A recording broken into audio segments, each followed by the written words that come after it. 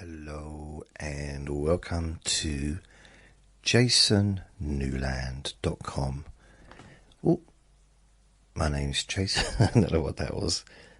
Oh, itchy bum. My name's Jason Newland. Please only listen to this when you can safely close your eyes. And today is Trivia Tuesday.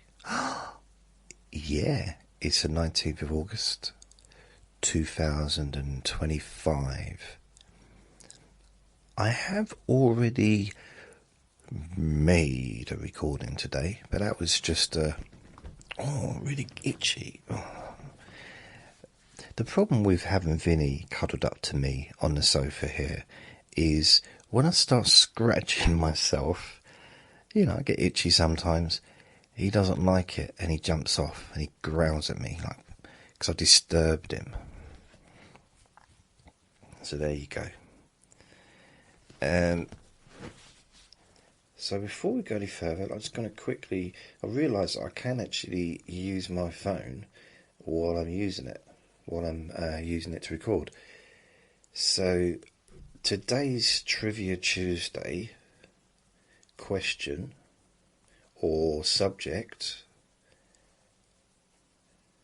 comes from Anne. Hello, Anne. Everyone say hello, Anne, all together. 1, 2, 3. Hello, Anne. Thank you for the recommendation.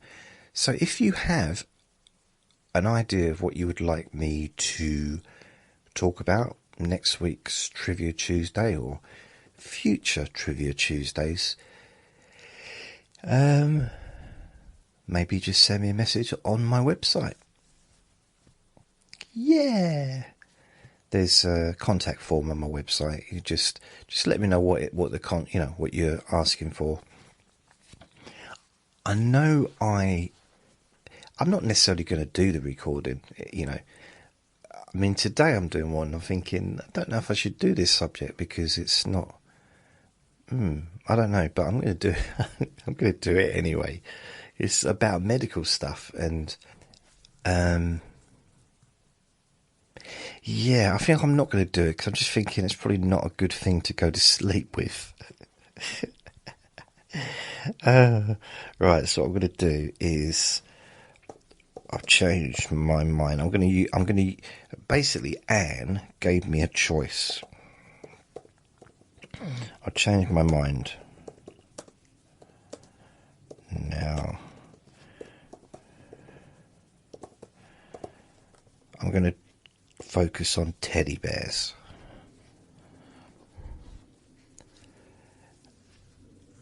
So I'm going to look through trivia facts about teddy bears. So yeah, it was going to be on dental and medical, unusual medical and dental instruments. But after looking through the list, it's I don't know. None of it's particularly ear-friendly, as it were. I don't think I'd want to really hear that stuff. Yeah, especially the dental stuff. Oh, no thanks. So I'm going to do teddy bears. If you go down to the woods today. That song is etched in my mind. Because when I was about 9, I was on the Rolf Harris show, and my whole school was. And it's on YouTube, actually, that particular episode. If you want the link, I can send it to you. I'm on it. I'm on there, but I'm like a little kid. And one of the songs was, if you go down to the woods today, you're sure of a big surprise. If you go down to the woods today, you better go in disguise. For every bear that ever there was, so sure today's the day the teddy bears have their picnic. And then there was, I've got a lovely bunch of coconuts. There they are in a row. And then there was another one, mud, glorious mud. There's nothing quite like it for cooling the blood. So follow me, follow, down to the hollow, and there let us wallow in glorious mud. They're the three songs that I remember from that particular television episode which I partaked. So yeah, I did a recording this morning. I woke up quite early, had an early night like I normally do, and I was knackered last night after going out and during the day. If you want to know what I got up to yesterday, just check out my early recording. I think I called it "I Had to Go Out," something like that. And I had to go outside. So, that's all the update of what happened yesterday.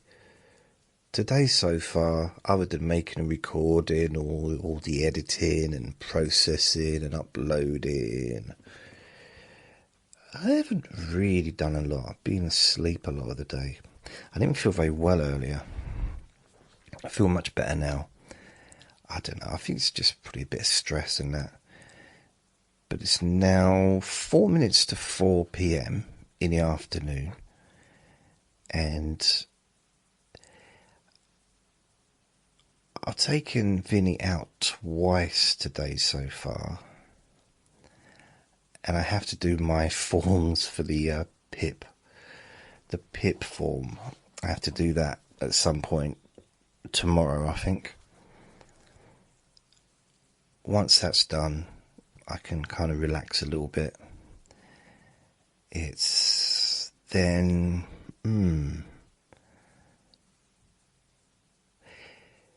yeah, nothing else really is going on, which is good.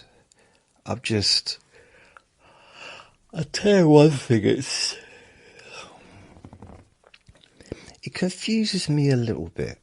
Okay, so I've been doing this Let Me Bore You to Sleep podcast since 2018. So what was that? 19, 20, 21, 22, 23, 24, 25. So over 7 years. I think I started in March. So over 7 years I've been doing these Let Me Bore You to Sleep recordings. And I'm up to, well, the last record, oh no, it wasn't I'd Have to Go Outside. The last recording I did this morning was mental health review. Don't worry, it's not quite as serious as it sounds. No, it is not that serious. No. Oh, okay. But that was number LMBYTS, or Let Me Bore You to Sleep, number 1414. So this is number 1415.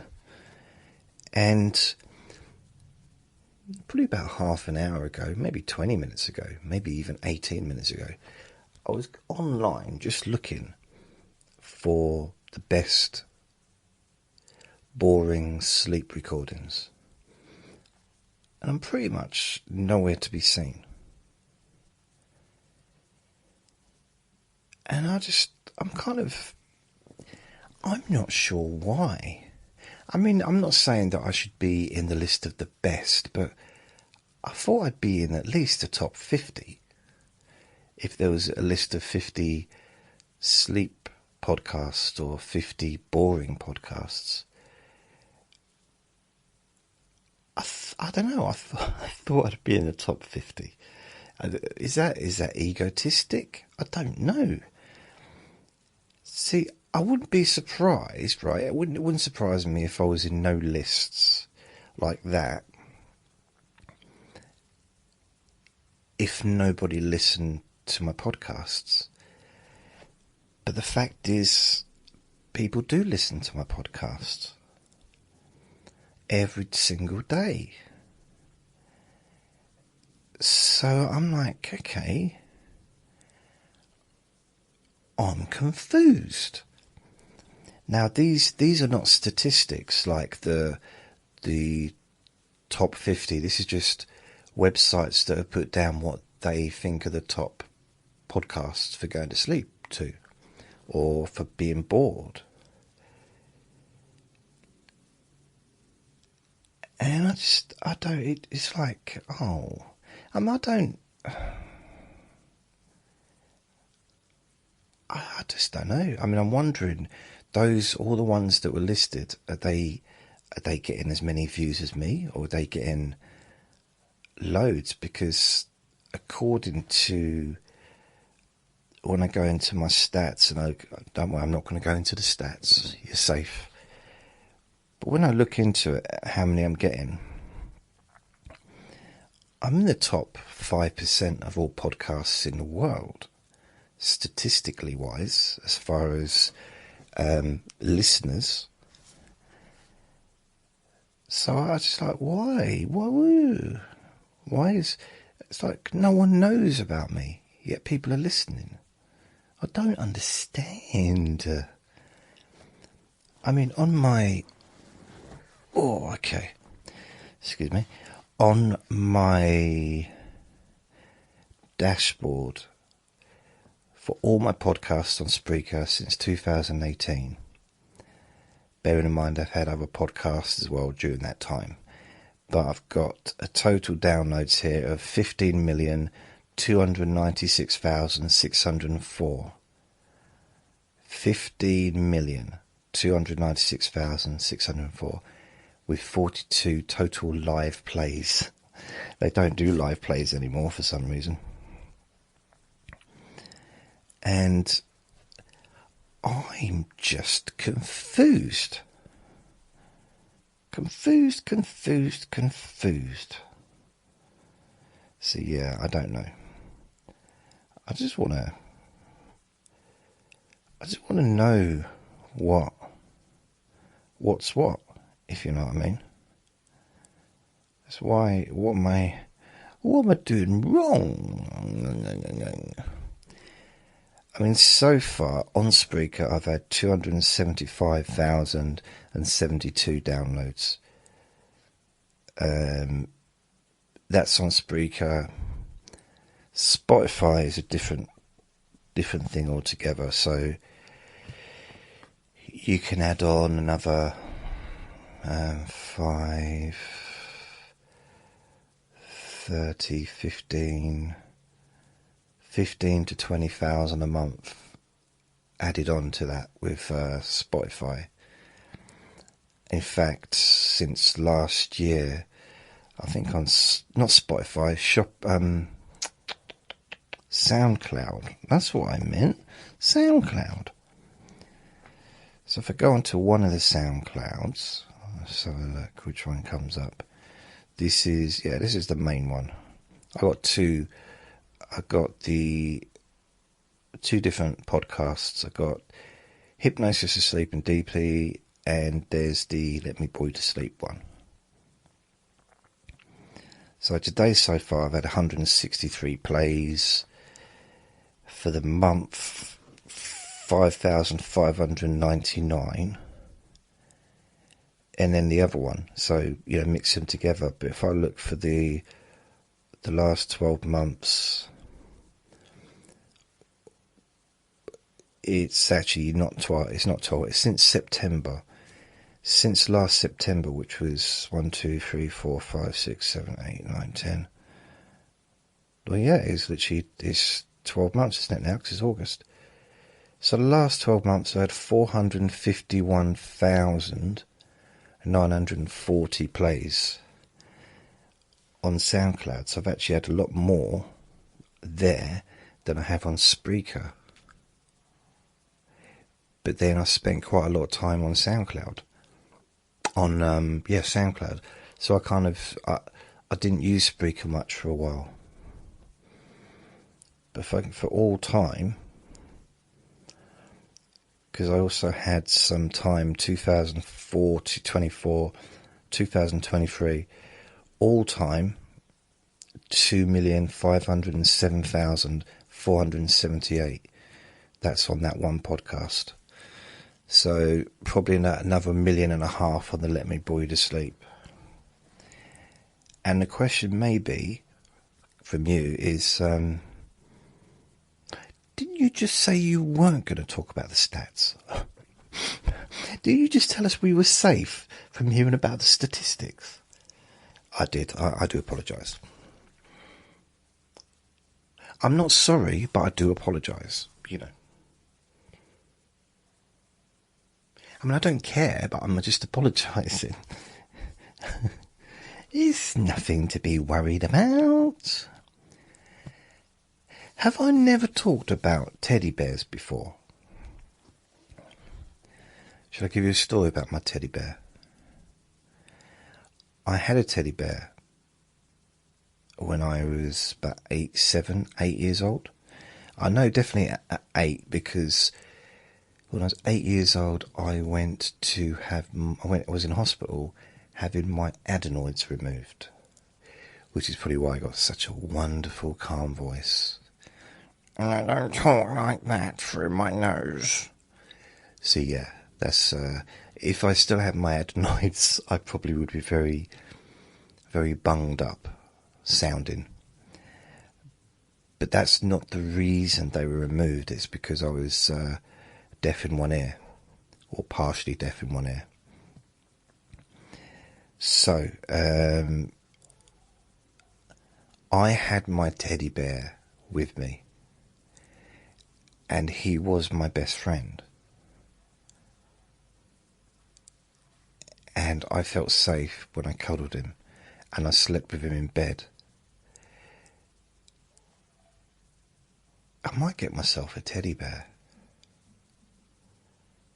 Just someone to cuddle, because Vinny don't want to cuddle me. He cuddles up to me, but he doesn't want me like putting my arm around him and like hugging him. He doesn't like that.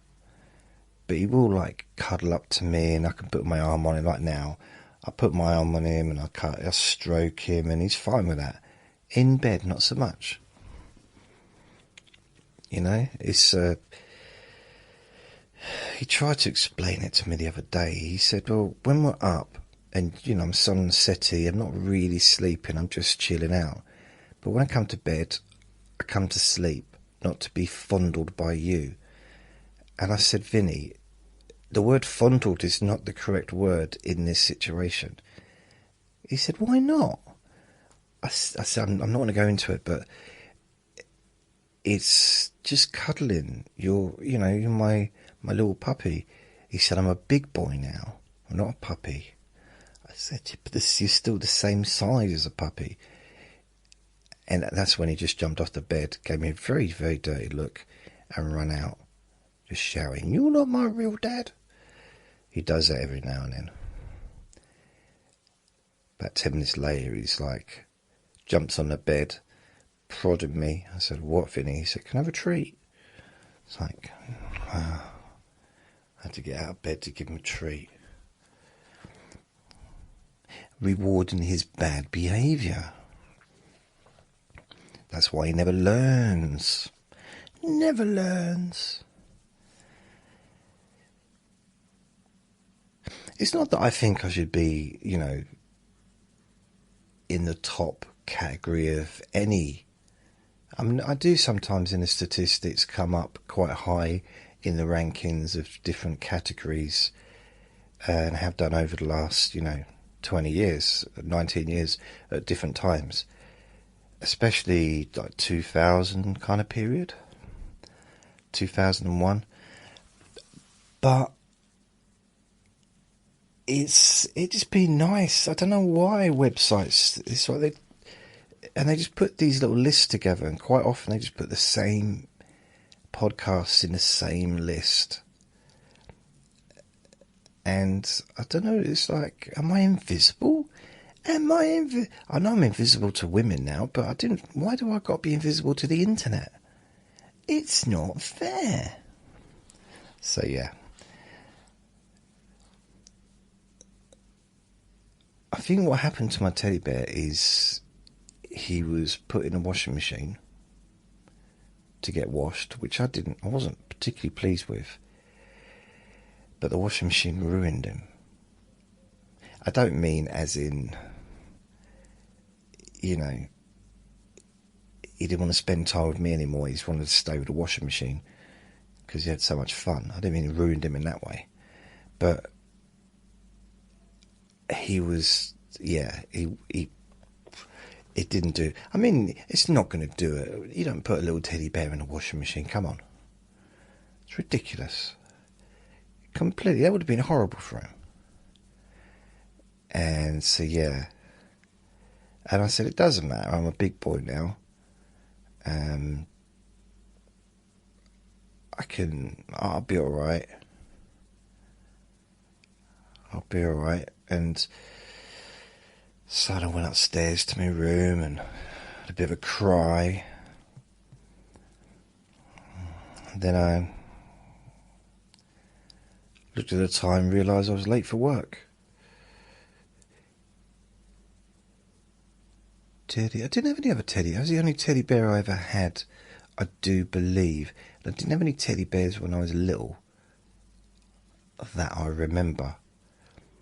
I might well have had a teddy bear when I was 1, 2, I don't know, 3 even, I don't know.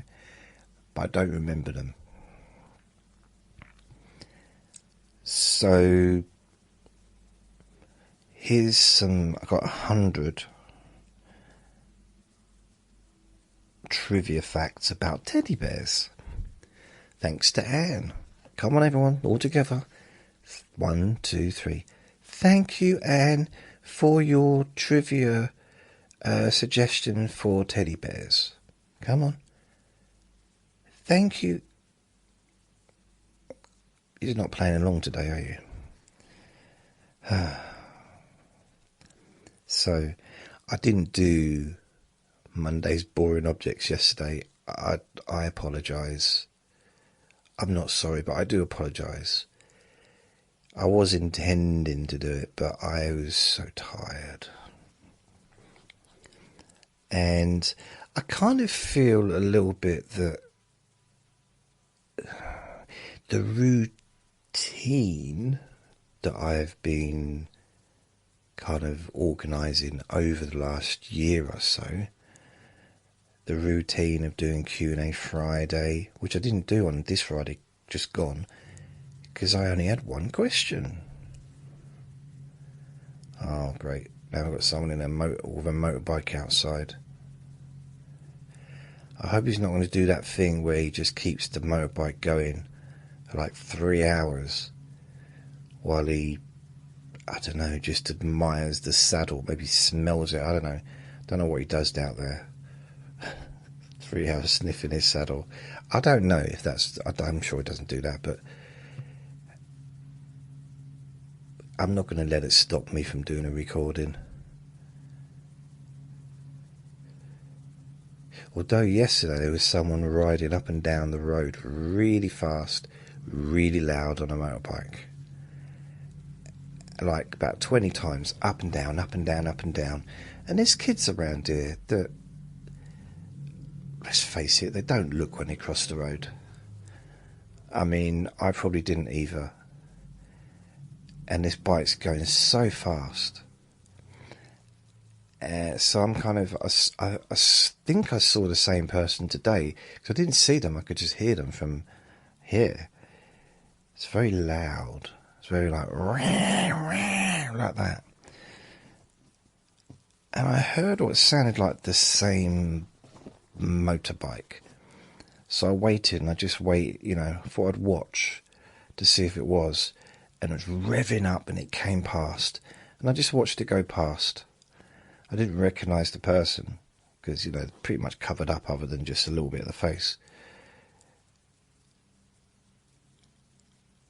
And I thought, okay, let's just wait here, see if they come back past again, because it means it probably is them, that person that did it yesterday. And they came past again. This time, it might be a woman, nodded at me. So I nodded back, and then they did it once more and then were gone. So I don't know, I just wanted to see who it was. So I'm okay, because I'm very, very well, I say I'm okay, but generally I'm very meticulous when it comes to crossing the road. I'm very careful, especially with this little one, because he will just run out if he gets a chance. And I've been trying to teach him the Green Cross Code for, nearly 3 years. 3 years and 4 months. 3 years in 4 months. Not and 4 months. So in December, I'll have had him for 3 whole long, ask him, it's been very long, boring years. 3 years. And he's still, I'm sure he's still not used to me yet. It takes a while, I think. An acquired taste, as they say. So, the teddy bear is named after the US President Theodore Teddy Roosevelt. Really, though? Really?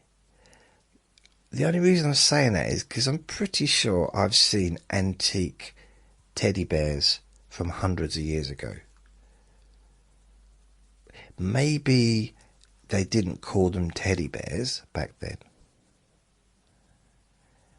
I don't know. But I'm just going to... Some of this stuff may be true. It may be absolute horse poo. I don't know. Let's just assume it may be true and it may not. I'm going to read it out anyway. So, as I say in previous recordings, try not to get into a conversation or an argument with someone and don't use these trivia facts that you hear me tell you in an argument to back up your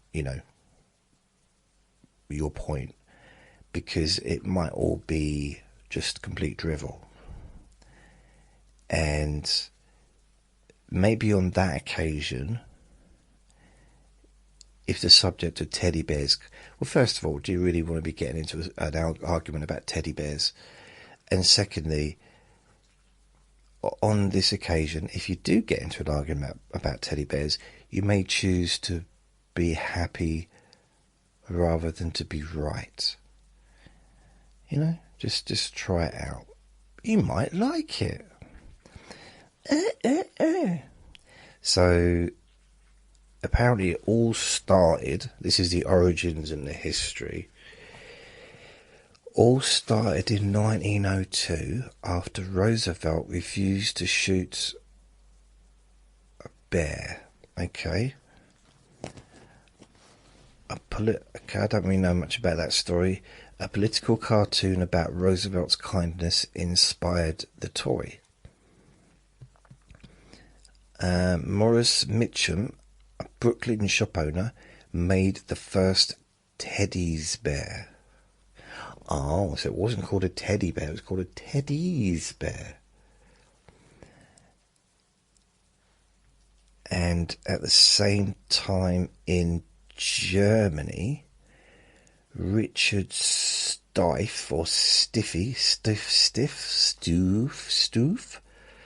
designed a jointed plush bear. So completely independent, but they probably didn't call them teddy bears. I don't know what a German version for teddy would be.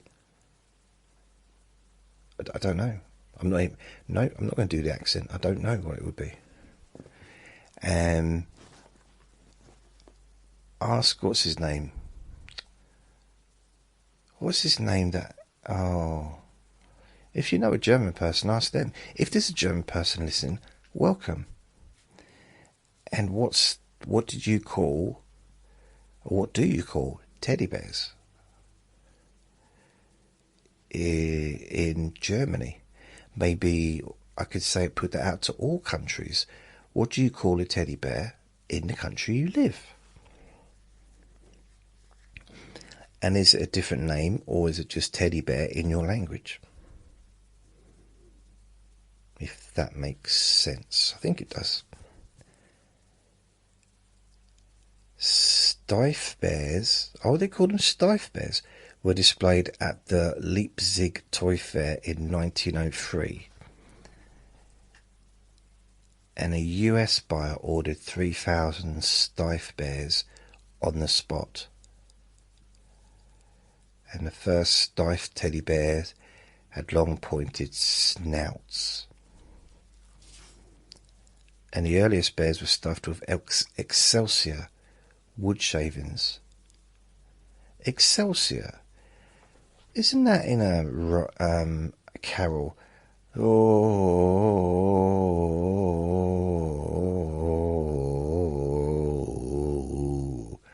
he had it with Excelsior. Wood shavings, okay. Collectibles and value. Some antique Steve bears sell for over 100 grand. What if my bear was an antique? Okay, the world's most expensive teddy bear was called Teddy Girl, sold for $171,600. 1994. Isn't it weird that that's 29 years ago, and there's not been any other teddy bears sold for more than that? Wait a minute. Harrods once sold a Louis Vuitton teddy bear for 2.1 million. So why they're saying the world's most expensive teddy bear was 171 grand, when right underneath they're saying that there was a Louis Vuitton teddy bear for 2.1 million? That makes no sense. Collectors of teddy bears called themselves atrophiles. To be fair, I don't think the word files really, I don't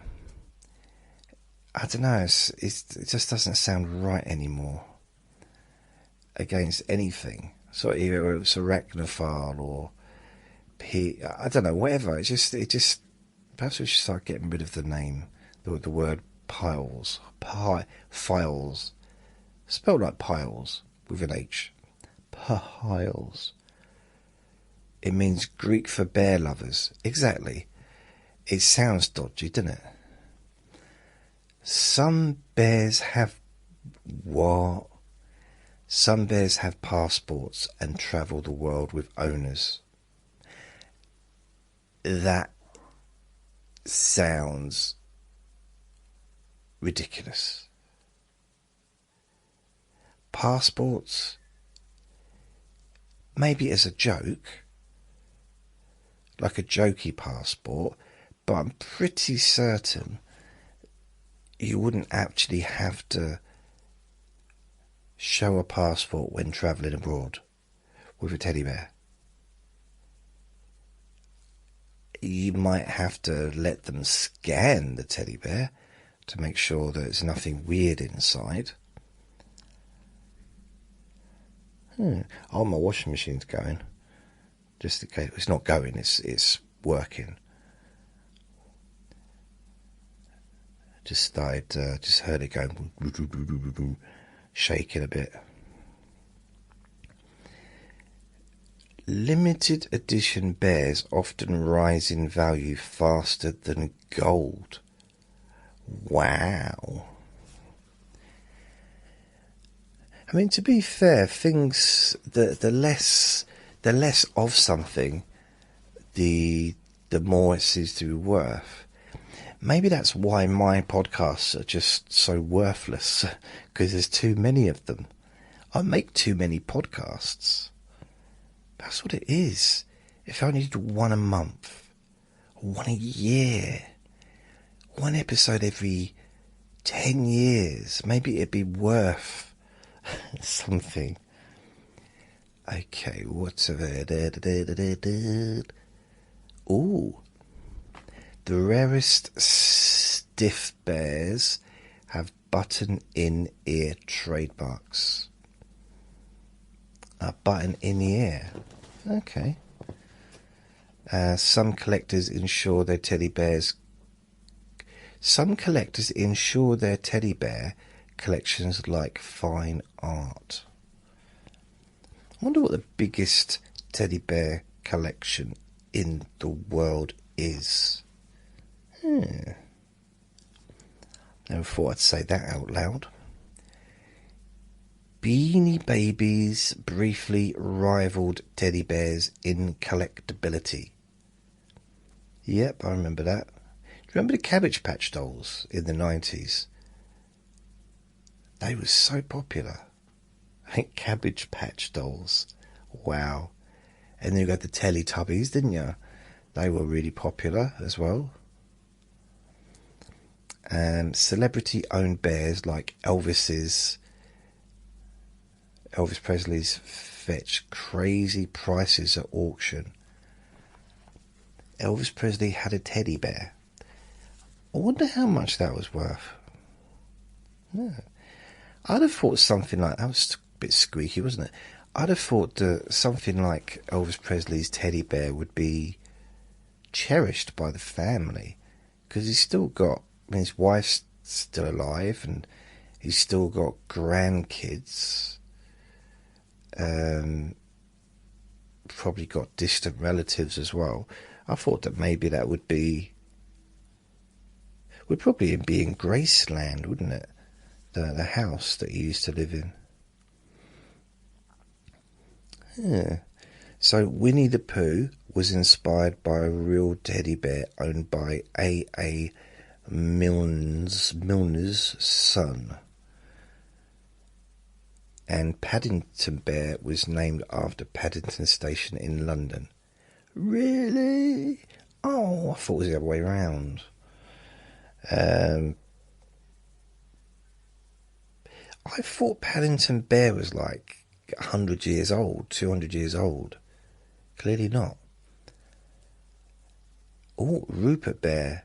Rupert the Bear. Everyone loves his name. Da-da-da-da-da-da. His name is Rupert. Rupert the Bear. Everyone knows his name. Da-da-da-da-da-da. And they're glad that he came. Something like that. Rupert Bear. First appeared in a British newspaper in 1920. And then you got Smokey Bear, the fire prevention mascot. Smokey Bear was created in 1944. Then you had the Care Bears. The Care Bears, I forgot about the Care Bears. Were invented in the 1980s as greeting card characters. Teddy Ruxpin, 1985, was the first talking teddy bear. Why do I remember that? Teddy Ruxpin. Did it like say, "Hi, I'm Teddy Ruxpin. Hi, I'm Teddy Ruxpin. I'm Teddy Ruxpin." I don't know. I'm sure it did something like that. Did it have like a little cord that you pulled in the back of it? And they say, "I'm Teddy Ruxpin, I mean." Yeah, I wonder what else it said. I can't remember. I'm sure I saw one though. Because the good thing about toys is, even if, I mean, you know, as a kid you can't have every single toy, nor would I want every single toy. But I kind of got to see most of the toys, even if it was, especially like girls' stuff. I know it could be controversial to say that, but back when I was a kid, there was toys for girls and toys for boys. And then ones that kind of both were allowed, both would play. And the girl next door, she had a lot of like girls' stuff, and I had cousins that had, female cousins that had stuff, so I got to see some of the, I mean, not in 1985, but like before that, I got to see some of the different things. But also other friends that I had at school, I'd see stuff that they had, Again, not 1985, because I'd left school by that point. Well, I was nearly left school. I left in 1986, so I wasn't buying bears. But my little brother, in 1985, was 7, so he might have had a Teddy Ruxpin teddy bear. Now, I would ask him, but he probably doesn't want to talk about it. I don't know. He probably's forgotten.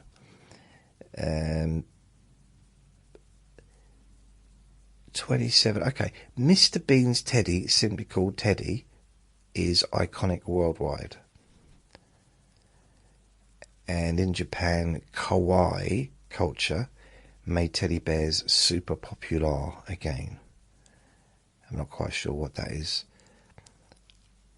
Oh, Build-A-Bear Workshop lets kids design their own teddies. We have one of those in this town. I've never been in a Build-A-Bear Workshop. I don't think. I might have done. Did I? I don't think I have. I think I might have done, actually, like 25 years ago. I might have gone in there with someone. I'm not sure. I think I might have done, briefly, just to have a look. No, I don't think I would have done, would I? It's possible. In 2000s, a teddy bear was sent into space. Brilliant. Why? When they said sent into space, well, it's just released into space. Do they really spend all that money launching a rocket to send a teddy bear into space? That's a lot of money. Each one of those rockets must cost at least £2,000 or £3,000 to send up. You know? Fun and quirky bits. Okay, these are fun and quirky bits. The world's smallest teddy is only 5mm tall. That's not small. 5mm. They really don't know what's... The world's largest teddy is over 63 feet, and it's in Mexico. I mean, really, that is massive, isn't it? Let's face it. 63 feet. That's the size of a building, isn't it? Pretty much. In fact, no, that's 63 feet. That's like a... Is that a tower block? Maybe they built it, they just put they put another teddy bear on its head in a little hat, maybe, with a spring. So when they'd finished building the one in Mexico, 63 feet tall rather, they just released the other one from the hat and it just pushed it into space. Because it was only like another few feet away, wasn't it, to be in space? Yeah. I went to school, you see. I know a lot about space. Some teddy bears come with built-in heartbeats for comfort. Okay, it's comforting. Great. But what about when the batteries run out? I imagine the feeling's a lot different from comfort. You know, your little kid's like, oh, it's comforting, I can feel it. And you wake up like, the heartbeat stopped.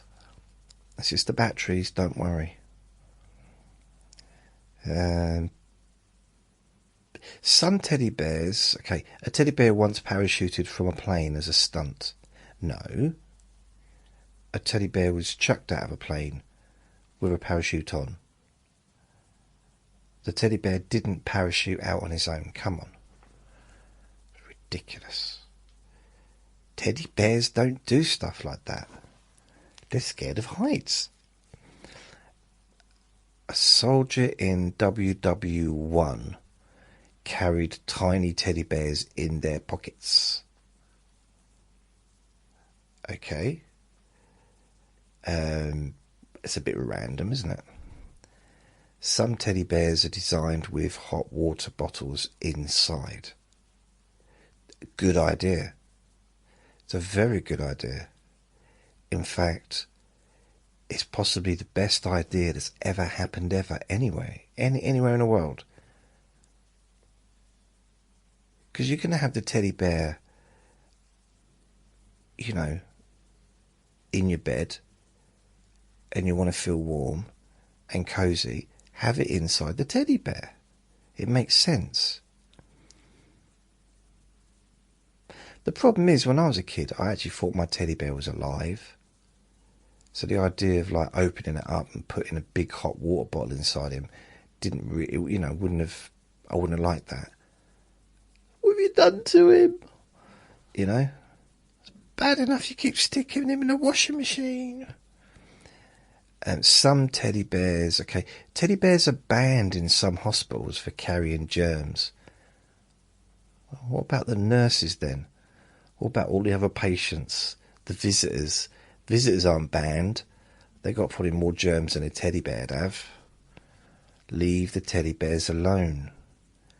I've seen.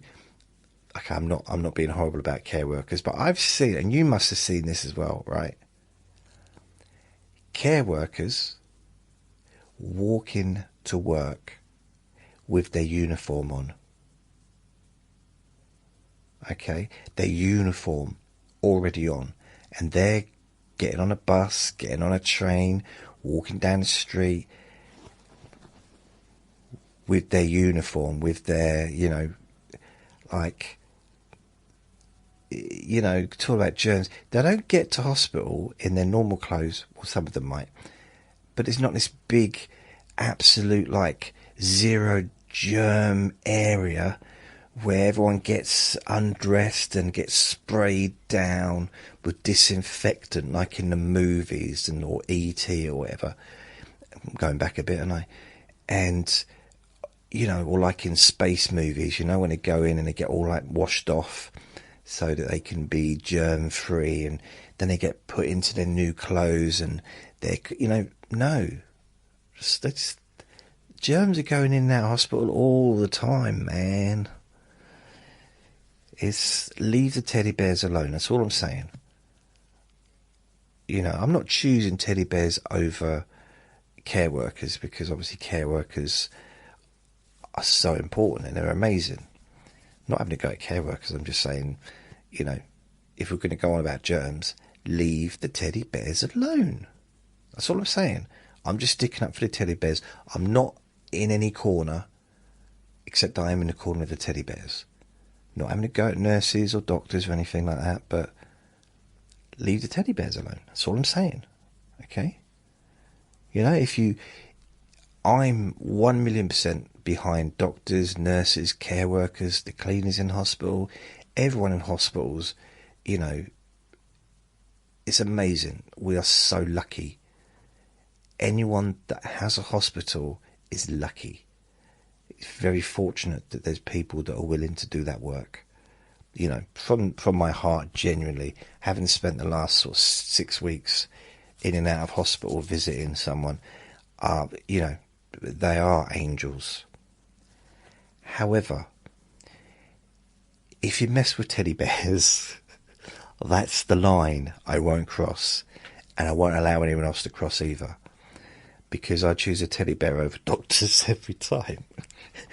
Unless, of course, I was in hospital, then I'd probably choose a doctor, basically. But, I'm just saying, leave the teddy bears alone. That's all I'm saying. That's all I'm trying to say. And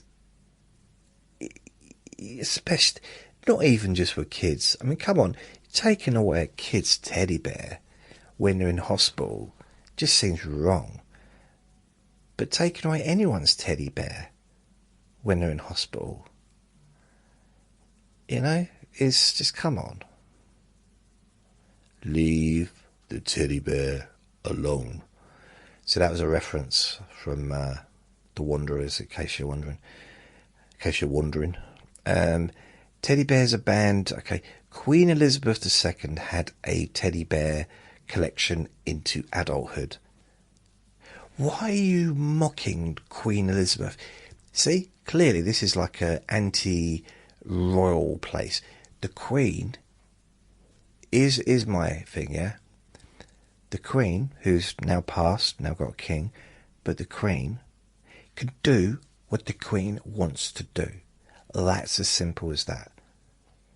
Leave the Queen alone. See, leave her alone. And her teddy bear collection. Stop picking on the Queen and her teddy bear collection. Oh, she had them into adulthood. So what? So what? Was she not allowed to have teddy bears now? Is it against the law? I don't know. Is there somewhere in religious scriptures that says teddy bears are not allowed? Not allowed. No. Leave the teddy bears alone. And leave Queenie alone. It's weird because, you know, being my age now, there's only ever going to be one Queen.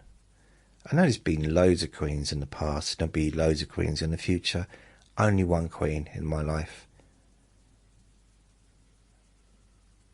That's it. Queen Elizabeth II.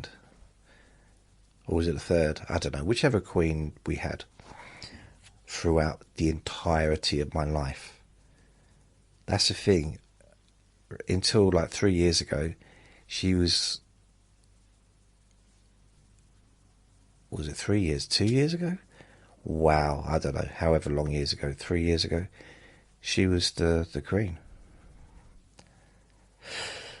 Crazy. Oh, Michael Jackson reportedly owned over 100 teddy bears. Yeah, should we move on? It's like, yeah, but they weren't all for him. It's like, okay, yeah, should we still move on? Elvis Presley gifted Priscilla a giant teddy bear. Okay, leave Elvis Presley alone. And Priscilla.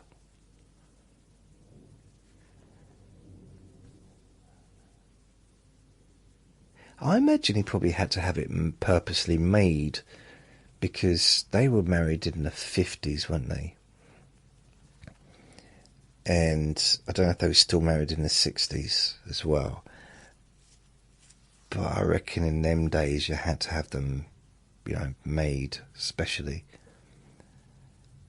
Did Priscilla Presley live in Graceland with Elvis all the time, or did she move out when they, you know, parted? I don't know. Oh, look, Teddy Bear Days and Events. September the 9th is National Teddy Bear Day in the United States, and October is National Teddy Bear Day in the UK. I've got nothing to say about that. It's like, why? Teddy bear picnics are celebrated worldwide. Really? They're not. I don't. This is my first knowledge of that. I've heard about the teddy bears. The teddy bears are having a picnic. I've heard the song, but I've never seen it in reality. I've never walked through the woods and seen teddy bears, you know, sitting on a big blanket with a basket full of stuff that they wouldn't normally eat, sitting around uncomfortable, wishing they'd had chairs, wishing they'd stayed at home. You know, I've just never seen that. Australia has an annual teddy bears picnic day. Guinness World Records has multiple teddy bear categories. And Germany holds teddy bear festivals. Sebastian, wonder what Sebastian has to say about this. Now, I know Sebastian's not the only person that listens to me from Germany, but he's the only person that I've ever had contact with that I know of. And I imagine he knows everything about children's toys. Some charities host teddy bear hospital events for children. And in Finland, there's a teddy bear museum with 1,000 plus bears. Oh. Denmark has a dedicated teddy bear art gallery. Amsterdam has a gallery as well, has a museum. And it's full of... Oh, wait a minute. No, it's not bears. Okay, let's move on. Japan hosts teddy bear exhibitions mixing fashion and bears. Okay, alright, cool. This is going well. A teddy bear once survived what? A teddy bear once survived the Titanic sinking. It was owned by a child. I don't know why they put that in brackets. You sure it wasn't a captain's one? No? Sure it wasn't actually... It was driving the ship. That's why it sunk. You don't put a teddy bear in charge of a ferry ship thing. There's a way to put it. A teddy bear once survived. It's not going to survive it twice, is it? Some WW1 soldiers believed teddy bears brought luck. Yeah. I wonder how many thought that after the war. If they just, I wonder how long they thought that. I wonder how many people were in hospital just like shouting at their teddy bears. In 1924, a teddy bear ran for mayor of Oxford as a joke. No, a person ran a teddy bear for mayor of Oxford. But a teddy bear can't do it on its own, can it? NASA 1924. Wow, I'm surprised they're allowed to get away with that. Things were a lot more serious back then, as far as I know. NASA astronauts have flown teddy bears into orbit. That's kind of been covered already, isn't it? A teddy bear was the first toy ever taken. Yeah, but we're talking about the space thing. We already talked about that. Some teddy bears have built-in cameras for security. And I don't know what else that's got. It's kind of a good idea, and also... I did think about putting a spy camera into Uncle Sausage's... I nearly said hotel room then. Hospital room. Because he was really saying stuff that people were kidnapping him. I know they weren't, but I still like... I had this kind of... Just maybe... That was loud, wasn't it? That dog's barking very loudly. Normally barks for a few times before it stops. Never used to bark at all till it moved in. In 2008, a British teddy bear was kidnapped by pirates. True story, apparently. I don't know. I don't know. That just doesn't sound. That sounds weird.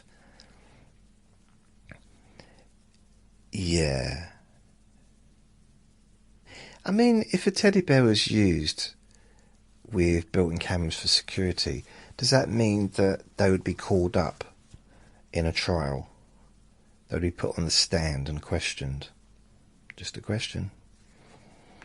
Chernobyl has abandoned teddy bears. Chernobyl had abandoned teddy... Oh, God, that's hard. I don't want to... Oh, stop it. Some teddy bears are made with alpaca fur instead of mohair. Teddy bears have been used as therapy tools since WW1. I mean, just cuddling something that doesn't pull away from you, like this little one. He pulls away from me and growls and bites me if I try and cuddle him. So I don't know how I ended up with a dog that was just so... doesn't like intimacy, like cuddling.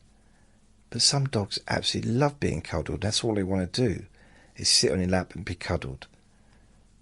Now, I don't want him on my lap all the time, but it'd be nice to have like a little cuddle. And although he's cuddled up to me, and I have got my arm on him and I'm stroking him with my hand. I'm just, it's not the same as a proper cuddle. I don't know. Maybe I expect too much of him. The world's biggest teddy bear collection belongs to Jackie Miley, over 8,000. And the tallest teddy bear ever made stands taller than a giraffe. Teddy bears have been made from denim, leather, and even gold thread. And some teddy bears have diamond eyes. Wow, mine didn't. So the first animated film star Teddy was the Teddy Bears, 1907. Teddy bears appear in over 100 feature films.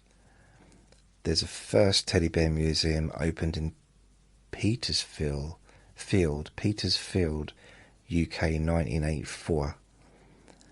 And there are teddy bear hotels in Japan where kids' bears get pampered. Wow. Yeah, cool. I mean, yeah, I don't know. A teddy bear once completed the London Marathon strapped to a runner. I mean, technically, they're saying that, but what about how many bits of chewing gum? Whatever's in your pocket if you're doing a marathon has also completed the marathon. So a pair of socks, underpants, used condom, I don't know, whatever that's in your pocket or on your foot, a necklace, a brassiere, a thong, a hat, a wig, nail polish, nail varnish or whatever, fake nails, fake eyelashes, piercings, just like earrings or nipple rings or nose rings or whatever. You could just change teddy bears for any of those things and say a piece of chewing gum once completed the London Marathon, strapped to a runner, or a cough tablet, or I don't know what kinds of things a bag of feathers. I don't know what people take. I mean, probably not a barbell, because you wouldn't want to take weights with you. Ankle weights, yeah, probably that's never been used in a marathon, I imagine. I used to have ankle weights when I was a kid. I used to use them when I was practicing kicking and also when I used to go running. And it was weird because I'd go running in them and then I'd take them off and I'd float away. It was funny. Early teddy bears had real bear claws as accessories. I don't know why. Why? Some 1900s bears were filled with sawdust, and certain teddy bears squeak instead of growl. My teddy bear didn't make any sounds. German Steiff bears originally had shoe button eyes, and safety plastic eyes didn't appear until the 1950s. Some teddy bears had real horsehair stuffing, and growler bears made a roaring sound when tipped. That sounds familiar. Turning the bear upside down so it growls. Might as well I can do that with Vinny. Just got to pick him up and he growls. Inflatable teddy bears were once sold as travel companions. Oh. And WW2 bears were made from recycled uniforms. Blimey. Some teddy bears are knitted instead of sewn. So this section is global love. In Russia, teddy bears are considered symbols of strength. In Japan, teddy bears are given to brides for luck. and in China, teddy bears are exchanged as apologies. France has luxury teddy bear courtiers, and in Germany, stiff bears are seen as national icons. South Korea has a teddy bear museum in Jeju Island, and some African tribes carve teddy bear-like figures from wood. Not as cuddly though when it's in wood, is it? Not quite as cuddly. In the Middle East, teddy bears were banned in some places as Western toys. Not a Western toy. No! In Sweden, teddy bears were often given at graduations.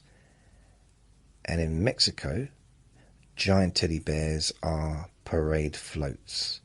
Because that was where the biggest was 62 feet or inches, wasn't it? The biggest one ever in Mexico. So this is the last 10 strange facts. In 1926, according to this, a teddy bear saved a child by cushioning a fall. Wow. How big was the teddy bear, or how small was the child? Because that, it'd have to be quite a lot bigger than a person, wouldn't it, to really... I don't know. Well, I'm glad anyway. Good. A teddy bear once got knighted in a school ceremony. Not sure it's really valid though, getting knighted at school. You know, even as a human. You know, if I got knighted in a school ceremony and I was called Sir or knighted, I probably wouldn't be walking around saying, yeah, my name's Sir Lancelot Jason, or whatever. Like, no. Lord. My name's Lord JJ. Oh, when did that happen? When did you get knighted?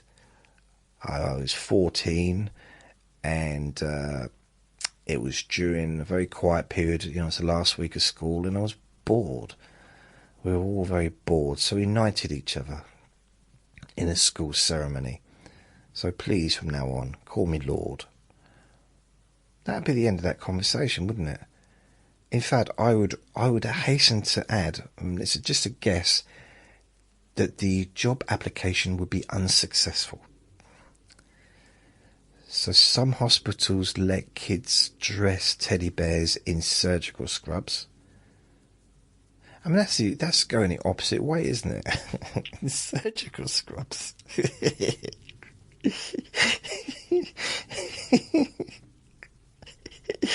Yeah.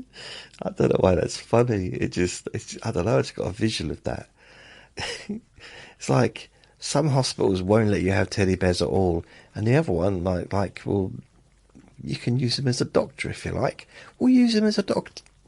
We'll use them in surgery. A teddy bear once travelled to the top of Mount Everest. I'm guessing again attached to someone, so it's the same you could use for a pair of hiking boots, a tent, all kinds of things that you travel. I imagine if you was climbing Mount Everest, there'd be quite a few different things you'd need with you, like a little television, definitely a little television, a laptop, stuff like that. Some cheese. Got to have a bit of cheese. In 2012, a teddy bear went viral after being left on a train. I don't remember that, thankfully. How did that go viral? A teddy bear being left on a train. I'm surprised they've not made a movie about it, whoever they are. Police sometimes use teddy bears to... Okay, I'm not going to read that one out. A teddy bear once broke eBay records for online auction price. Cool. A teddy bear themed cruise ship exists. Oh, that's nice. And yeah, that's it really. There's one about some psychologists and stuff, but I'm not going to read that out. Let's keep it light, baby. Nice and light. Yes.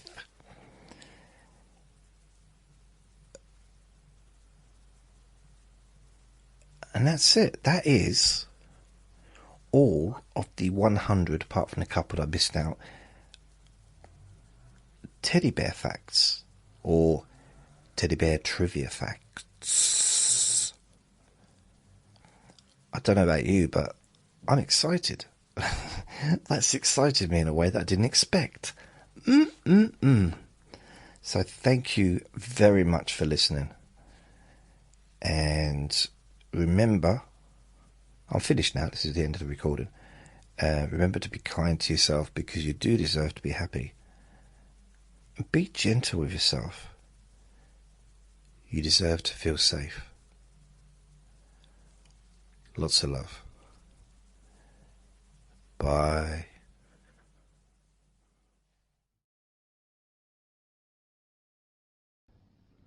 Relax in a more deep and meaningful way. Maybe in a way that can not just allow you to feel calmer now and throughout the time we spend together here, not just relaxed at the end of the recording when it's finished and you can enjoy that sense of comfort and peace, but also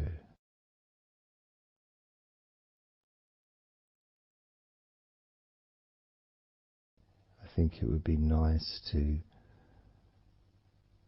have those feelings of relaxation continue for longer after the recording is ended, so that you can still benefit from listening to my voice, maybe in a few hours' time, perhaps tomorrow.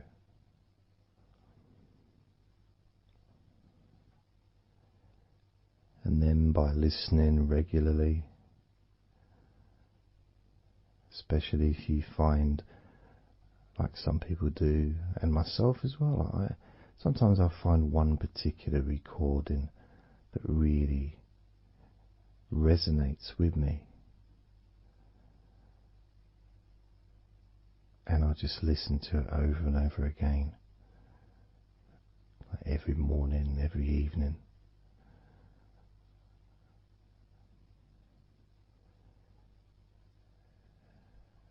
There was this recording from, we're going back to about 1999. It wasn't hypnosis, but it was a guided visualization, so it kind of was hypnosis really. And I managed to find it again, and it still has the same effect on me. And part of it was the person's voice relaxed me. Just felt so peaceful, and I'd look forward to listening to her in the morning and in the evening.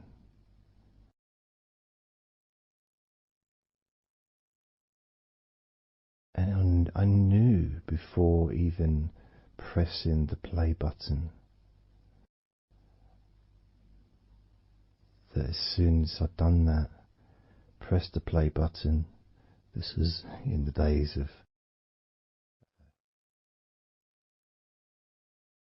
CD players, pressed the play button. In fact, it might have even been a tape recorder. I'd lie down on the bed and then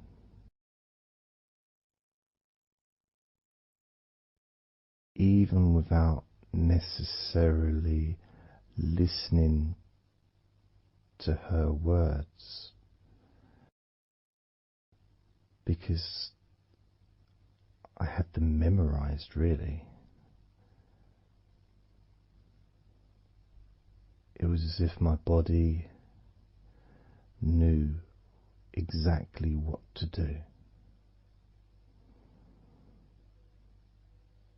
And the muscles just almost went into automatic relaxation.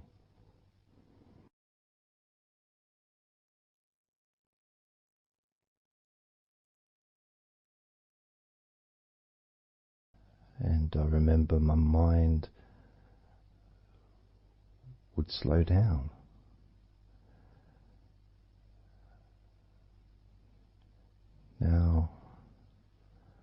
Now, I was listening to this recording in the early days of learning hypnosis, and long before I ever made any videos or audio recordings myself, because I didn't start doing that till 2006.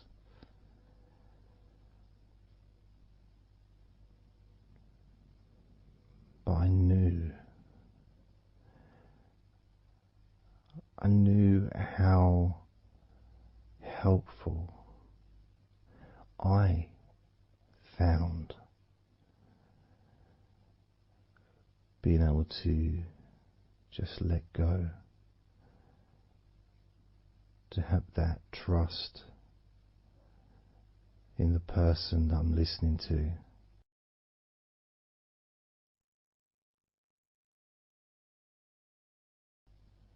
Knowing that it's going to be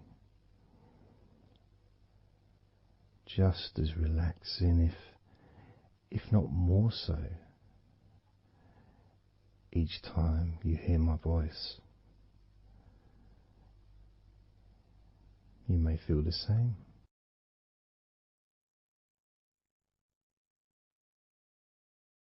Some people have been listening to me for over a decade.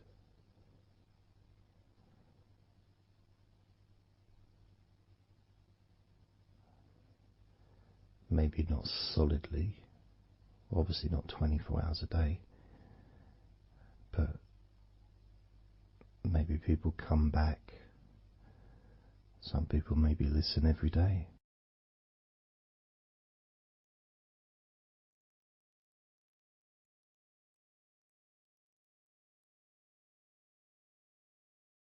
And something that I do, which you may not realize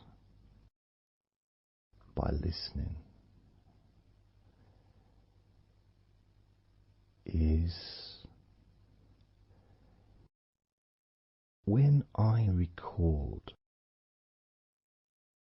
these recordings, now for example, I also am affected by the words that I say.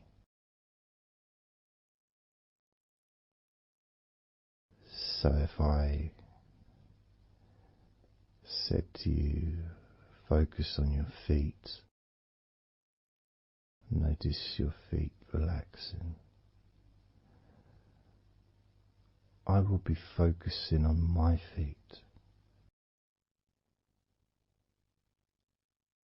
I will be noticing my feet relaxing.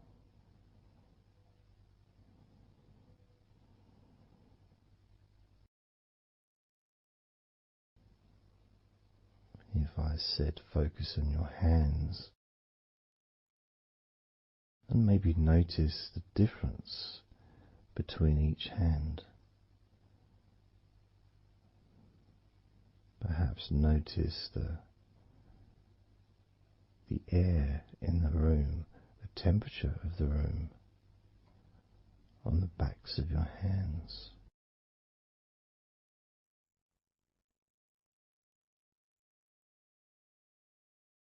You may start to notice what almost feels like a very light breeze, even though there may not be any type of breeze at all where you are right now.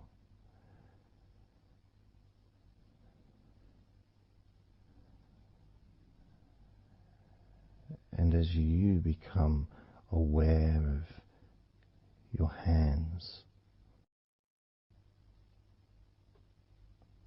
I'm also aware of how relaxed my hands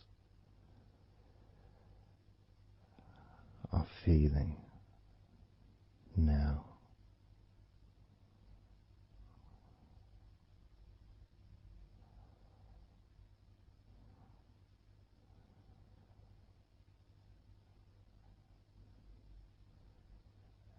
And when it comes to potentially drifting off to sleep, which may be the reason you're listening,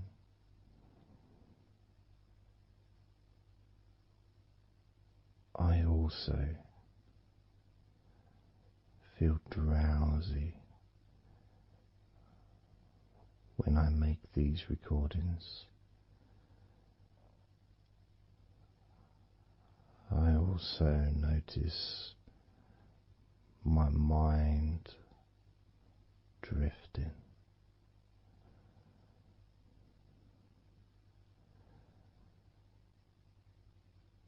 In fact, at times I've actually fallen asleep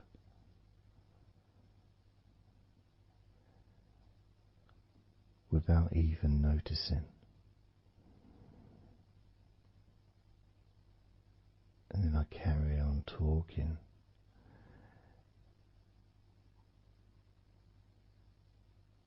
And it's only when I listen back to do the editing I hear snoring. And I think, I don't remember snoring. I remember talking. Is it snoring or is a pig turned up? That's what I sound like when I snore.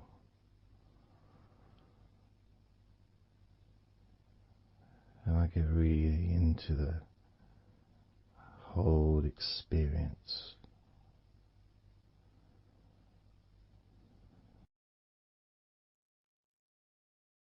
I don't know how you feel.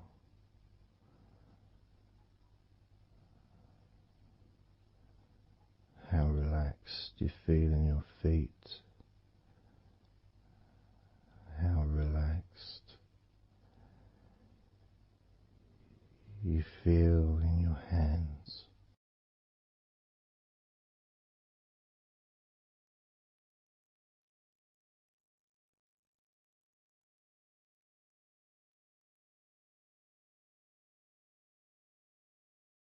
I have noticed more and more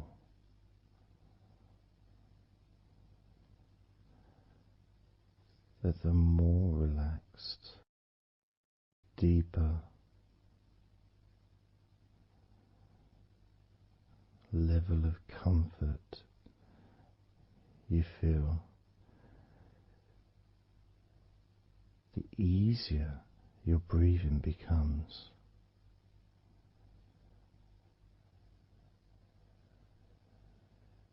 It's almost like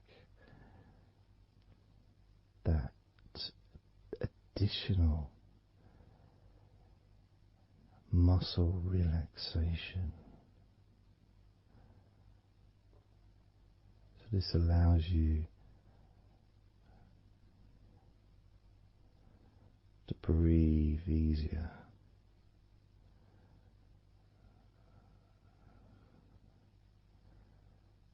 without necessarily focusing on your breath.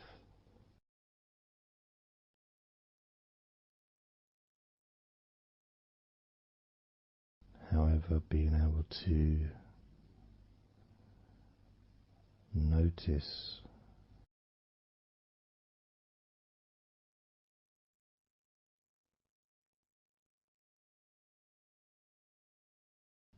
the ease in which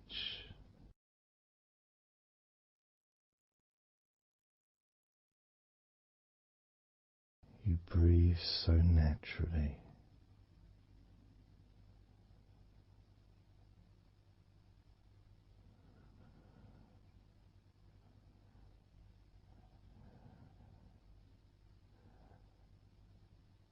You breathe so very easily and smoothly.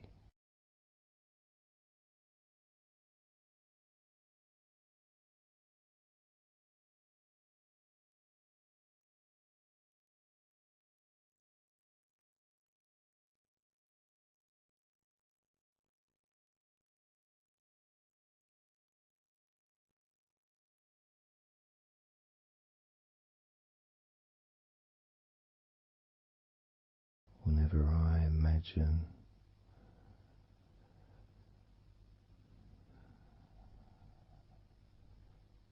my breathing improving,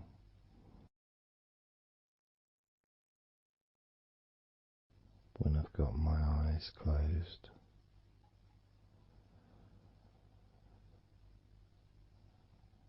I tend to visualize a beautiful field with trees and flowers,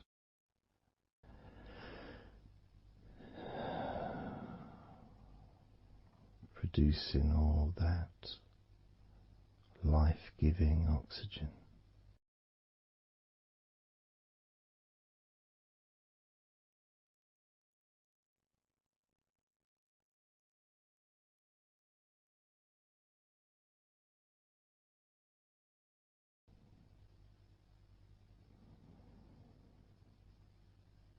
It feels nice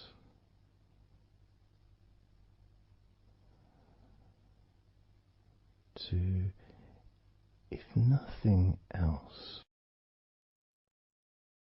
just taking some time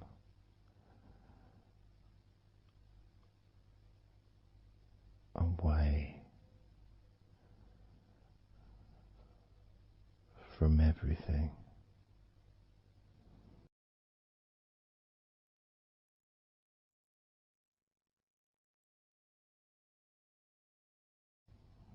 Enjoying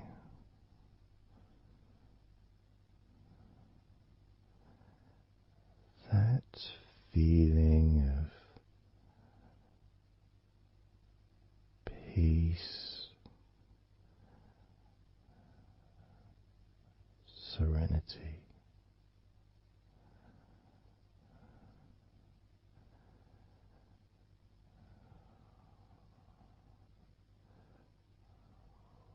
with a joyful heart.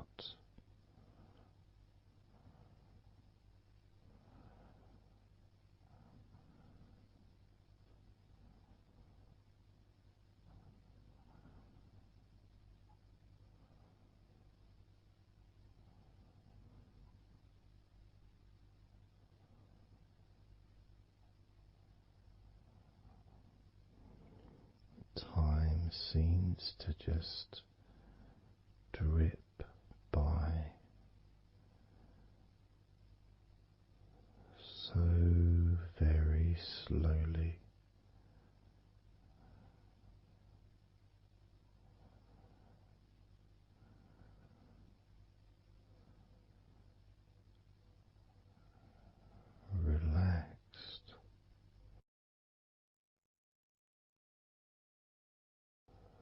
so deeply peaceful,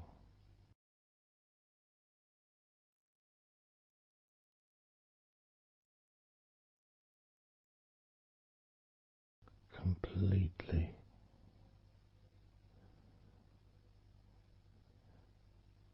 unattached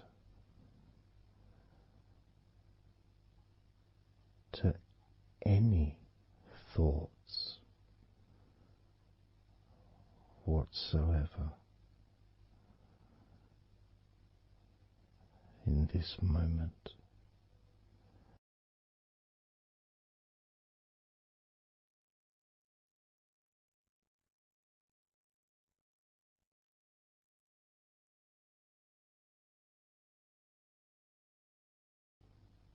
Completely free,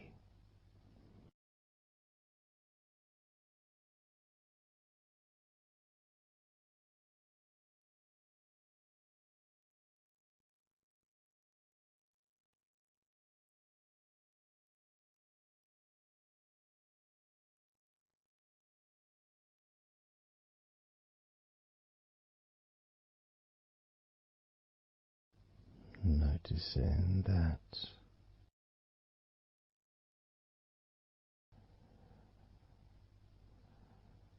your mind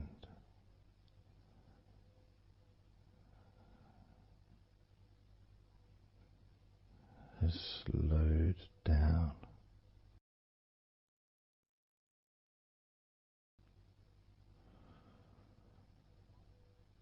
slowed down,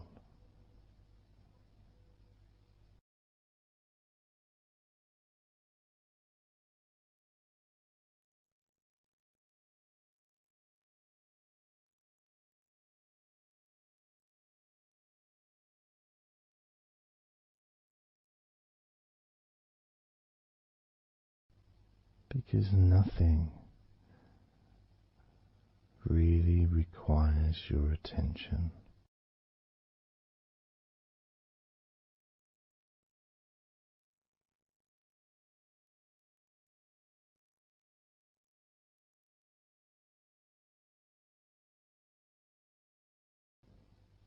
You can enjoy the physical sensations of allowing the stress to drip out of your body,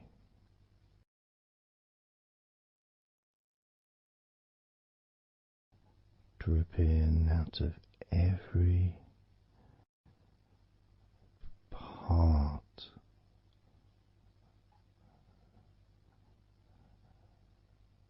of your body.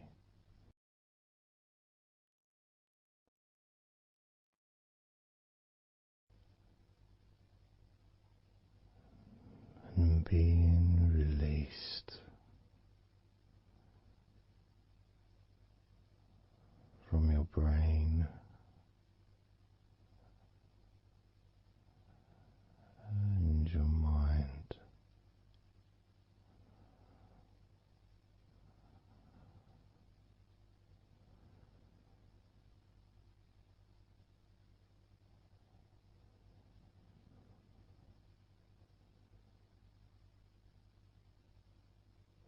slowly but surely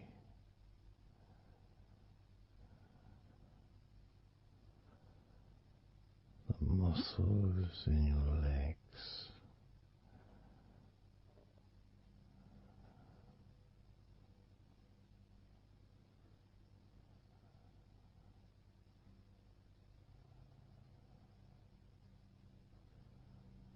relax,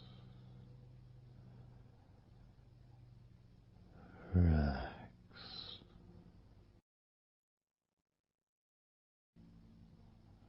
relax.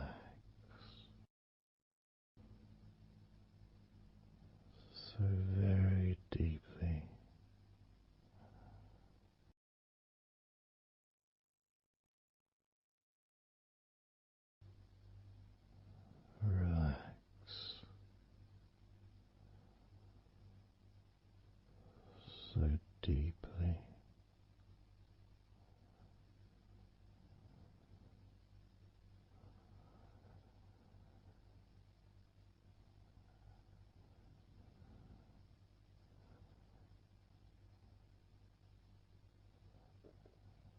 And the feelings, the pleasant feelings in your arms and shoulders,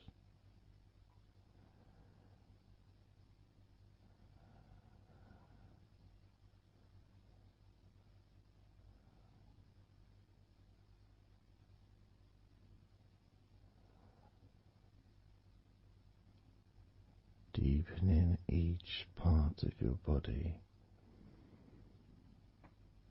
further and deeper.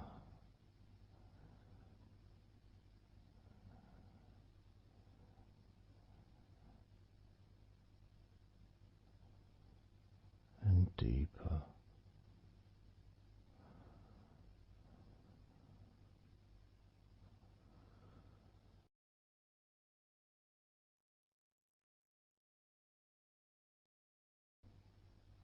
Noticing the feelings in the back of your neck,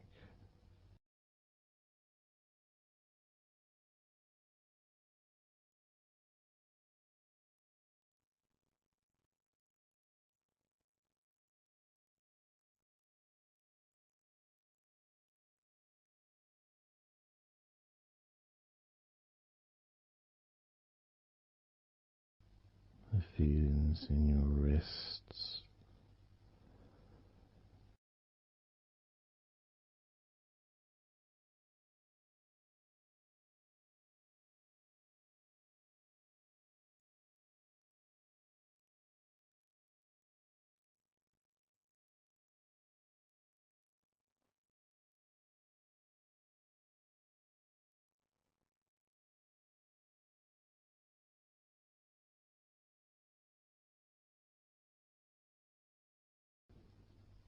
the muscles in the front of your body,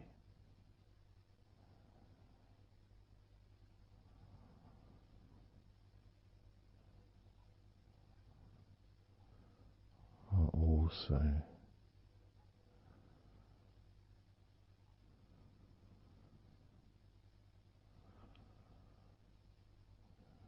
feeling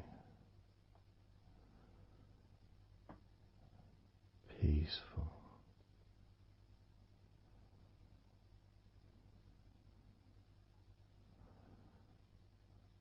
Deeply.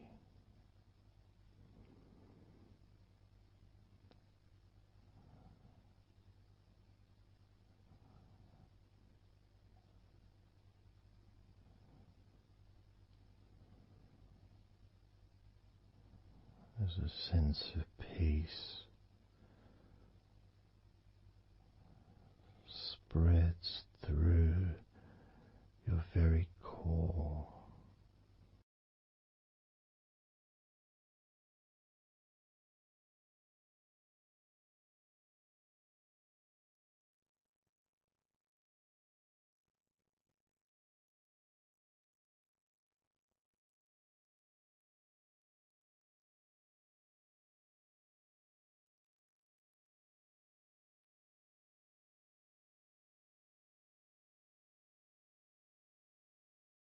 Even when you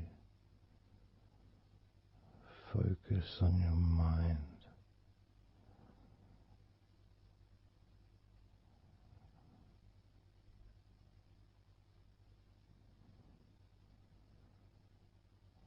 your mind becomes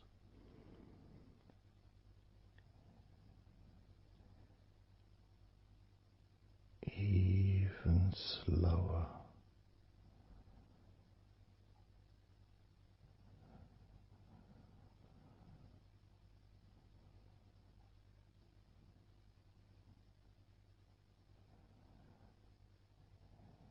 Even deeper.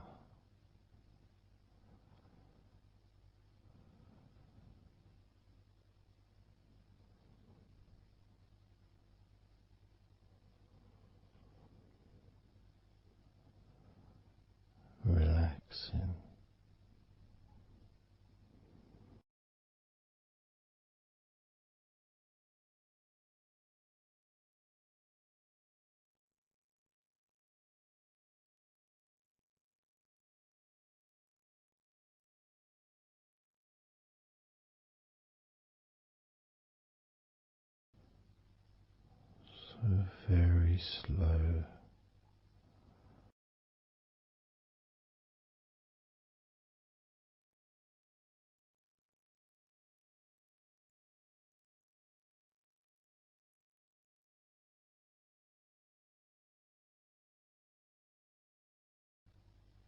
Your stomach.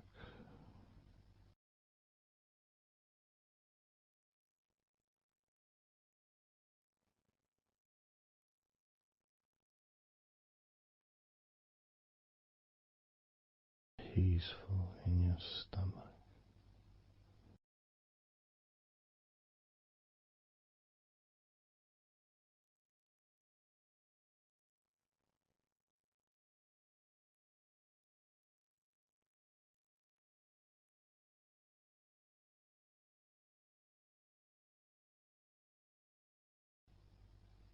Your back.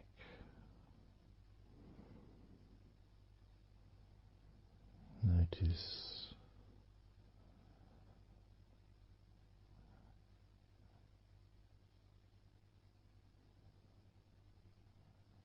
Notice how relaxed you now feel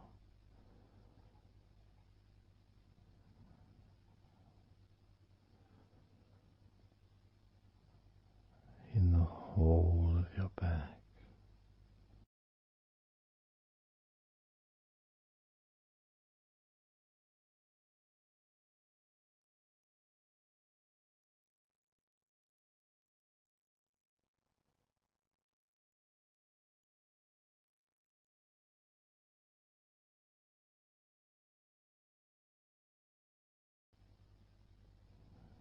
Your spine,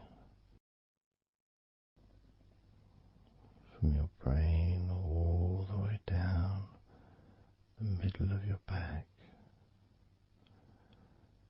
sending and receiving millions of messages every day.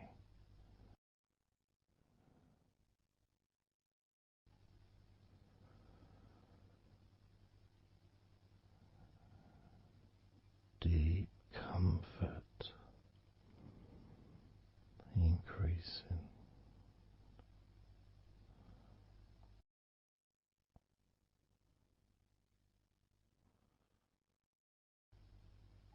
Deeply relaxed.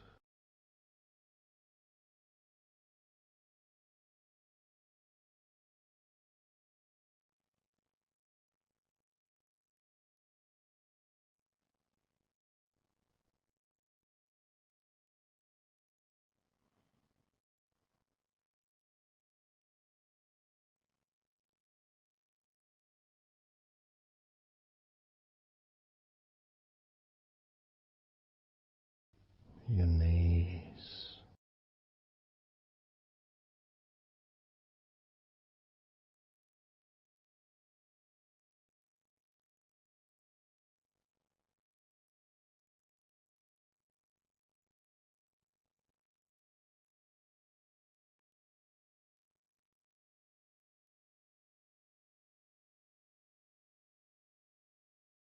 relax,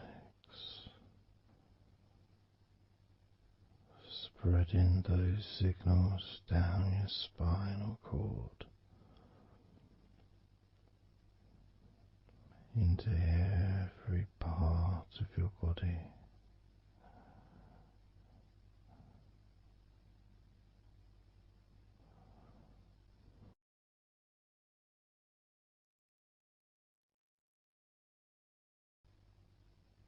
Your shins and your calf muscles,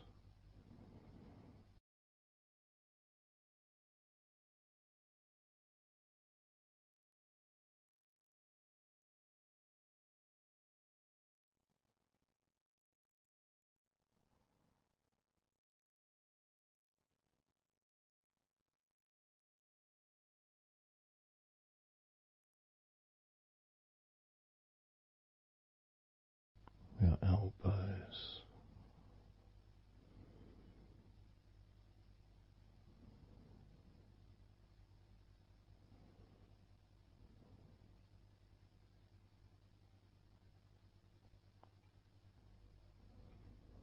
feelings of peace and tranquility spreading through your body, tips of your toes to your eyes, your fingers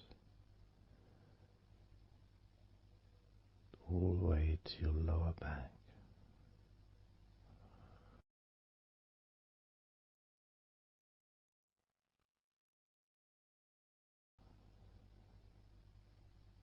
And letting go, really letting go.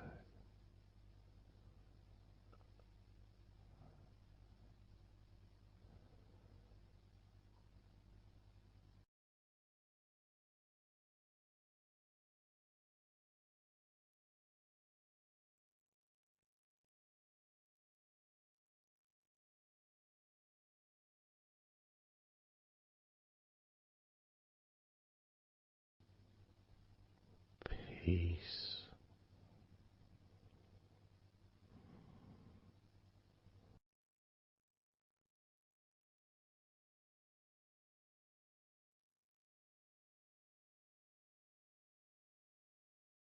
Drifting,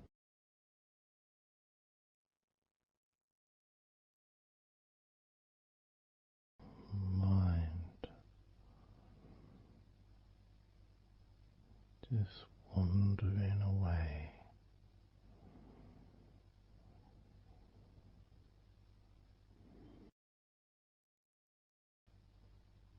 happy to let go, let go, completely let go.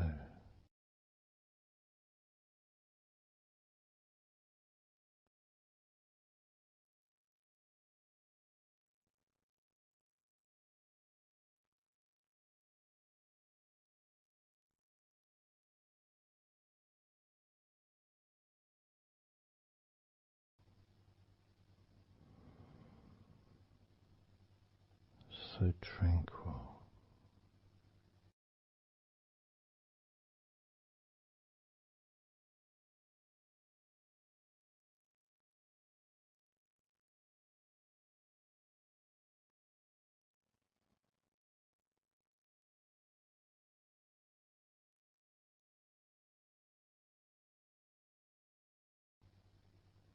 your whole body enjoying a sense of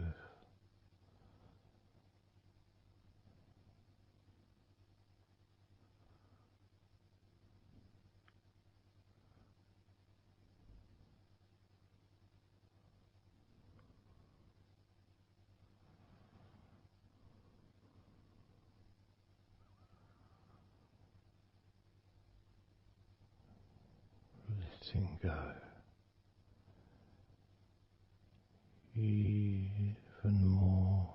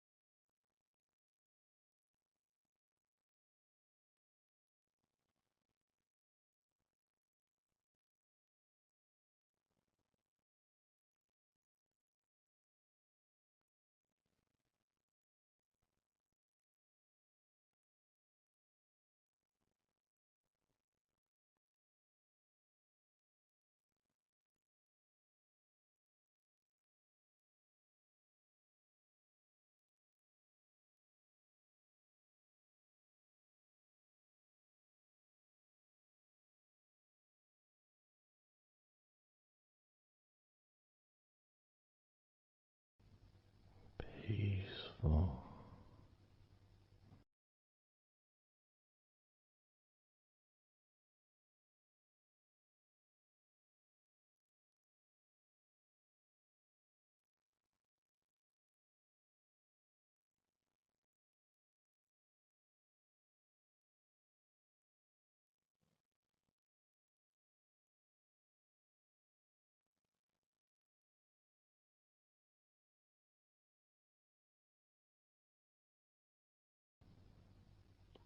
enjoying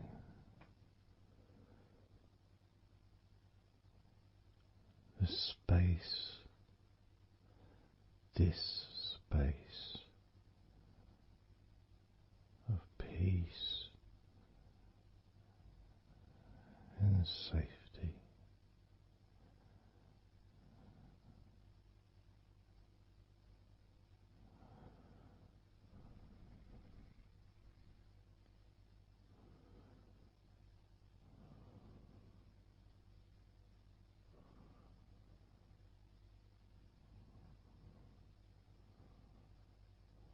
So very, very relaxed.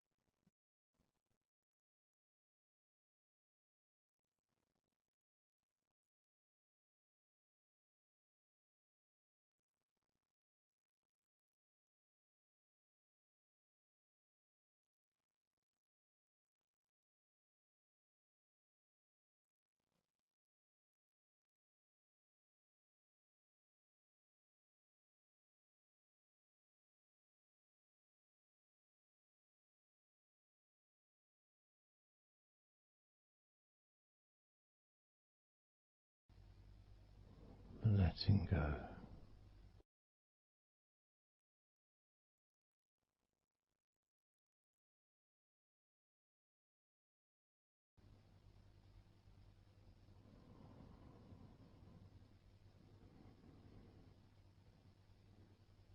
Maybe we can just focus on the different parts of your body, just to notice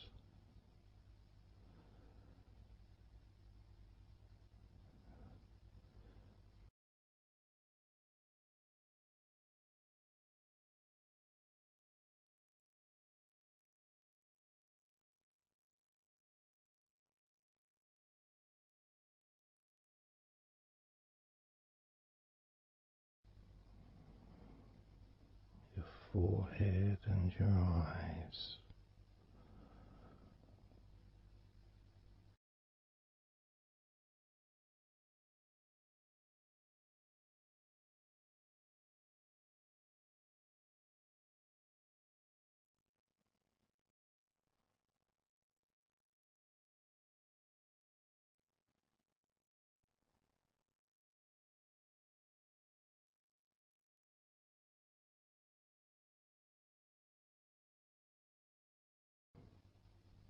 Your jaw,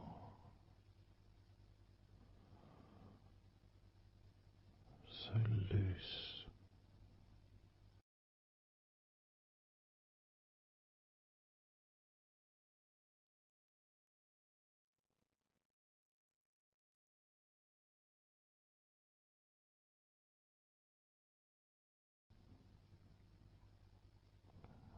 noticing a sense of complete freedom.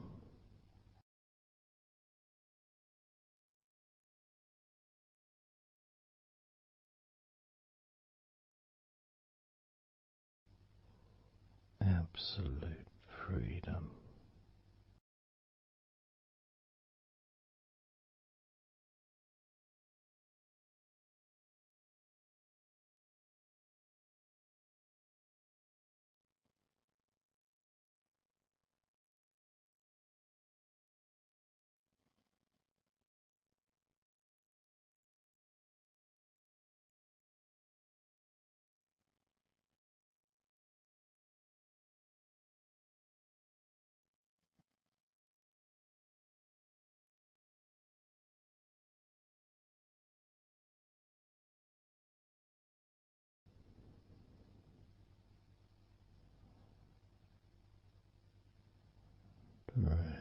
drifting,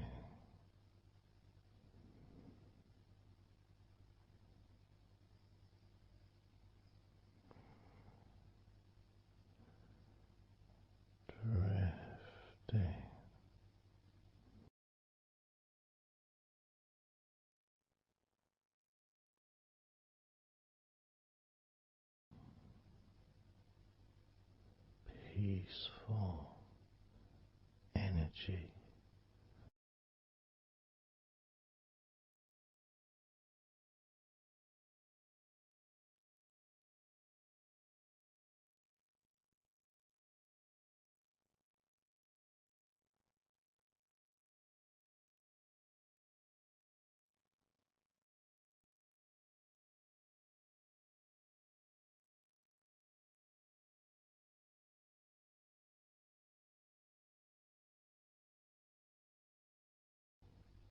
Peace to breathe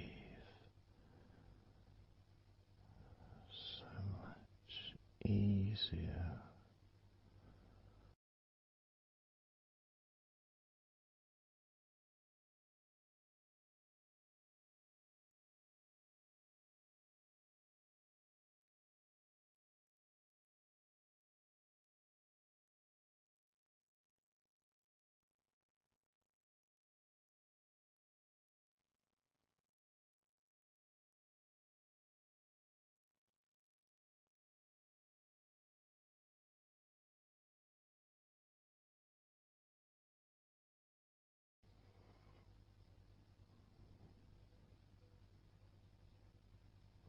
Loose.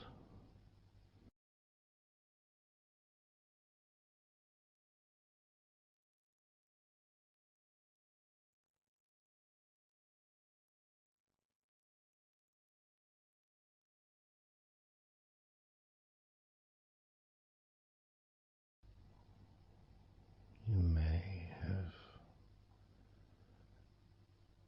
or may not have noticed your mind drifting.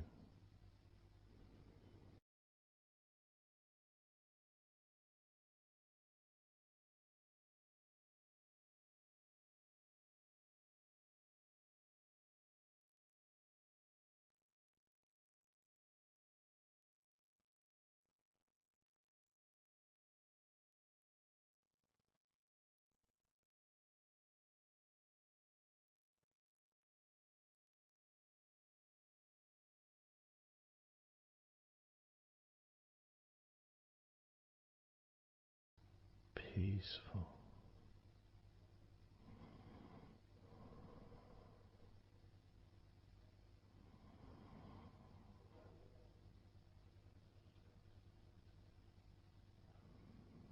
Moving even more deeply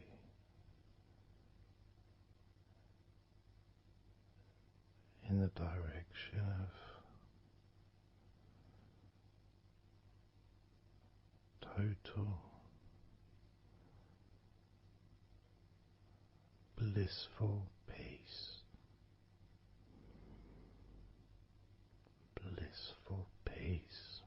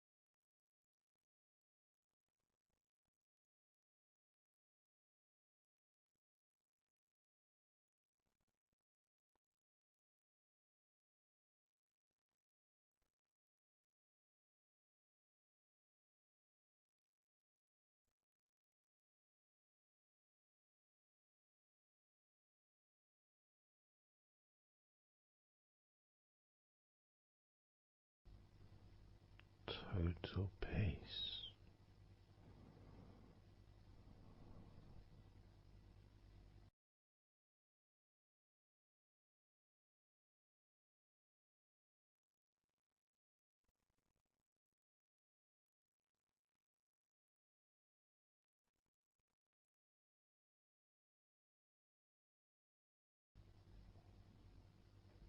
Calm, so calm,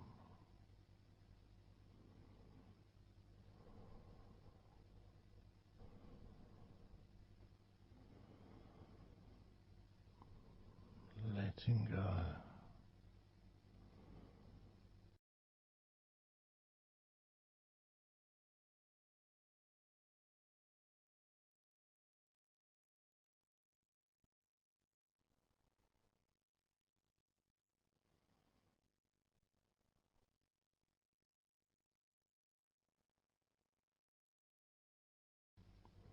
Peace of mind,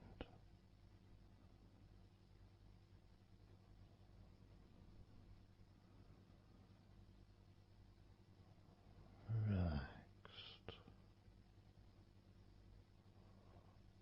body,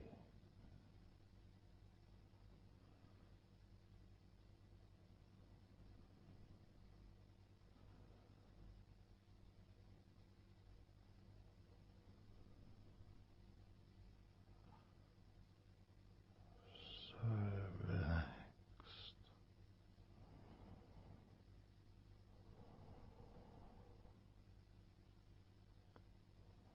so relaxed,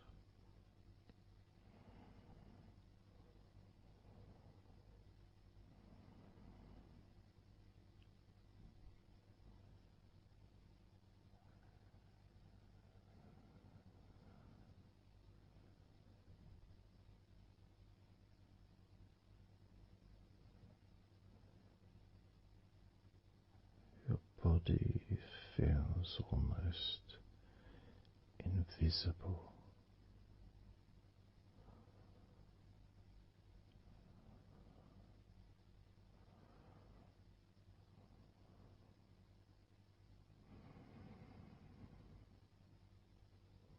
So very relaxed and peaceful.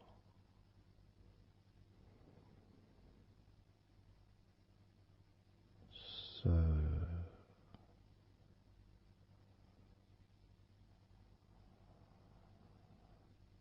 peaceful.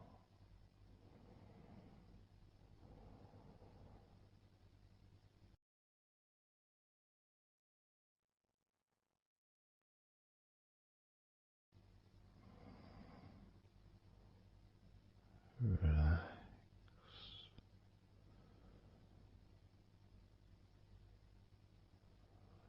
let go.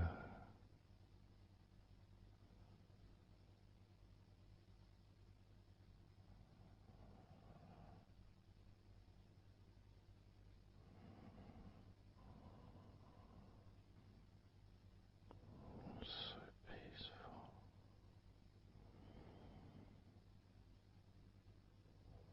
So very, very peaceful.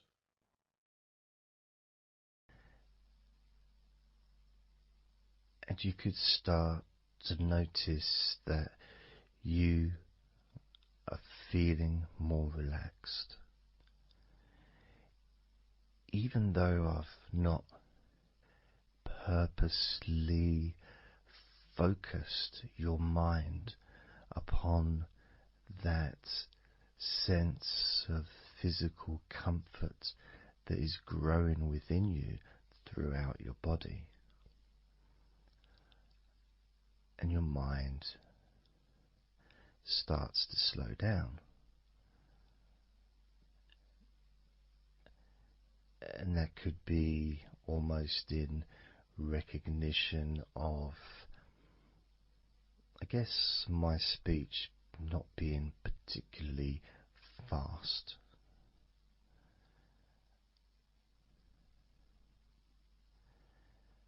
things just generally feel calmer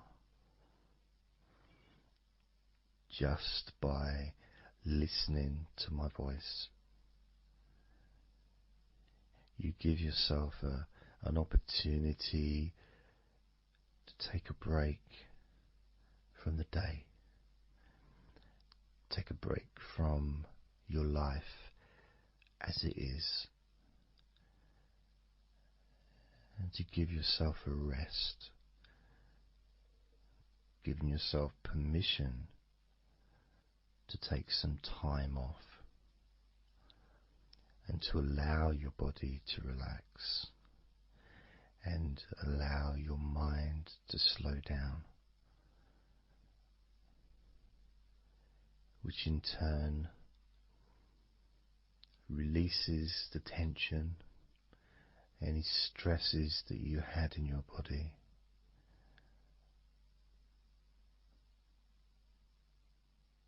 It's almost as if the parts of your body just open up, allowing the negativity out.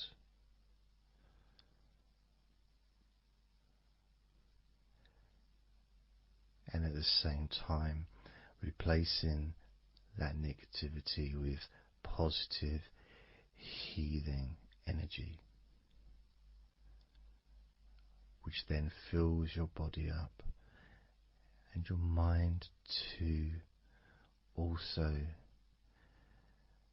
starts to appreciate those feelings of increasing confidence and an almost uplifting feeling, a positive healing, an energy that spreads through your body like a wave of comfort. And all this comes from just allowing yourself a few minutes, maybe half an hour, however long you want it to be, to just rest.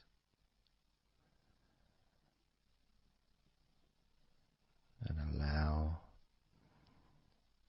your mind and your body to almost reset itself to the settings of comfort and relaxation, calmness, which allows more room for feelings of pleasure and happiness to move around your body and into your mind, almost as if your mind and your body are sinking together, almost mirroring each other with that growing positivity and calmness. And it feels nice. It really does feel nice to know that you are the one that has allowed yourself to feel more comfort and to experience more of this deep relaxation spreading throughout your body.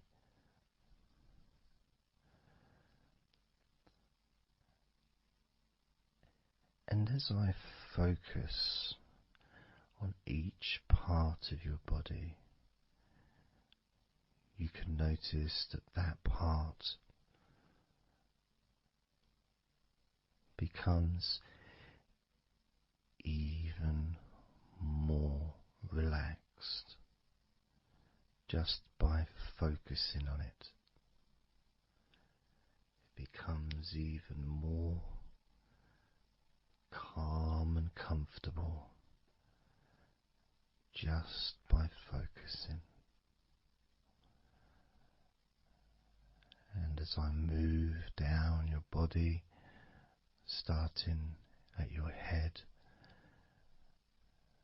the parts that you've already focused on will continue to relax deeply. And those parts that we've not yet focused on will just automatically release any remaining tension in anticipation of even more comfort about to come.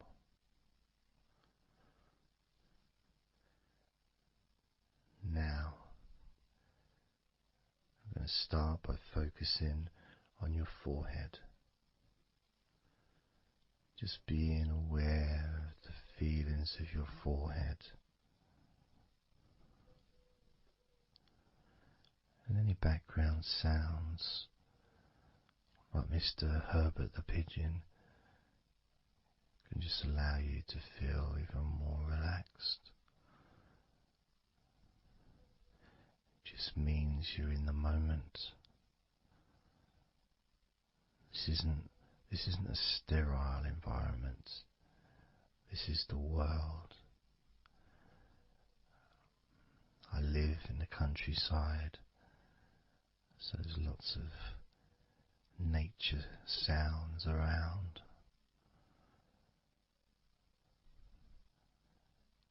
So as you focus on your forehead, just notice how it becomes even more relaxed as you focus only on my voice and that part of your body. Moving down to your eyes, focusing on your eyes, noticing how your eyelids feel so heavy, yet so light at the same time, and all the muscles around your eyes relaxing completely. Moving your focus down to your mouth, your lips, your tongue, your teeth and your gums, and the whole of your mouth relaxing, calm and loose. As you focus now on your jaw,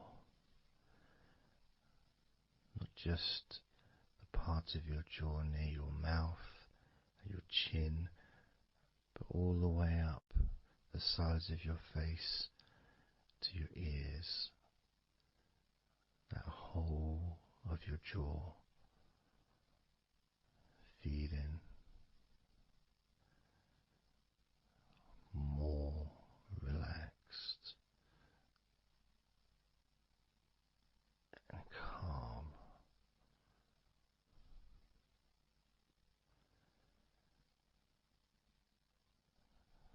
Focusing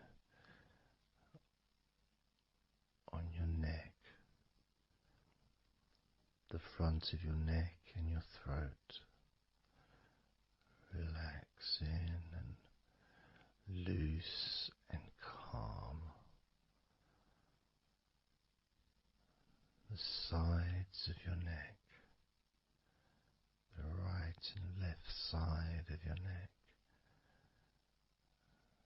relaxed and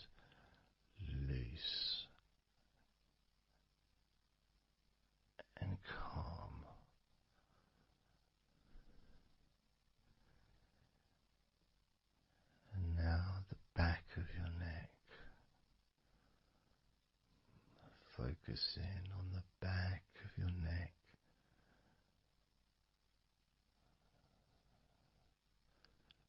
letting go of any tension that may have been there before and enjoying that sense of increasing comfort and release that you can experience in the back of your neck.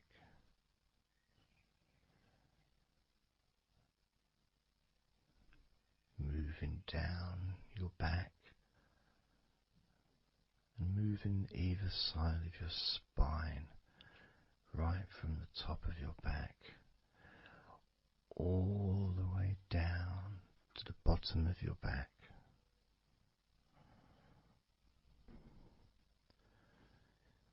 Down to your lower back.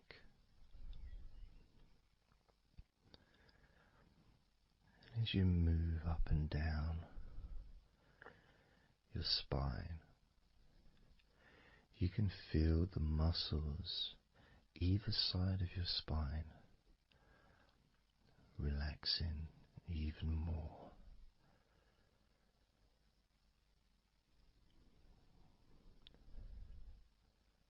And as those muscles relax, that sense of comfort starts to spread outwards from your spine into both sides of your back. The top of your back, the middle and your lower back. And as you scan gently and slowly up and down your back, as the muscles in the top of your back relax and become looser, the muscles in the middle of your back also seem to just almost divide from each other, separating and almost melting.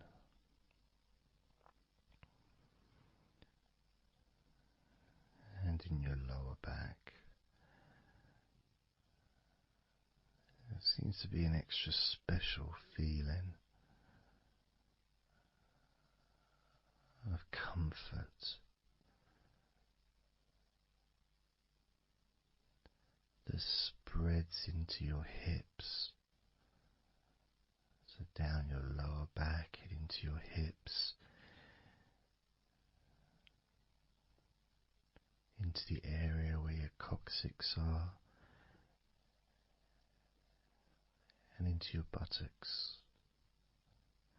And all those muscles that spread from your lower back into your hip area start to melt, start to really let go.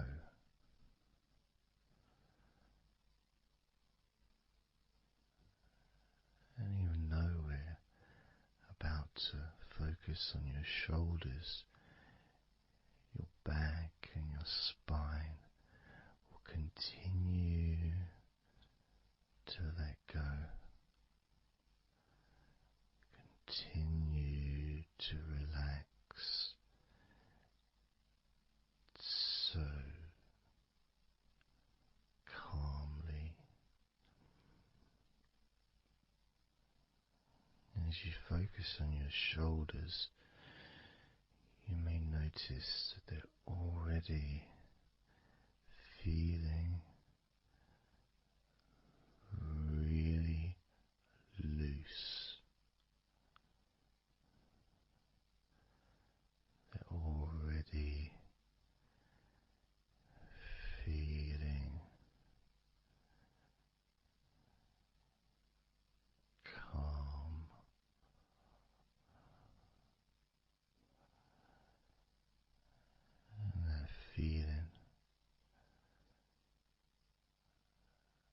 those muscles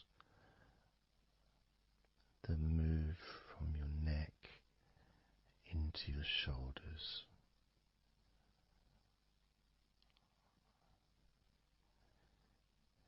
Feel so soft and gentle, so smooth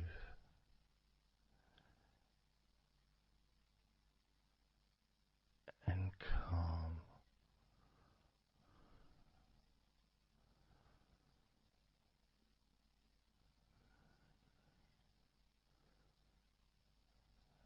And the feeling in your shoulders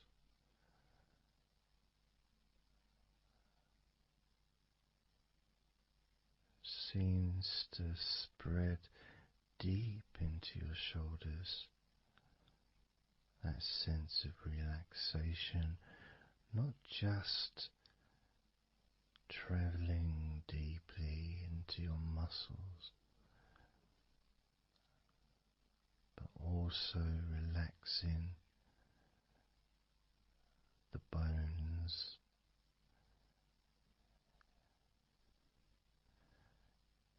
and moving all the way to underneath your arms, relaxing that whole area between the tops of your shoulders and underneath your arms, healing.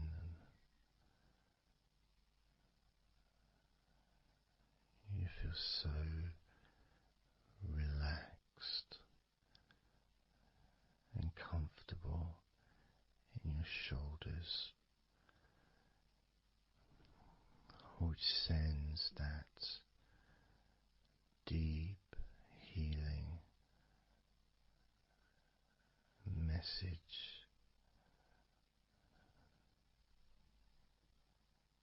into your arms.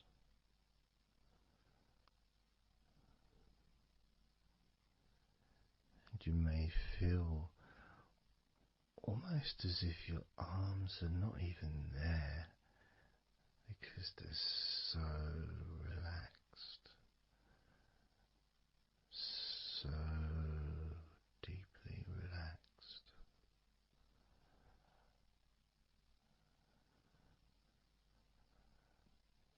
So, so calm.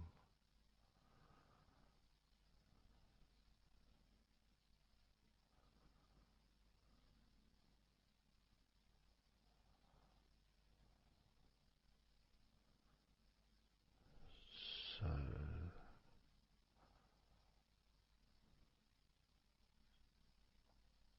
loose.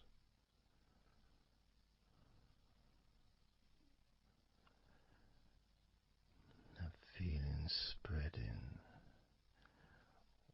all the way down your arms to your elbows, including your elbows.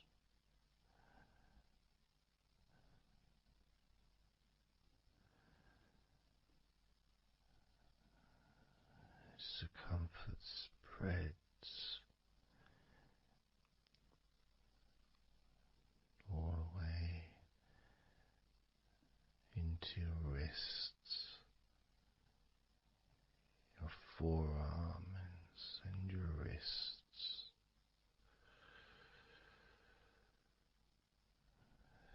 feeling so heavy, yet at the same time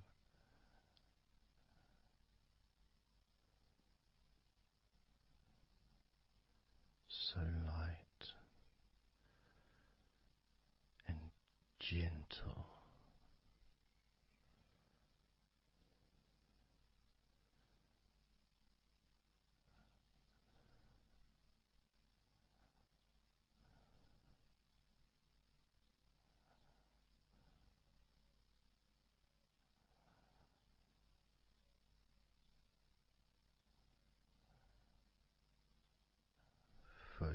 focusing now on your hands.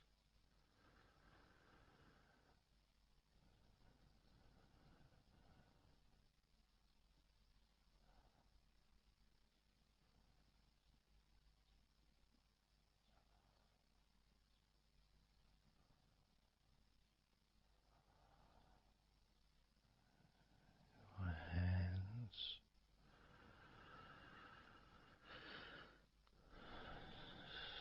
so peaceful in your hands.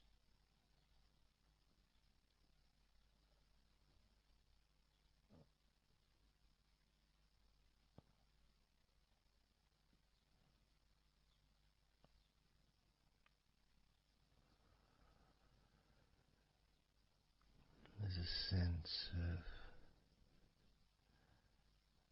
real peace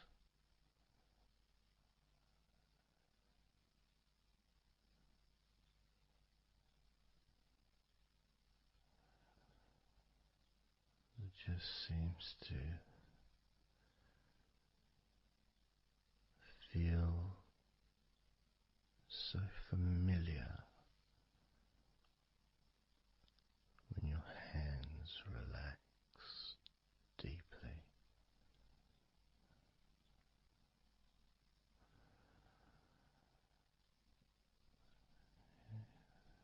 Feels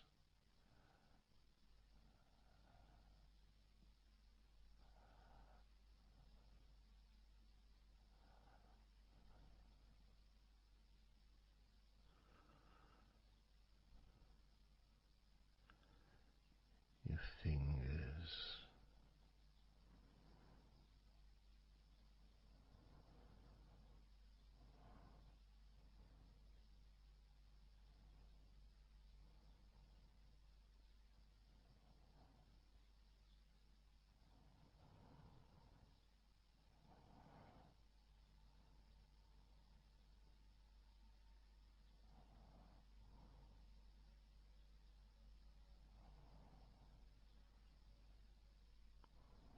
your fingers so loose,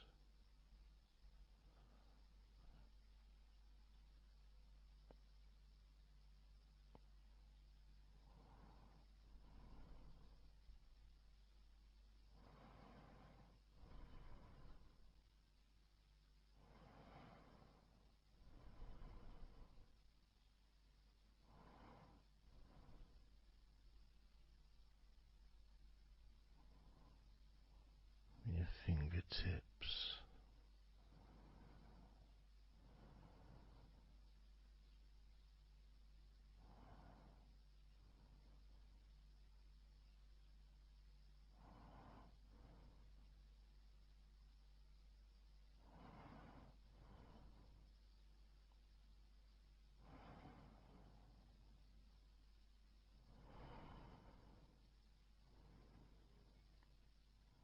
moving your attention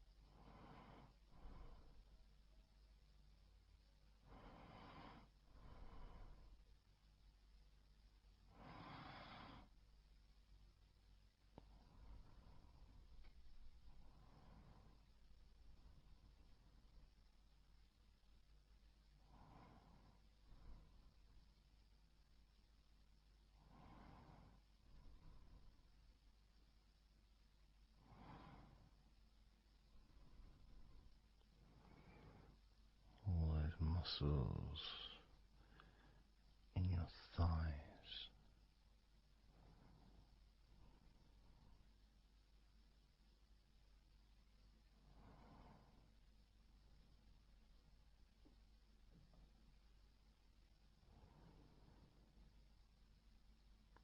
Your knees, so relaxed.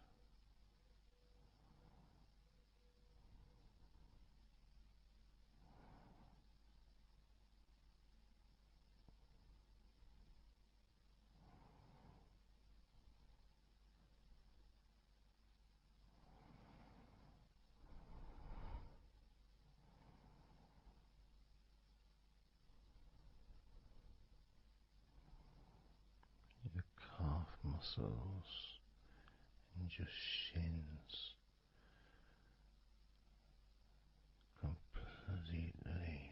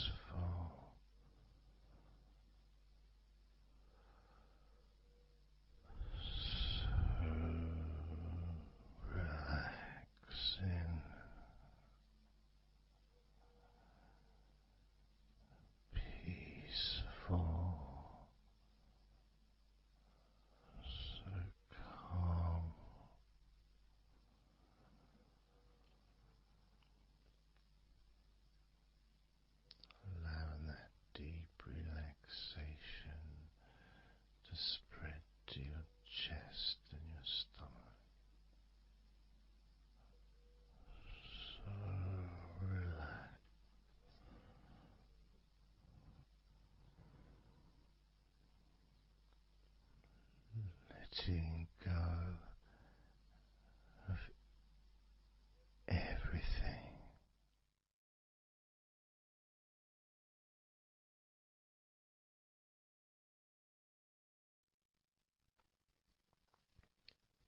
So I'm going to start counting down now from 20 down to 1.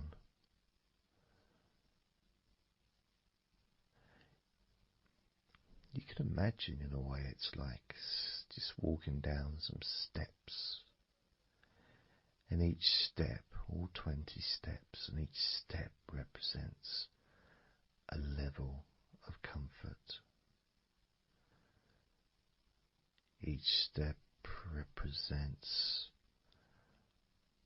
a deepening of that comfort.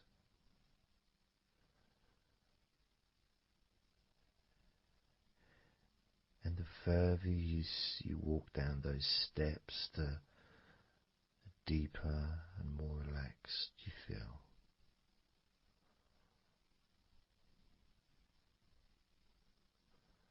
So, starting with number 20.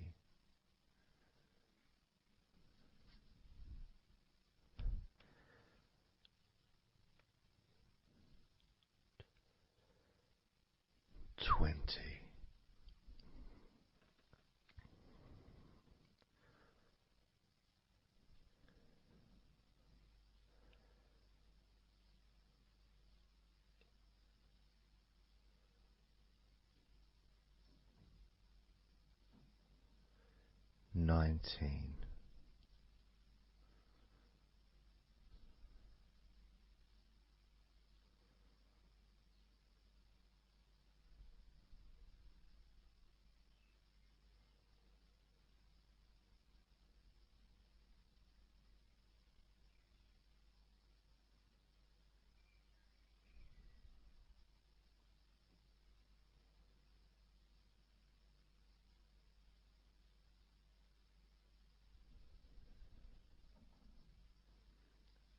18.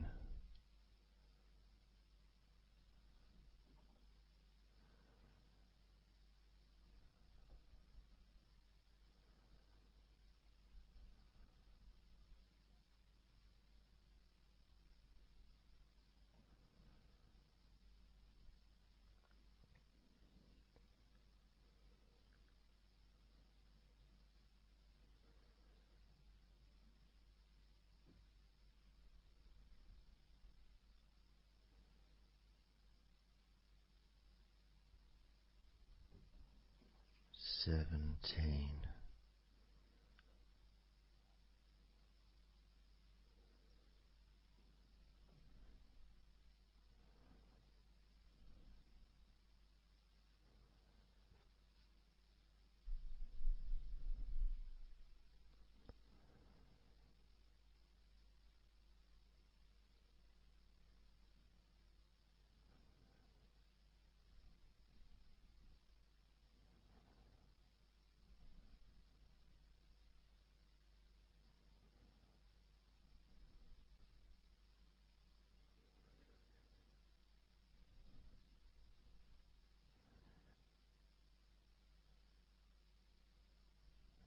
16.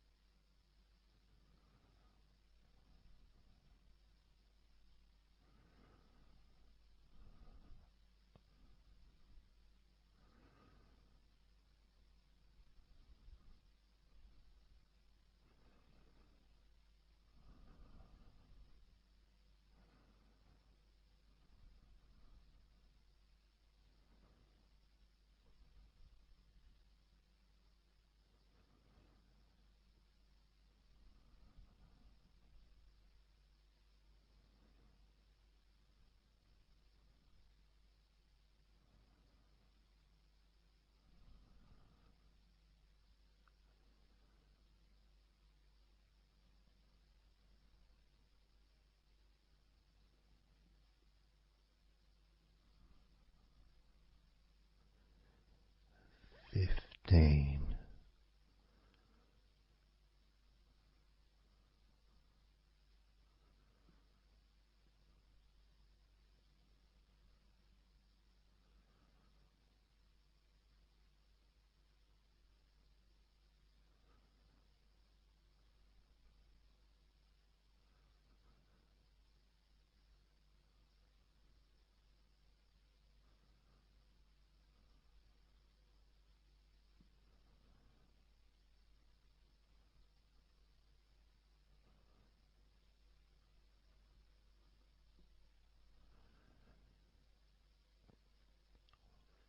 14.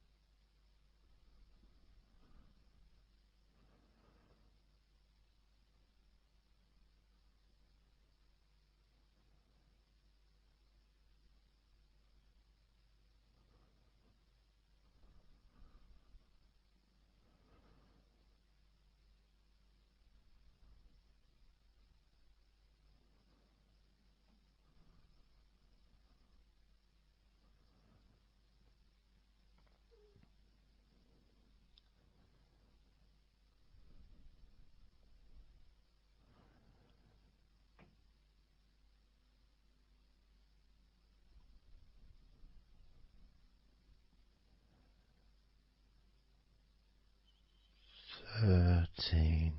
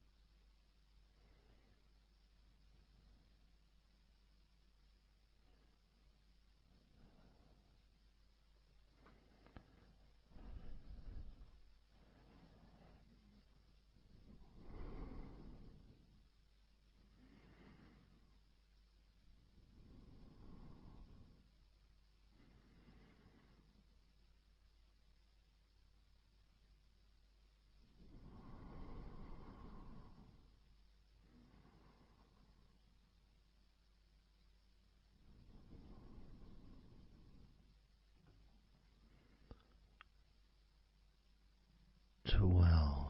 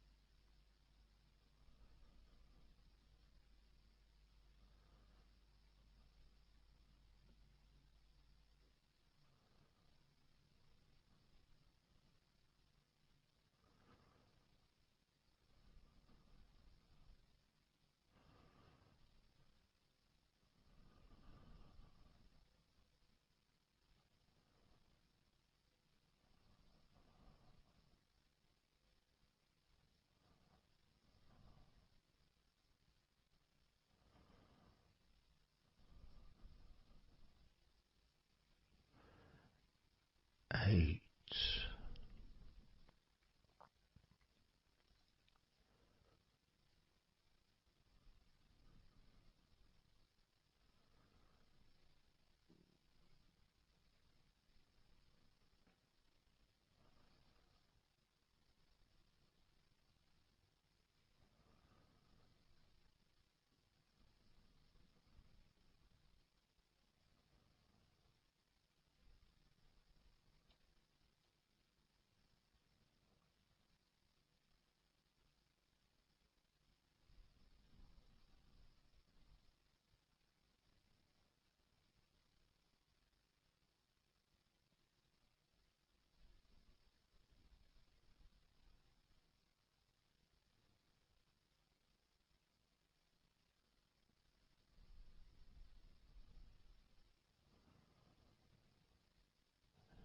7.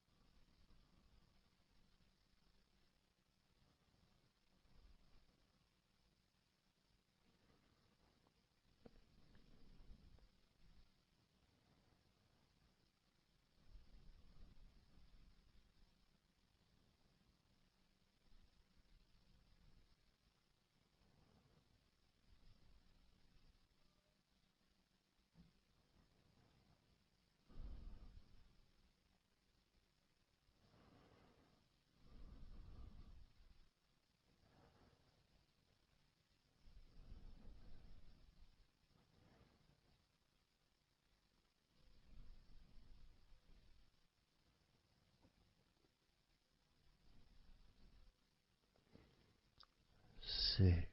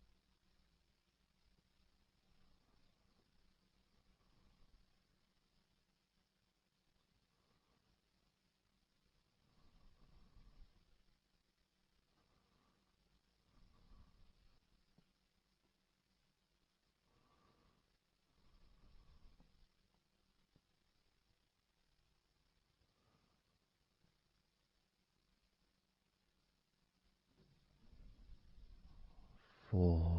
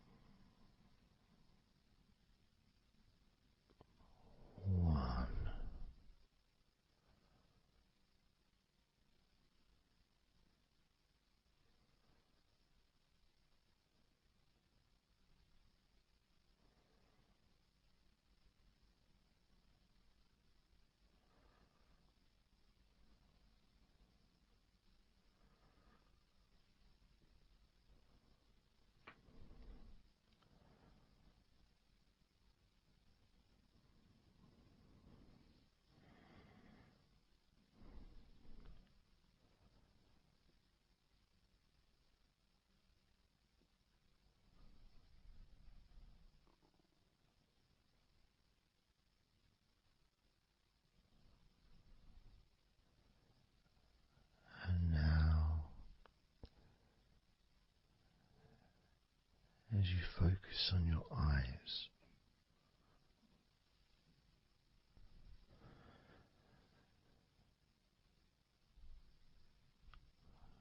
we're going to count down from 10 down to 1.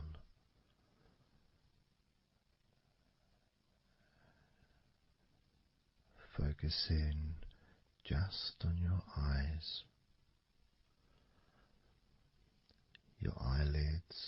muscles around your eyes, your eyeballs themselves, that whole area that makes up your eye.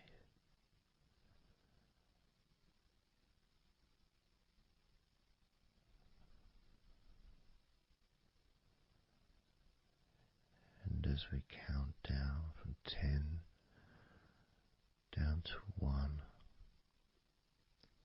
whilst focusing on your eyes,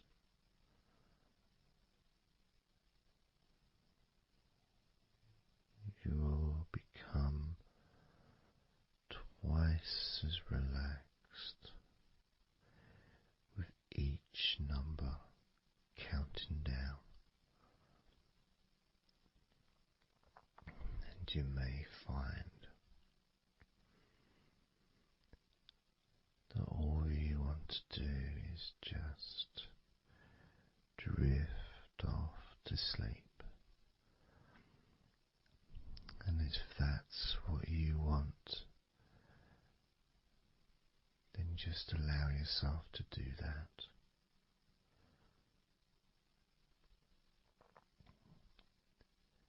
Now, focusing on your eyes, I'm going to begin counting down from 10 down to 1 right now.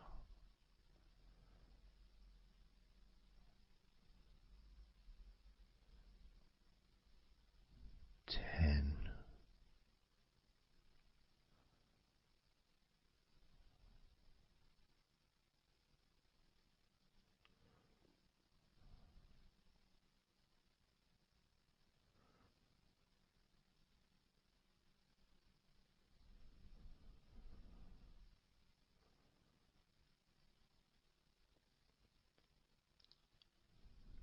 9.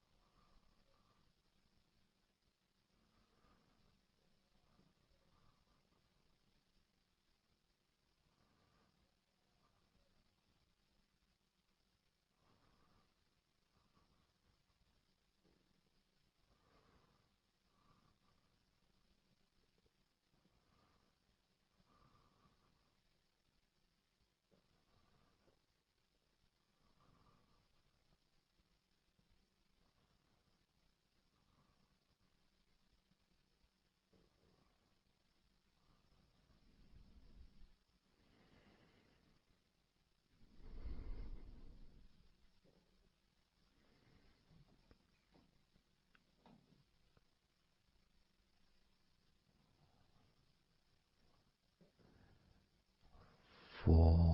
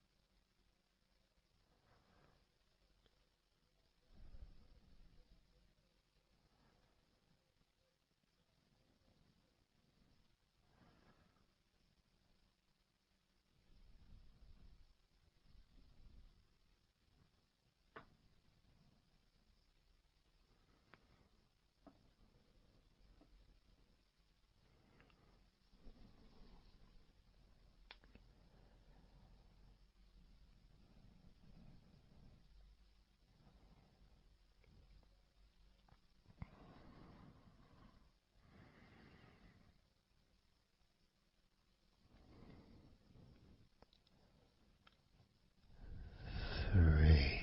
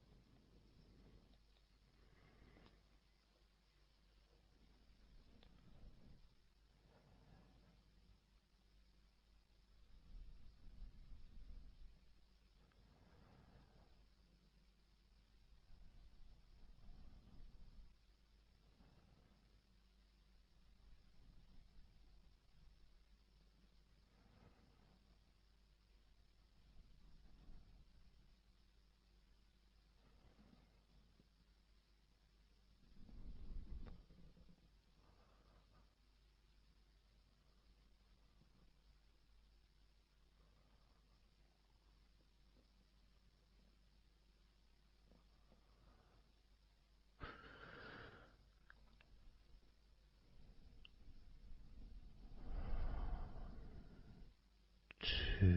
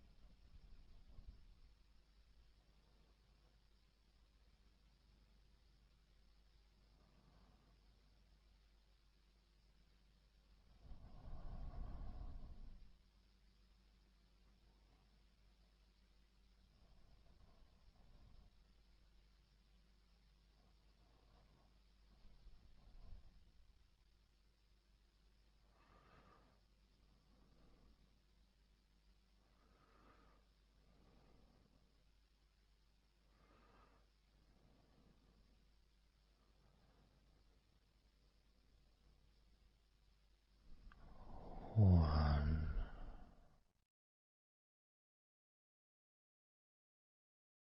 So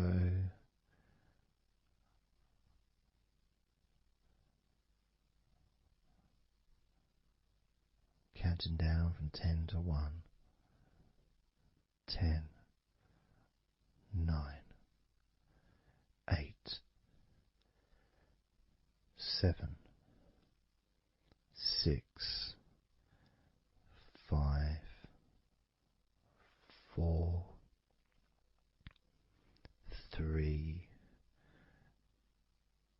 2, 1.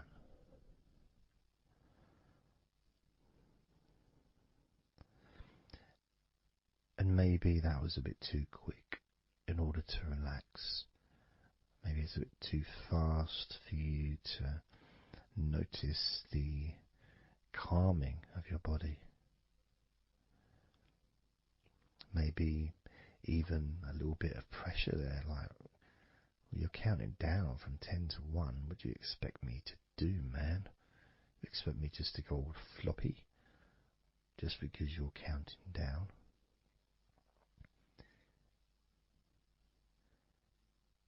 We could try again, but this time I'll go a bit slower. This time, as you focus on the whole of your body before we focus on your legs, just notice how your body does start to feel more relaxed with every number that I count down. 10,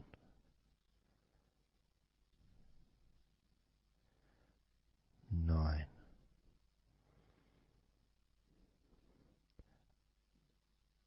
8,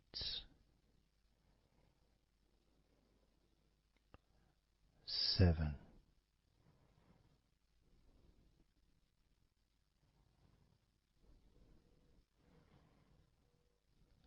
6,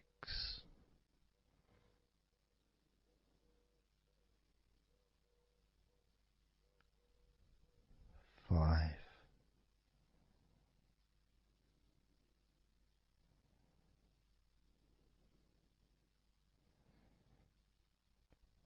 4,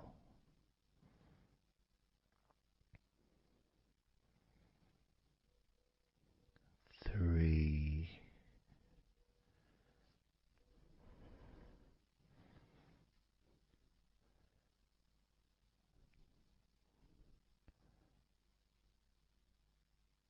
2,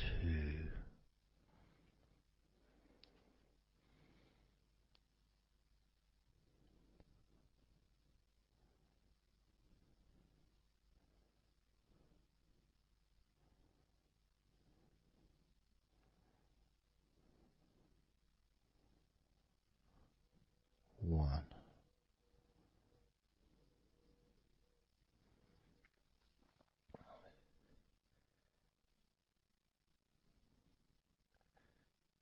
And just notice how you feel generally, how your body feels.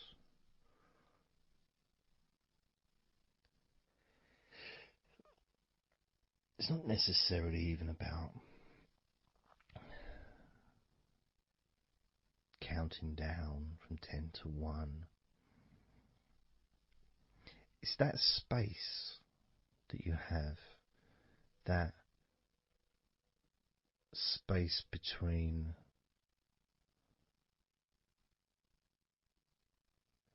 being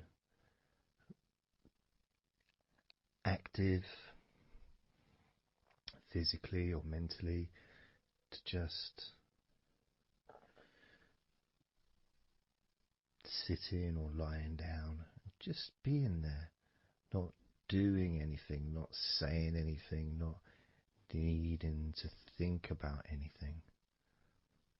So it opens up a space, a bit of a space, a gap.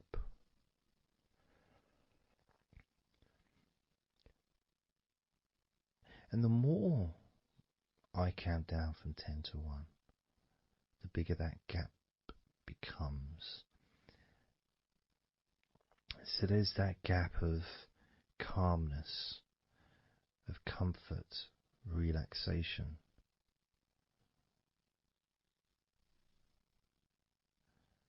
It's a nice feeling.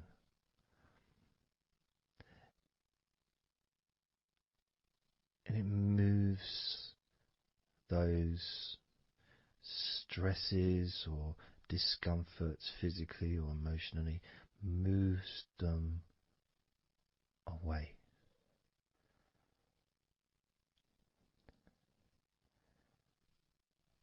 Allows you to just slow down. So I'm going to count again from 10 down to 1 and notice that gap widening. the gap. And as it widens, it's almost like the stress and attention falls into the gap.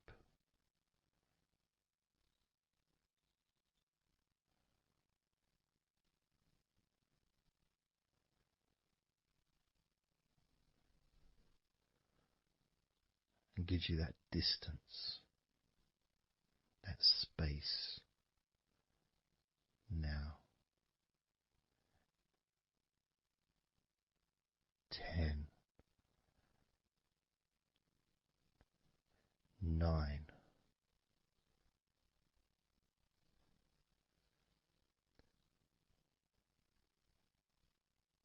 8,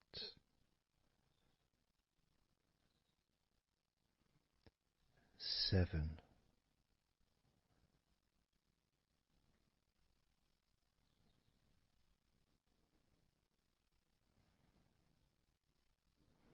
6,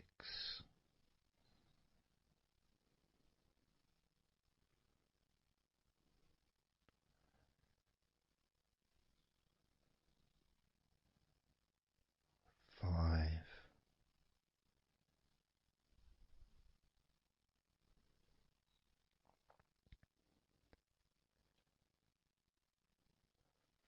4,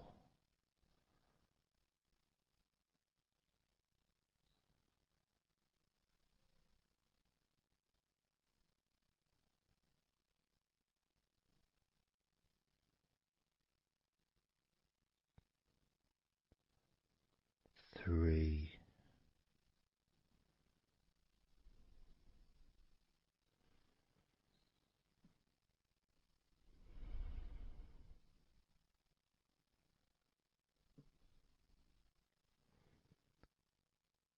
2,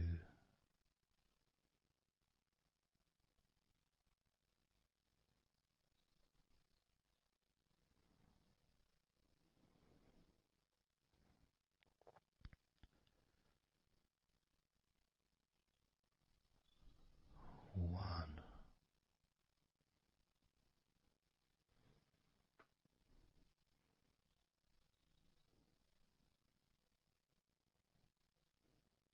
And how does your body feel now?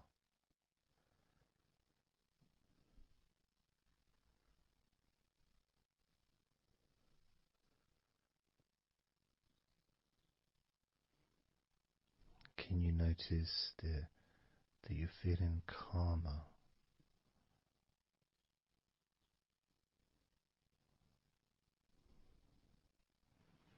That you're feeling more relaxed?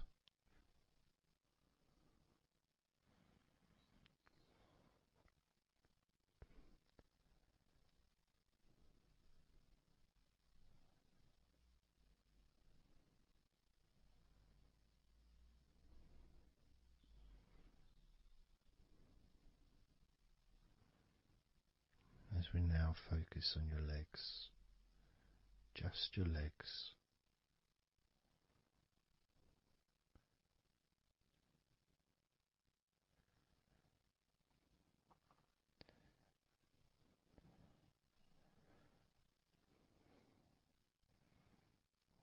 We're just going to start with focusing on your thighs.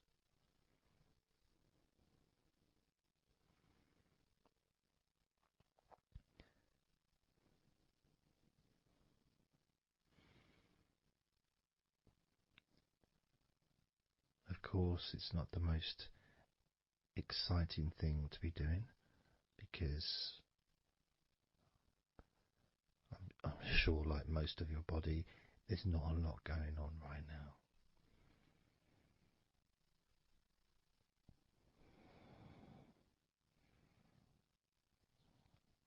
Just focusing on the whole of your thighs,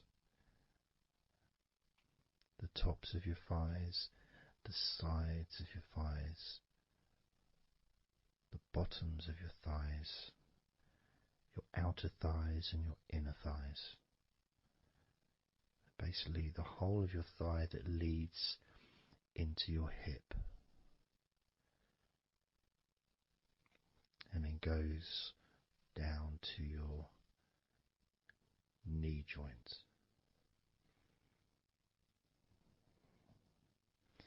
Now, this is a big area. It's a very heavy area. It's very strong. Probably the strongest muscles in your body are in your thighs.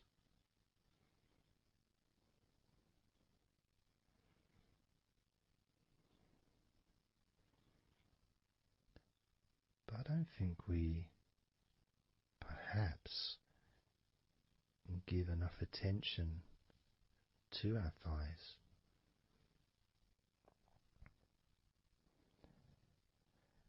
Perhaps we don't acknowledge how important our thighs are to our lives.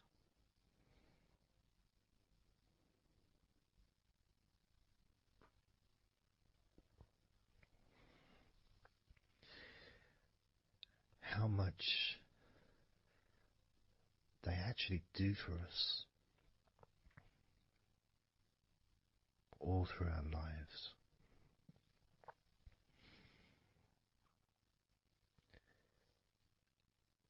And it may sound really weird, but I think that all of our body parts, especially our thighs, need some TLC. A bit of love shown, a bit of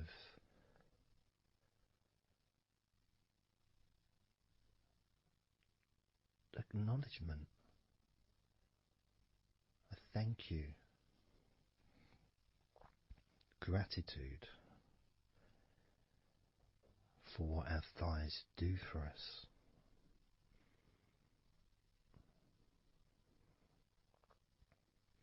And I know this may sound a bit strange.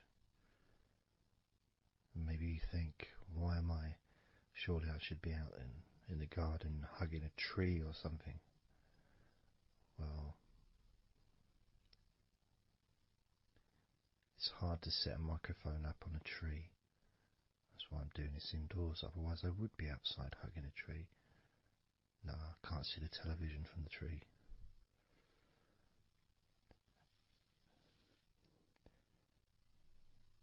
If you move down to your knees, again, such an important part. And I think we don't necessarily, I'll speak for myself here,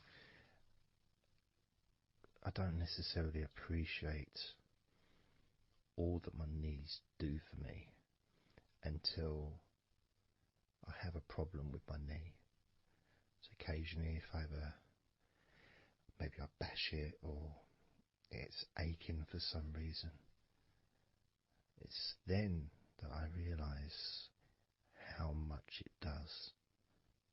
You know, the benefit of being able to use my legs without any kind of physical discomfort is a beautiful thing that's possibly not appreciated until it's temporarily removed. You know, that comfort.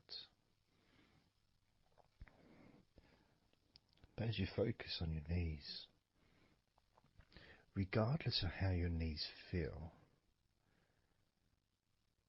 you can have that sense of gratitude and love to your knees for all that they do for you.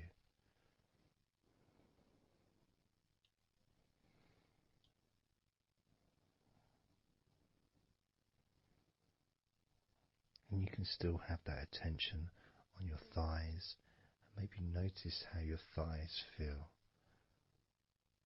Maybe you've noticed that they are relaxing more deeply.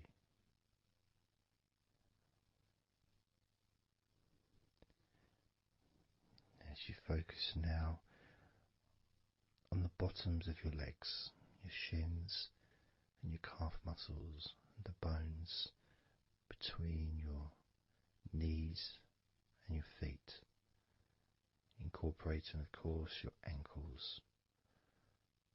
So important.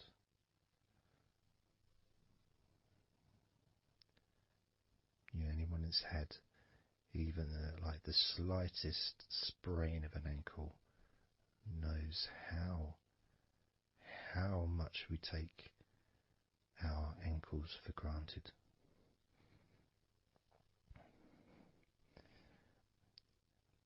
And it's kind of strange in a way when you think that, logically our wrists are a lot thinner than the rest of our arms, which is okay, can't see any problem with that because we're just picking stuff up. But our ankles are so much thinner than the rest of our legs.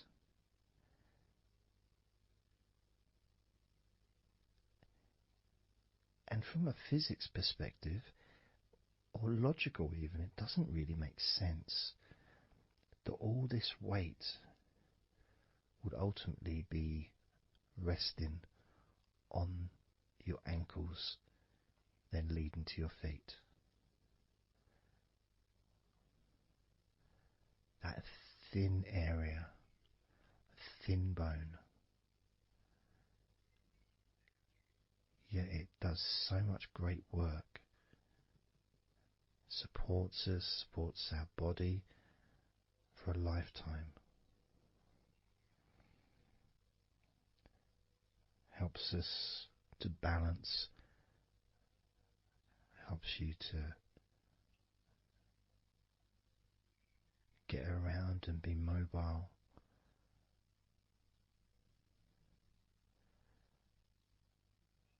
And there's the calf muscles, of course. When I was younger, I couldn't see the point in calf muscles. It didn't seem to do anything. Okay, if I walked around on tiptoes, then my calf muscles get some work. But of course that's not true. The calf muscles are being used whenever we use our legs.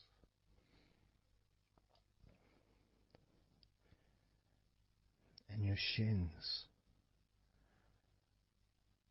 there to protect your lower legs, shaped in a way almost as a protector for the bone.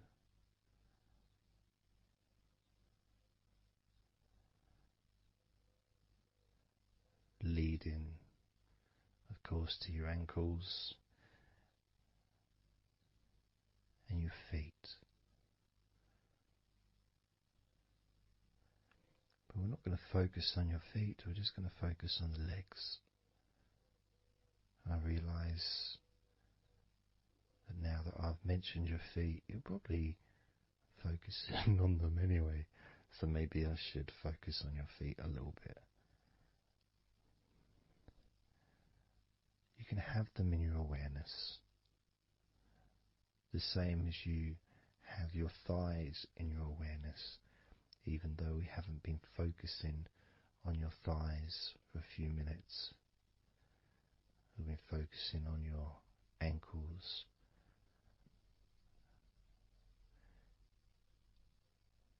there's still that sensation of comfort in your thighs. And there's that movement of energy, because the thighs hold lots of different sensations. Of course, there's the muscles, the big, strong muscles that we have in our thighs.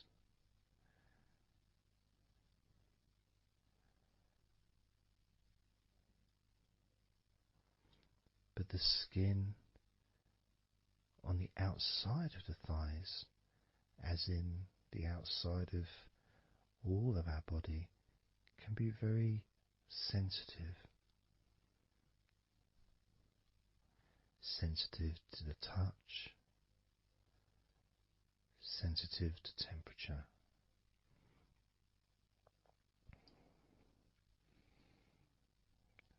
And inside your thighs, the bones, there's the muscle, there's the blood vessels, the arteries. So all this stuff, it's inside your thighs. And I guess sometimes it'd be nice if you could actually put your fingers inside your thighs and massage. So you can massage on the outside, of course, but to be able to get deep into the muscles, and to be able to just massage inside your thighs, massaging the bones of your leg, massaging all the veins, and just gently healing your thighs. And you could move down, massaging inside your knees, just massaging those bones, but with healing fingertips, spreading that healing energy deep into the joints of your knees.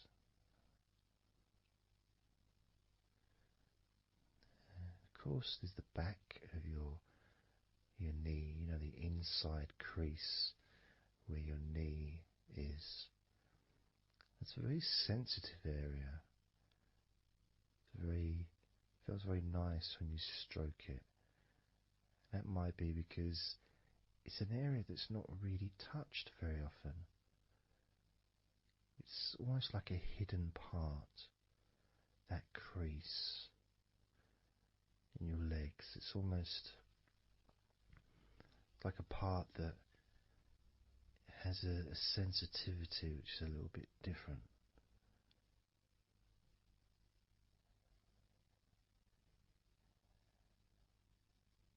Of course, it's protected by your legs.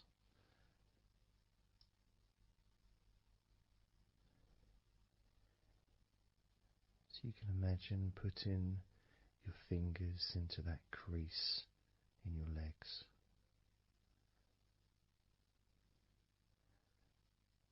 That fold in between your legs, you can just massage with your fingertips. Imagine your fingertips going inside, massaging the muscle tissue.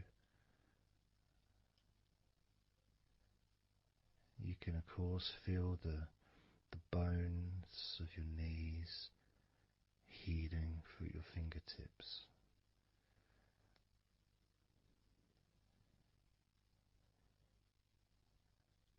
And then as you go down to your calf muscles, now that's the part I'd like to be able to really put my fingertips deep inside my calf muscles, massaging every single tissue of that muscle, healing every part.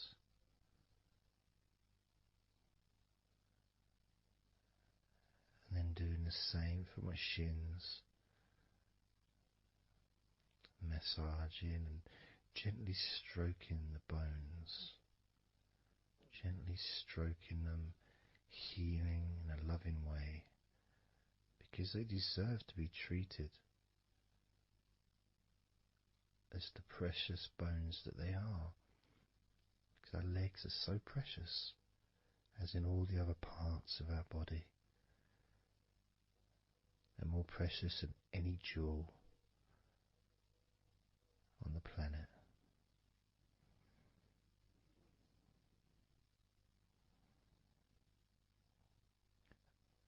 And when you start to think about your legs in this way, it can change your perspective. It might sound a bit silly to start with, the idea of having love for your legs, showing appreciation for your thighs, wanting to be able to put your hands in your thighs and massage the muscles and the bones, and to get your fingers deep in there, releasing all tension, just to show how much you care about your legs, how much you care for what your legs do for you regularly. Your knees, your calves, your ankles. The strength of your ankles, considering how thin they are compared to the rest of your legs, especially your thighs. Yet they're so strong, so flexible.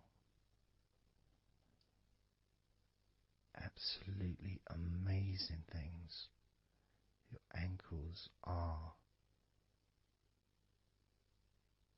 Truly a gift because of what they do for you.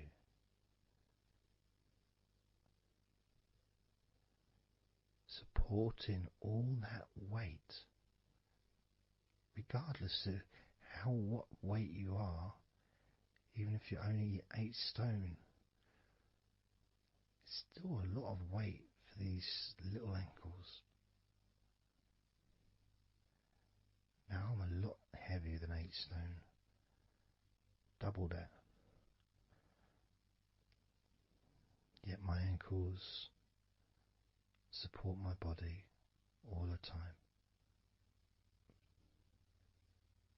Although they do give off a sigh of relief when I sit down. As in fact my whole legs do.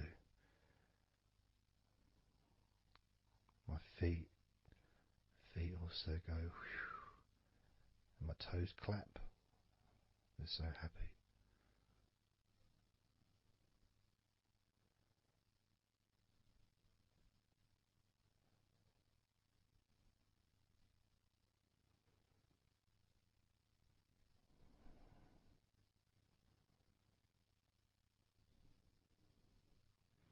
Your legs really are amazing.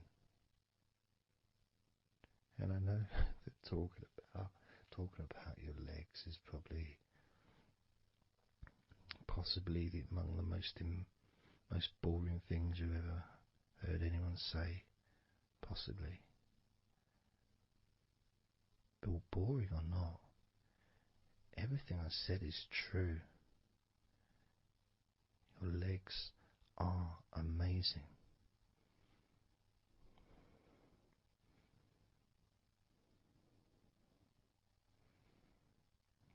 Your legs deserve not just respect,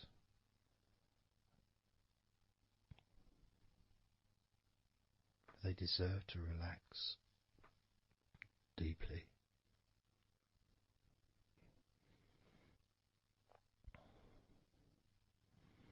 They deserve to take some time out of the day to just let go completely.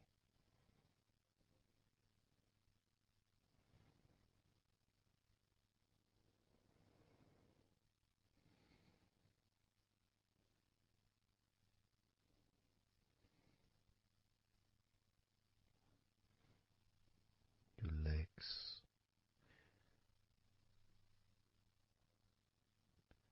really can relax.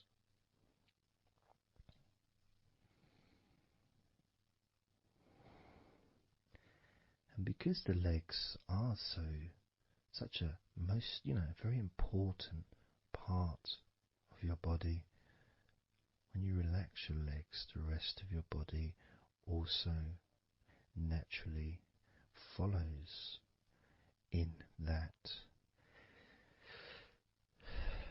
journey of comfort.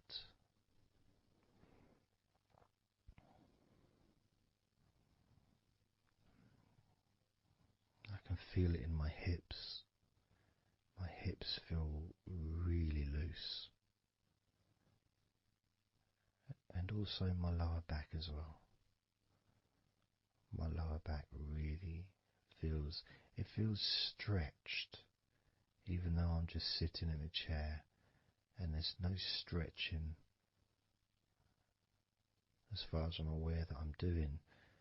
But it's almost as if the muscles are just relaxed so much that there is a natural stretch as the tension has reduced a lot.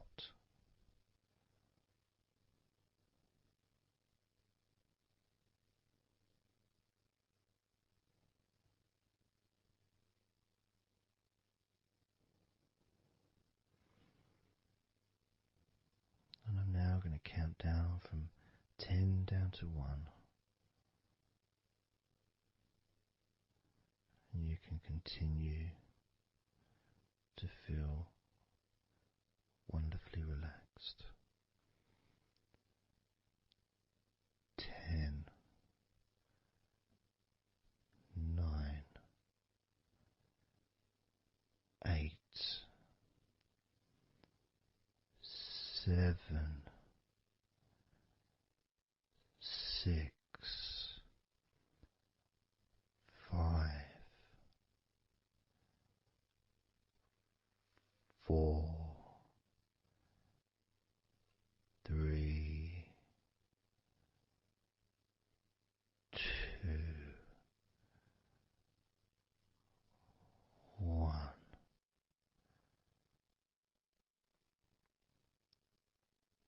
Relax.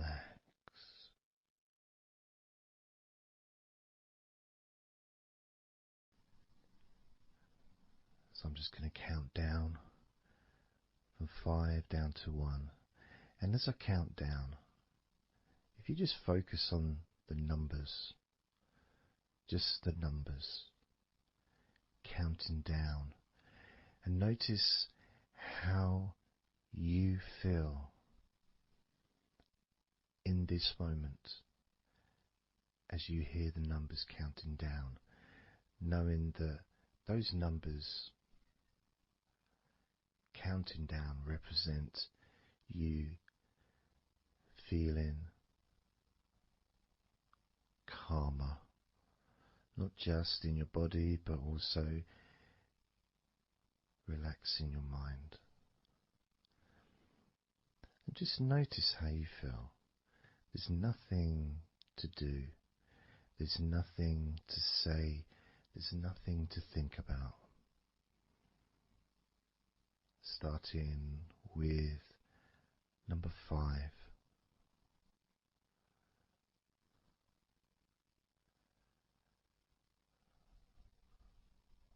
4.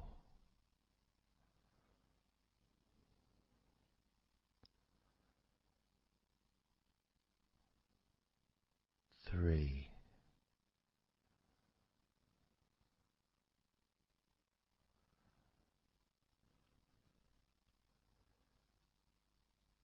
2.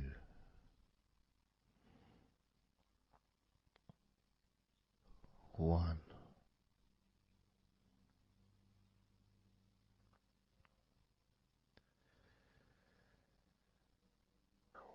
As you notice the gradual letting go of the tension in your body, you may also begin to notice and be aware of how your mind is starting to slow down. This is just a natural thing that happens. It's not really a special procedure. It's just natural because as your body relaxes, your mind also starts to relax. And the more your mind relaxes, the more your body relaxes. It's just a continuous circle of relaxation.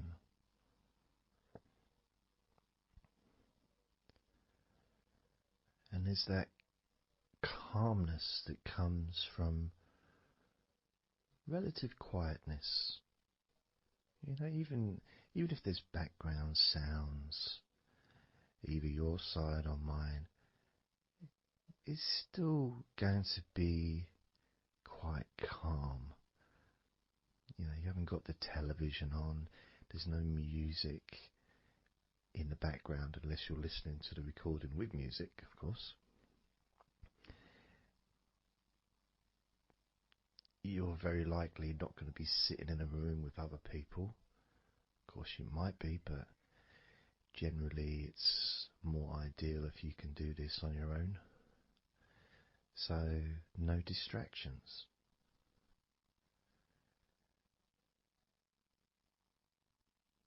And when you stop thinking about stuff,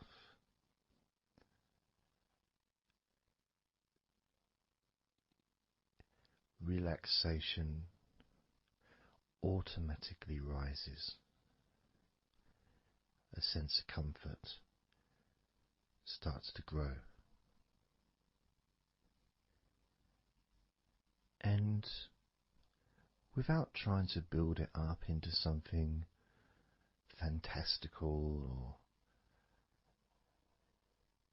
something magical, this is just a natural process. Something that's easy to accomplish. In fact, it's almost, the sense of relaxing completely happens really when you put no effort into it. It's not something that you can really force. It's something that happens naturally. And part of the process of this recording and others is simply to allow you to take advantage of this space, this time, to just let go, to just be here, to be in tune with how you feel.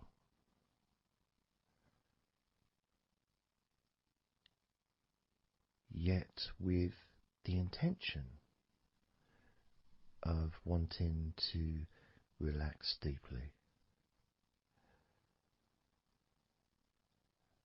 And maybe even to fall asleep, depending on what it is that you wish for yourself in this moment.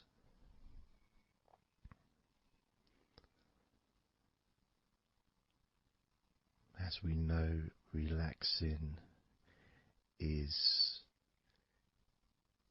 the majority of the process of falling asleep. The actual falling asleep part is the tiny bit at the end. The deeper relaxed you become, the easier you find yourself drifting.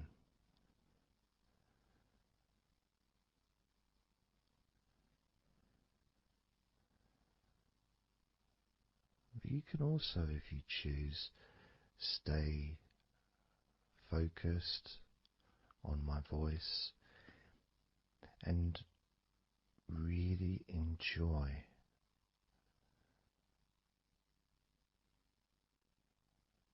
the process of gradually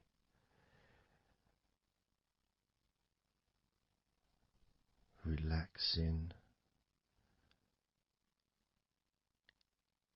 each muscle in your body effortlessly,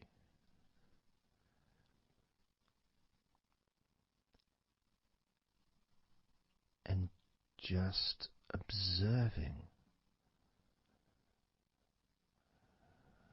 the sensation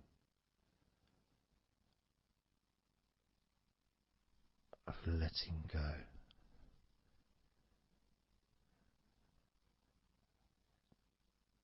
Completely.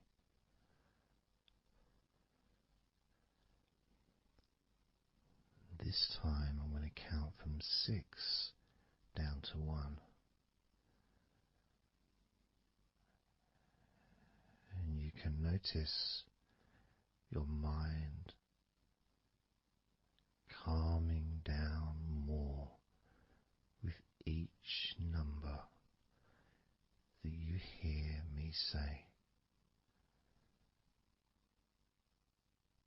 Naturally feeling calm and slow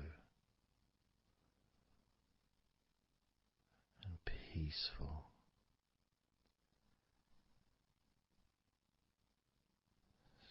6.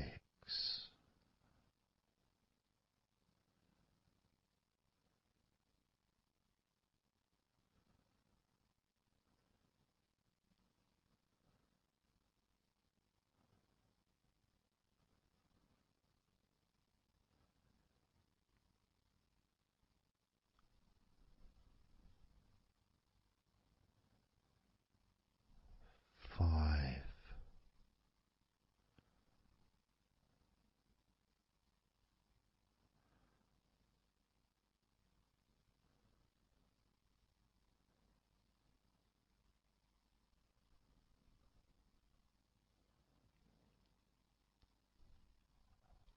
4.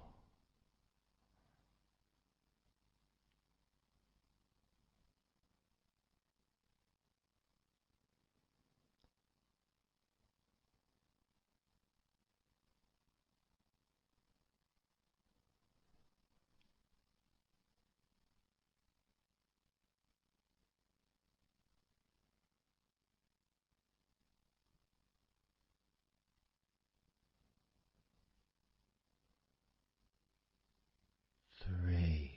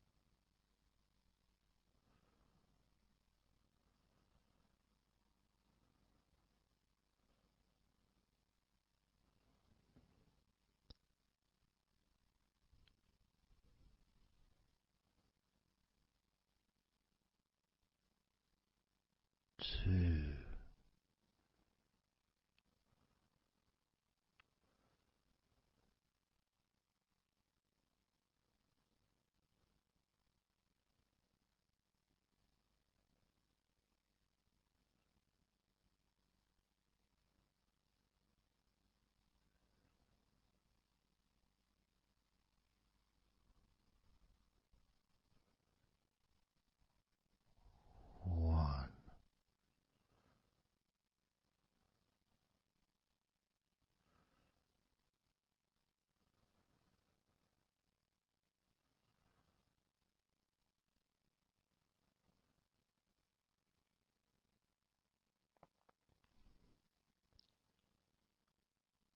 Being aware of how your mind has slowed right down, sinking deeply into relaxation.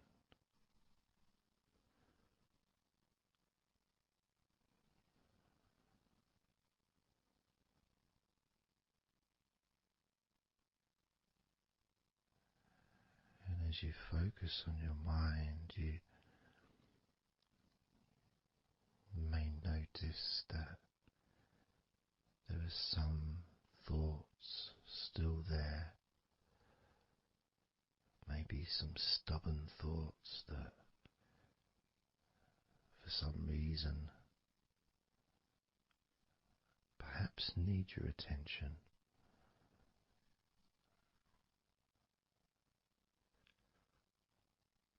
So what you can do is send love to those thoughts. Sprinkle those thoughts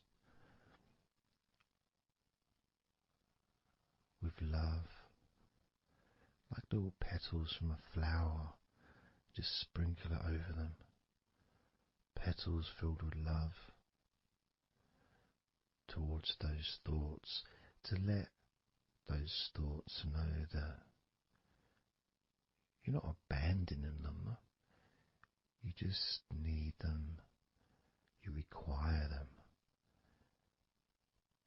to just calm down, slow down, quiet down for now.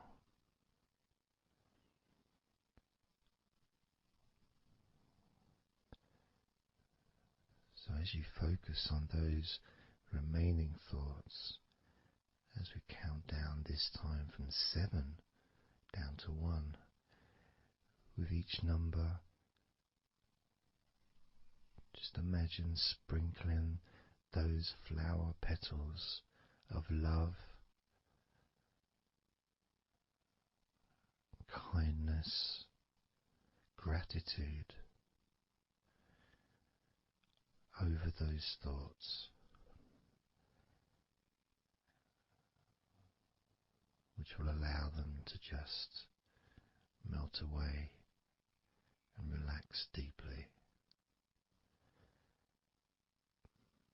With every number,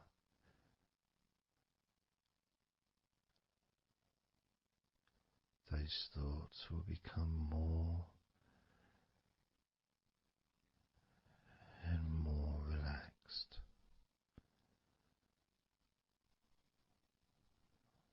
Starting with number 7.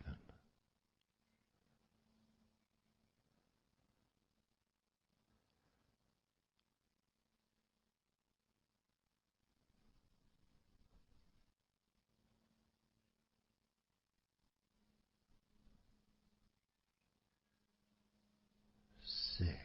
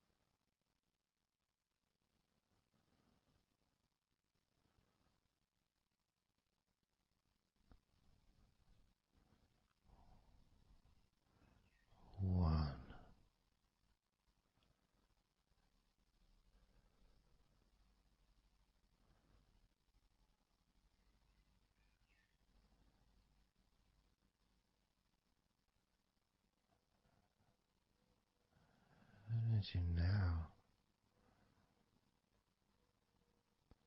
notice how relaxed you're feeling in your body,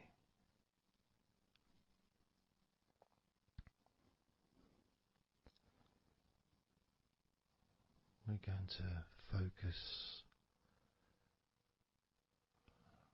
on your hands.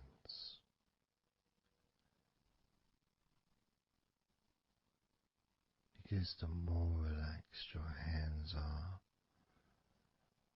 the more relaxed your body and mind are.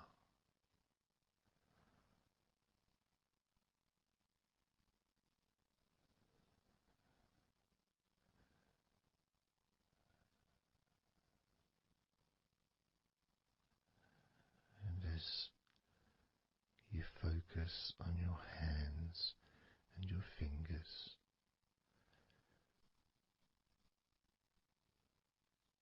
there's nothing needed to be done. There's no clenching of fists or tensing the fingers or anything like that.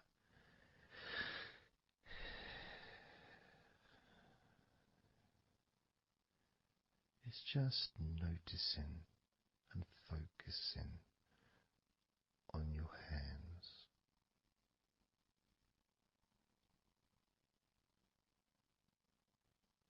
Noticing how they feel.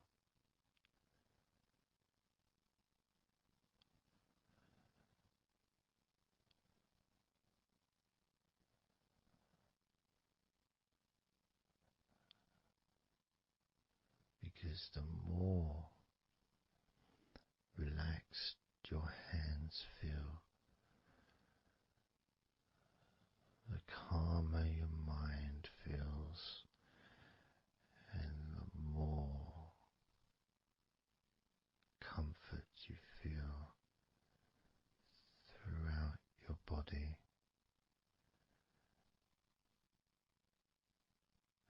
And you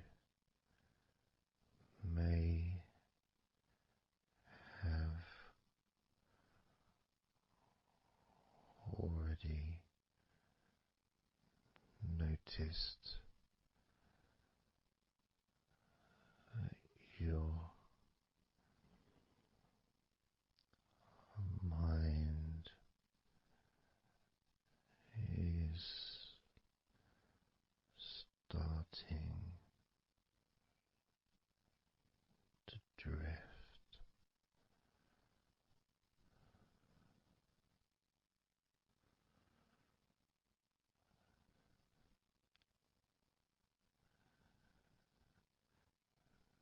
Focusing just on your hands and fingers,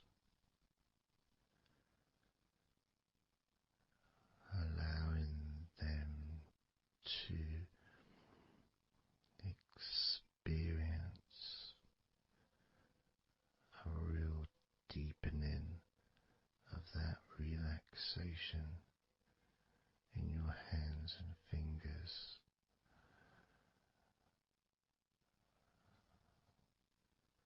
More and more relaxed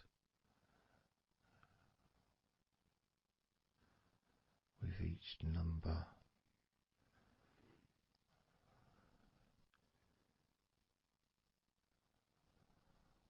From 8 down to 1. You can almost feel that healing and relaxing energy spreading into your hands and fingers, becoming even more relaxing with each number you hear going down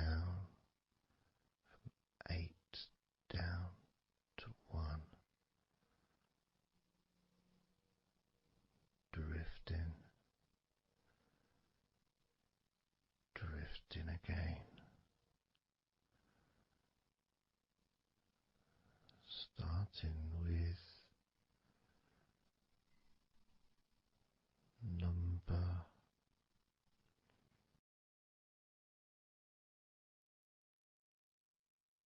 8.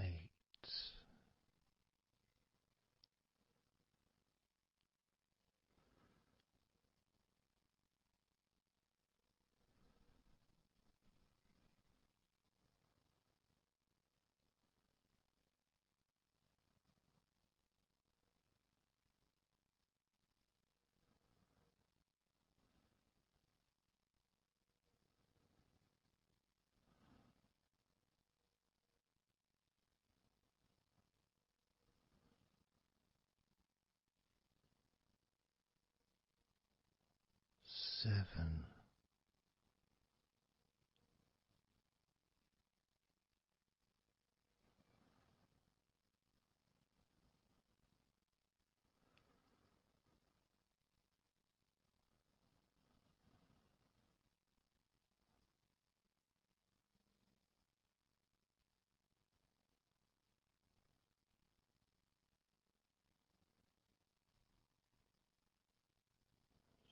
6.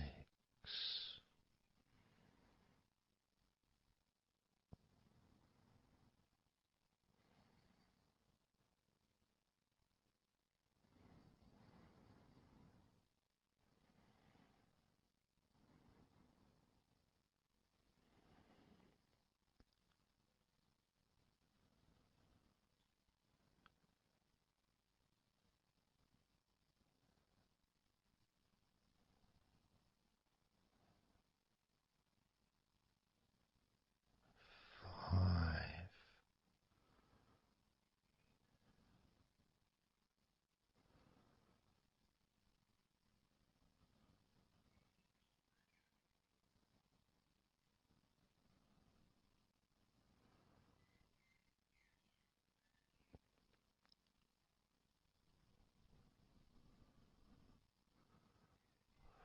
4.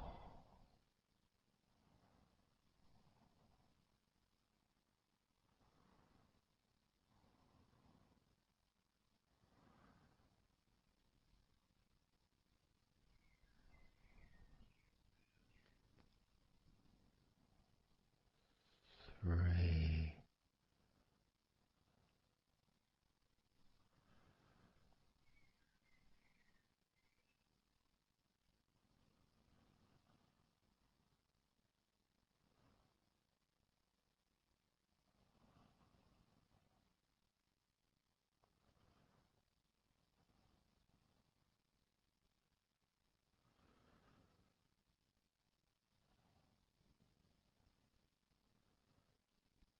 2. 1.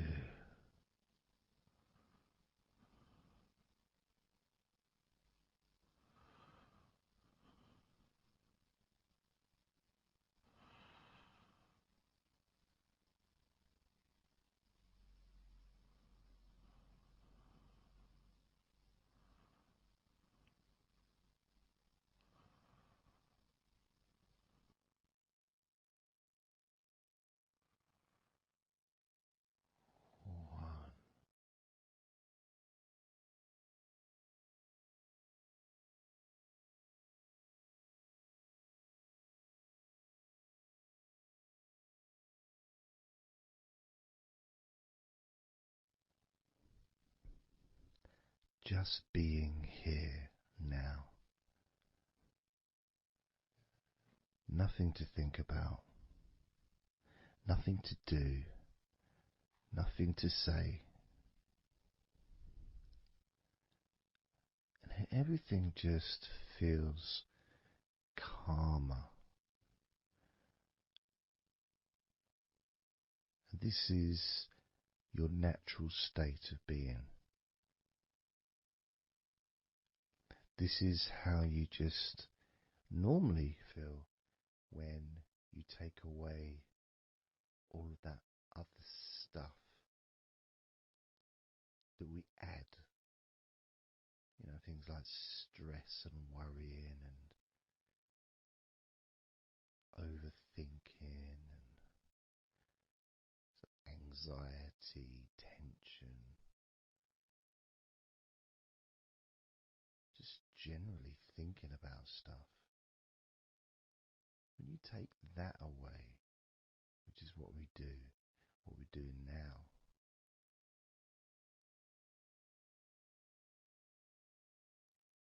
you're left with a real sense of peacefulness, which comes to you very quickly. Because ultimately, it's just a feeling, a feeling of comfort. It's almost as if you've gone inside yourself and you've found a special place where everything is peaceful. A place where you can feel relaxed and your natural sense of comfort. A place where you can be you, where you can accept yourself for who you are. A place where you're not trying to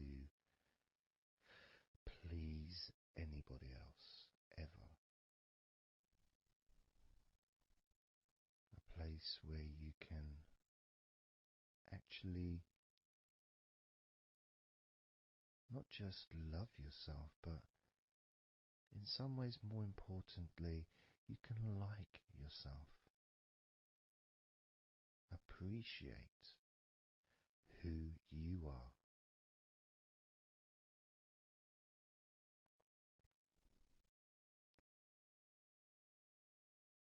And that sense of gratitude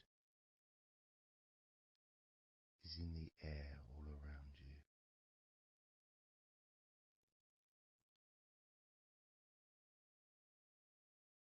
And that's also a place where you can actually feel the healing energy soaking into your body.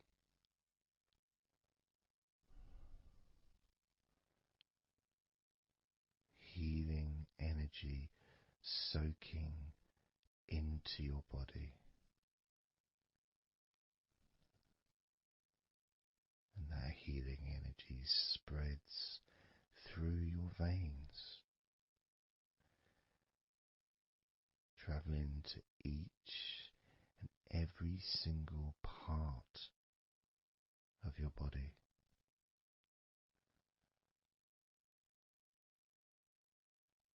And you start to realize that actually that healing energy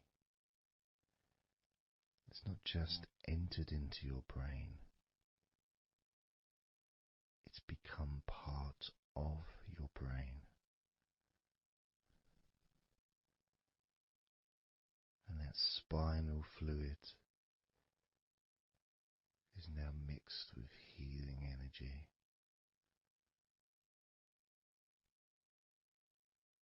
Not just allowing you to feel so much more relaxed and healthy in this moment, but also you start to realize that actually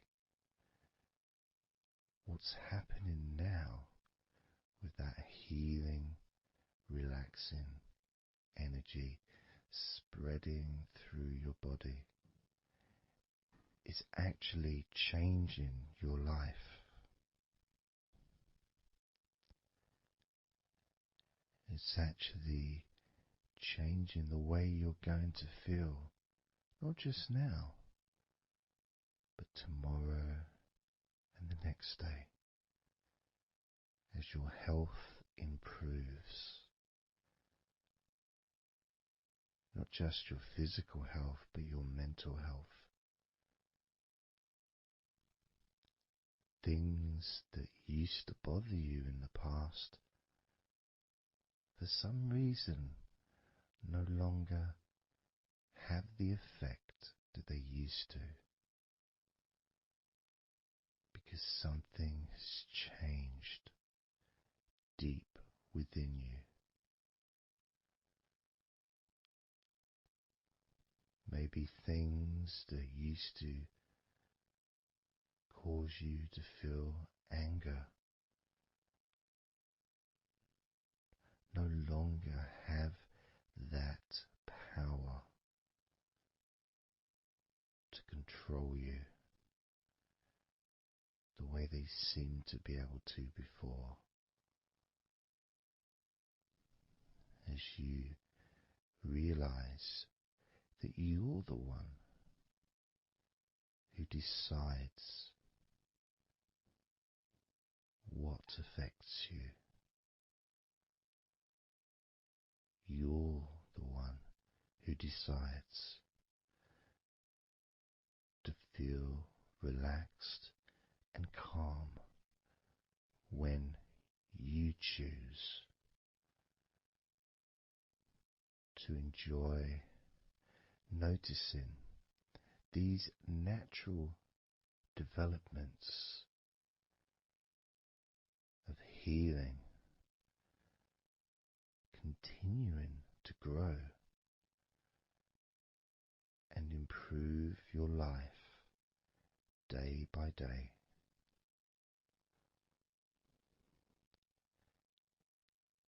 Including, of course, your ability to relax so much easier and sleeping is the most natural thing in the world to you, because falling asleep is something that you've done so many times in your life, and you know that you were born, as we all were, with the ability to fall asleep naturally. We were born with that ability to just drift off into a deep, healing sleep.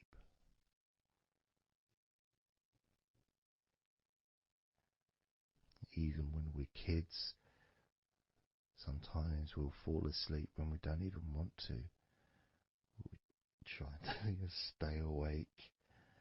Maybe it's a birthday in the morning, or it's Christmas or holiday or something we look forward to. We don't want to go to sleep. But the more we want to stay awake, the more we just start to drift. And the more you fight drifting, the more you try and stop yourself from drifting asleep, the deeper and stronger that drifting becomes.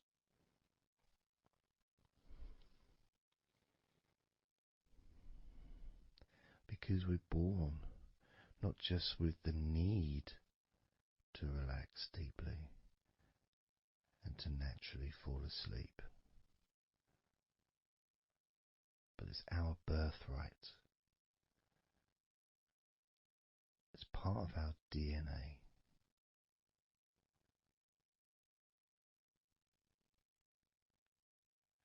And sometimes as we get older in life, perhaps at times we have forgotten that relaxing completely is not only a wonderfully pleasant experience,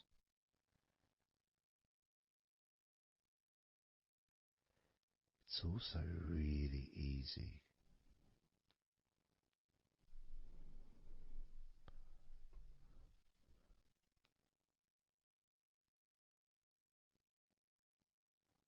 very, very easy to let go, because that's all it is. It's just deciding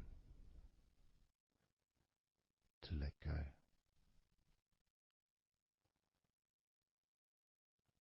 And when you press the play button on my recordings, you have given permission for my voice to relax you. When you press that play button, you have given me permission for my words to affect you in a positive, only a positive way, opening up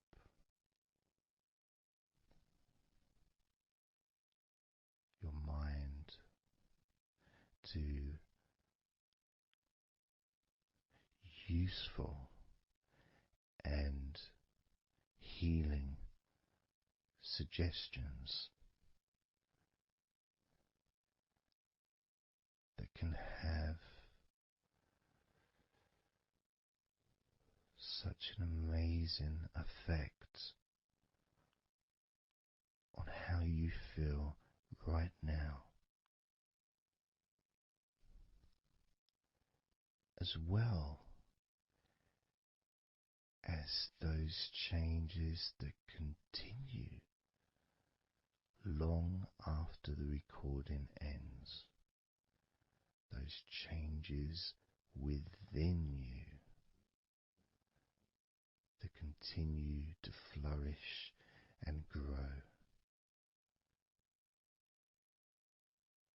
transforming your life in a positive, beautiful way,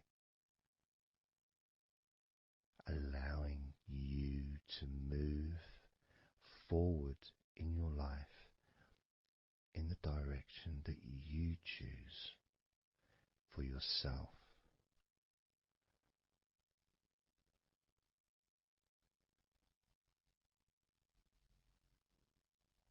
And this feeling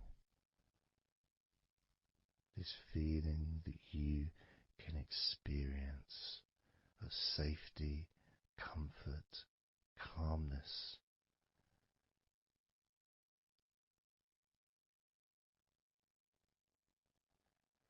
just feels so nice.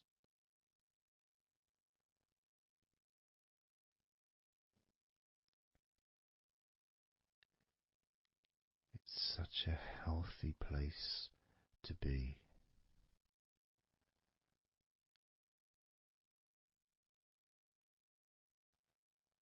And that positivity grows within you.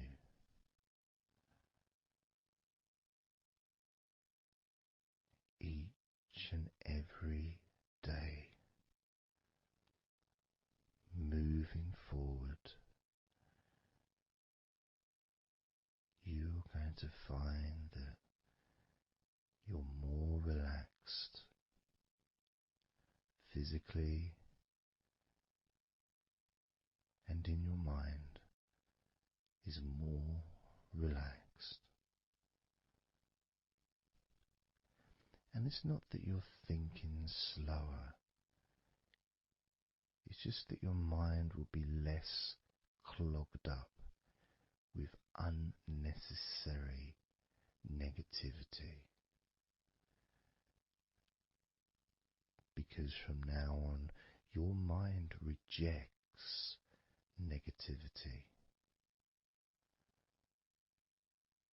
From now on, you're going to start noticing when negativity arises,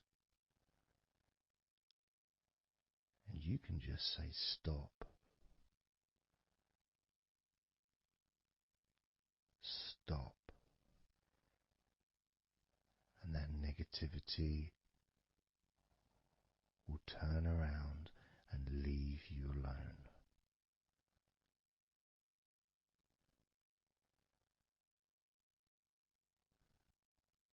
Stop,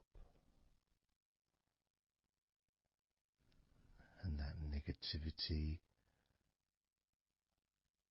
would disappear.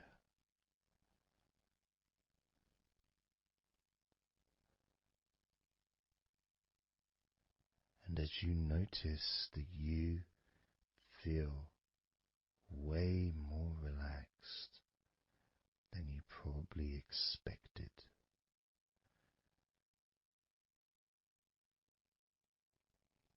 you can now congratulate yourself because you're the person that has done this. You are the one that has opened your mind up to the simple facts that you can feel more relaxed in your body and in your mind.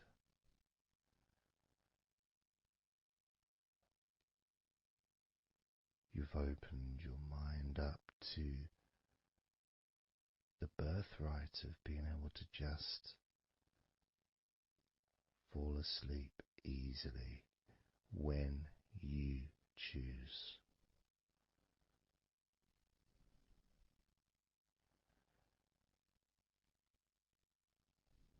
And that's a nice feeling, don't you think? It feels nice, doesn't it? To feel calm with all that healing energy spreading through your body and your mind.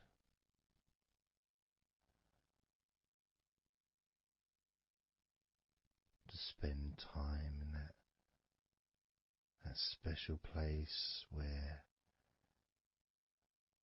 negativity can no longer enter.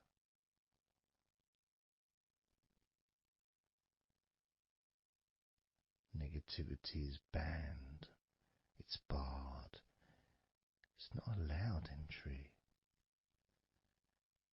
It doesn't deserve to be here, doesn't belong here. Negativity has no place in your life.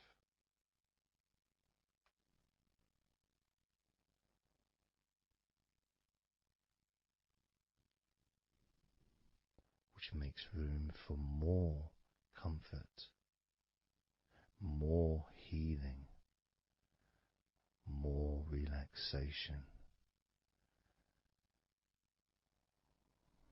more peace.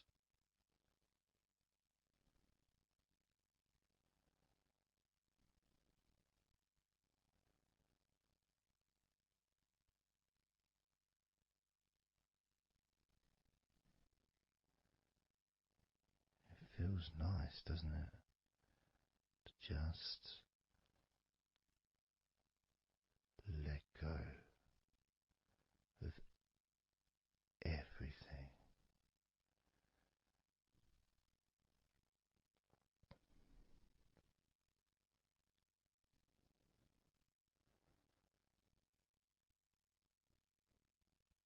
And I'm going to count down now from 20 down to 1. You can continue to relax. If you choose, you can drift to sleep.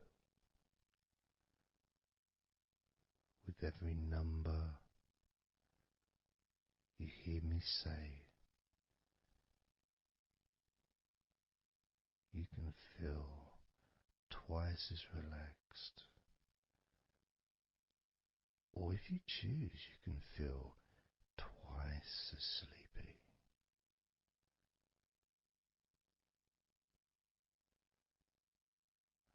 Now,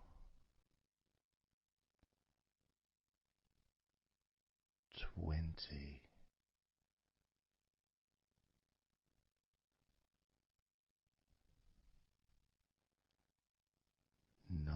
17,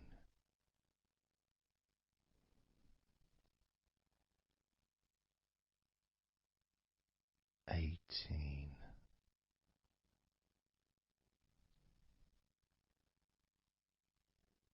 17,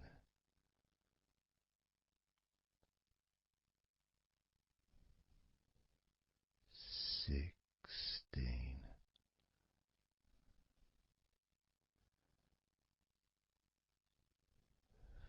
15,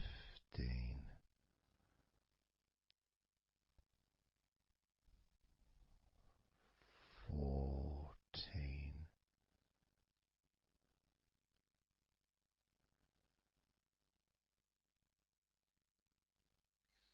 13,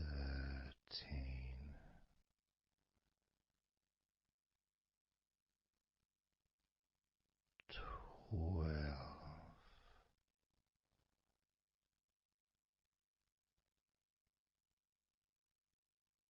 11,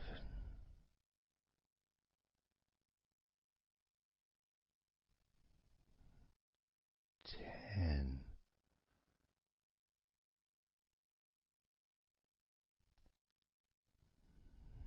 9,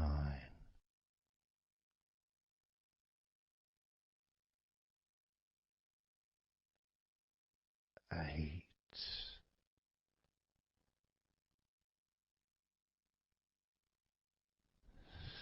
7,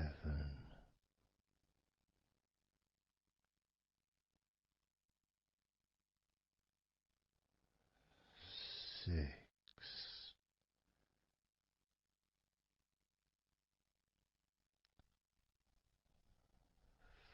5,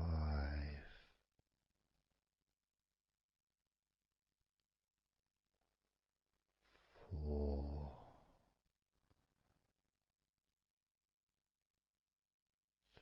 3,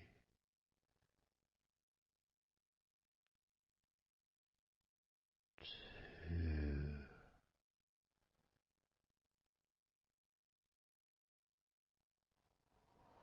1.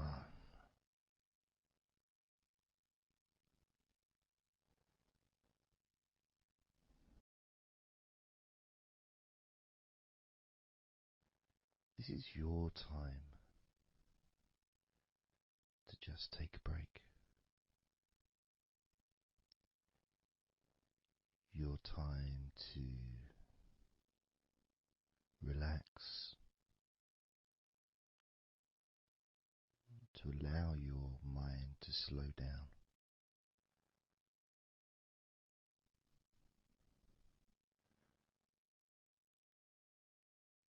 to give yourself permission to take a break from everything.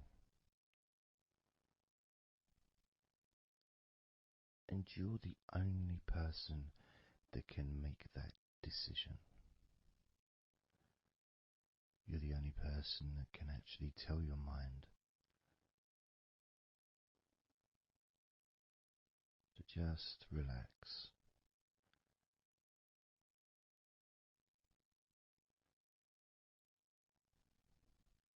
to just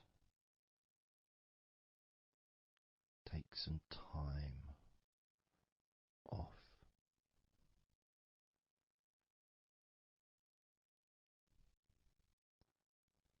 so that you can focus on your body, getting in touch with how you feel physically.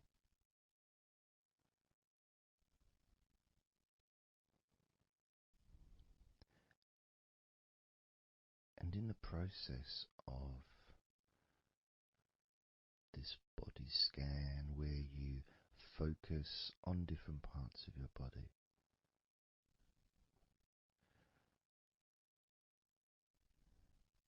those parts that you focus on and observe, even though you're not purposely requesting for those parts of your body to relax, it's kind of expected. You expect, when you listen to my voice, to feel more relaxed naturally.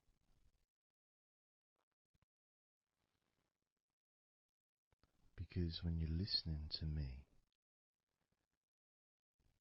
your attention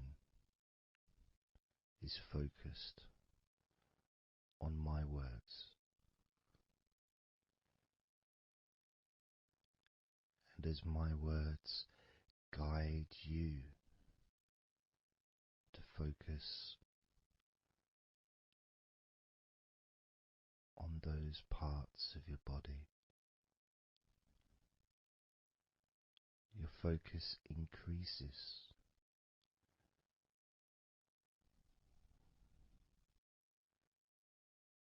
which actually calms your mind.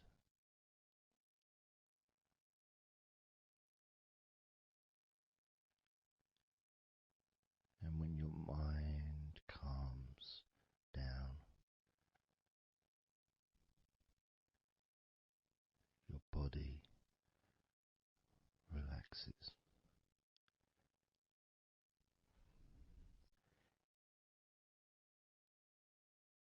And when your body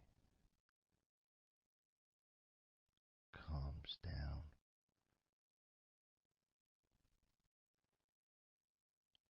your mind relaxes.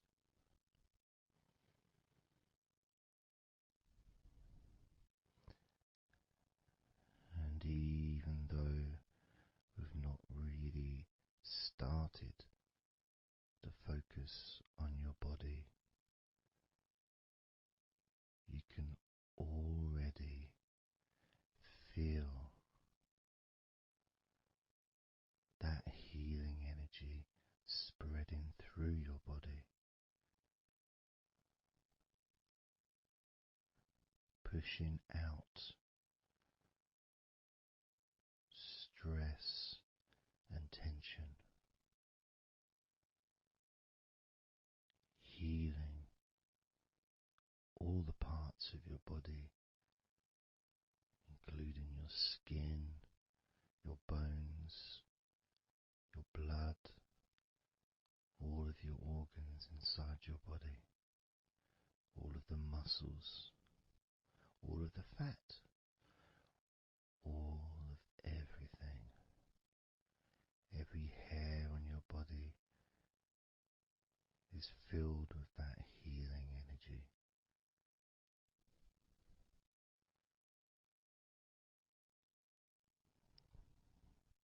And when your brain fills with that healing energy,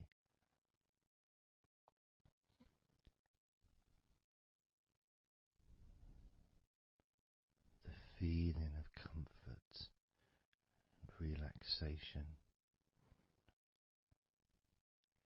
increases.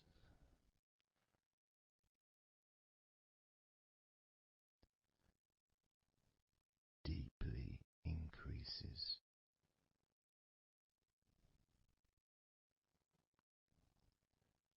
In a way that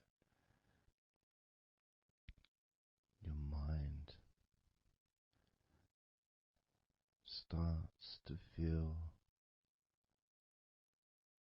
perhaps a bit drowsy,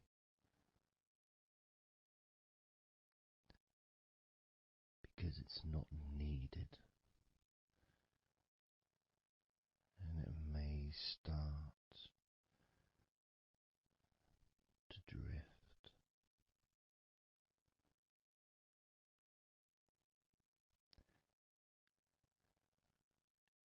If that's what's needed.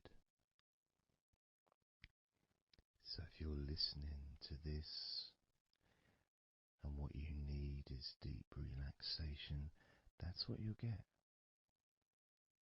If what you need is to fall asleep naturally and easily as your mind drifts,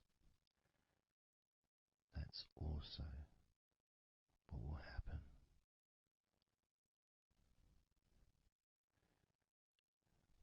because by pressing that play button on the podcast and listening to me, you give permission for your body and your mind. In fact, you give the command to your body and your mind to relax deeply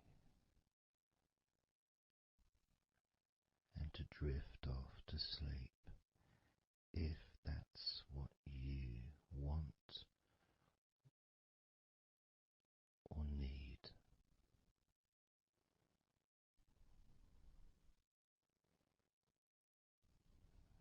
And as I focus on the different parts of your body, you may start to just drift,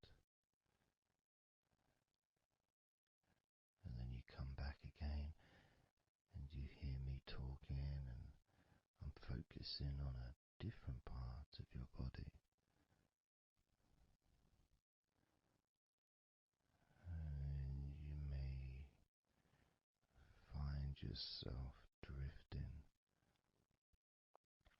but you don't realize you're drifting until you stop drifting and you're alert again to my voice, focusing on a different part of your body starts to relax even deeper, because that drifting is basically you already in the sleep zone.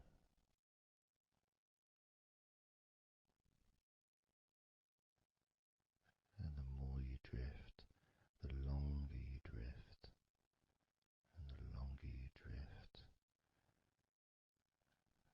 eventually that drifting continues into sleep. And that's the last you remember until you wake up in your own time, when you experience the right amount of sleep for you. Because when you do, and if you do fall asleep, it's extremely pleasant, so relaxing, so deep, healing sleep.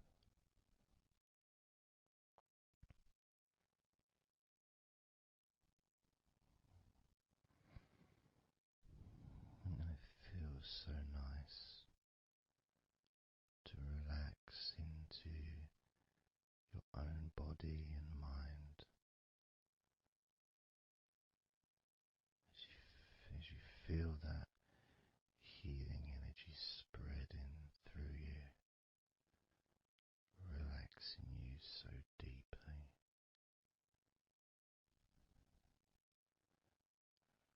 relaxing you so, so deeply.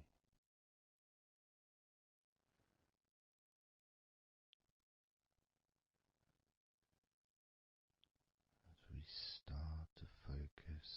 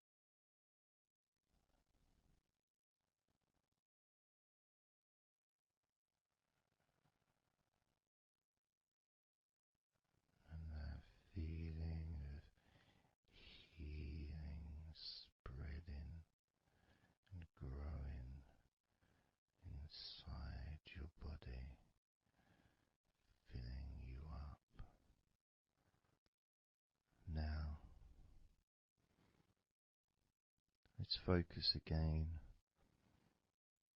on parts of your body. Focusing this time on your forehead.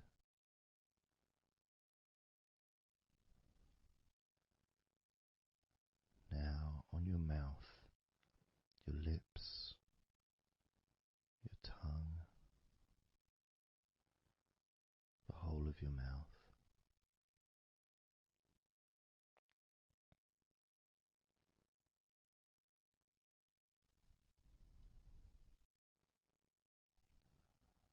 Focus in on your fingers.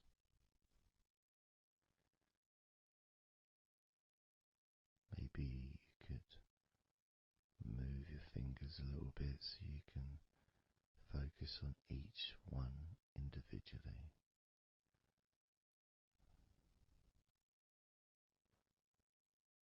Both hands.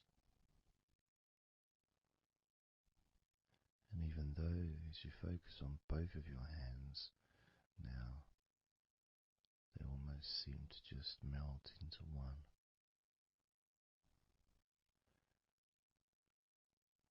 Where does your right hand start and your left hand end? Almost as if it just mixed together.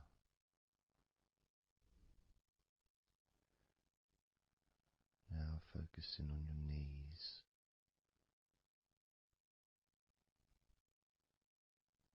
Just noticing how your knees feel.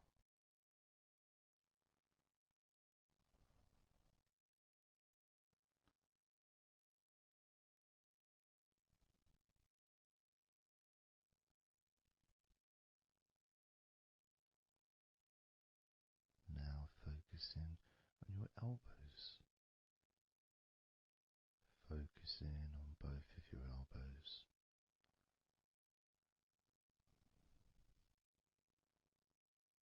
Just observing the feeling of your elbows.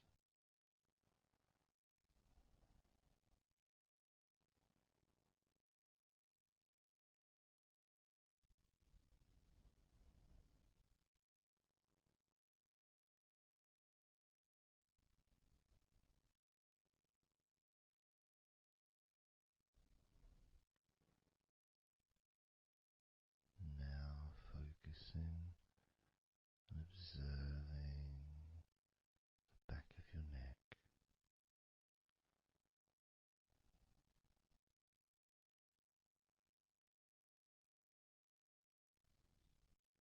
Feeling that energy in the back of your neck.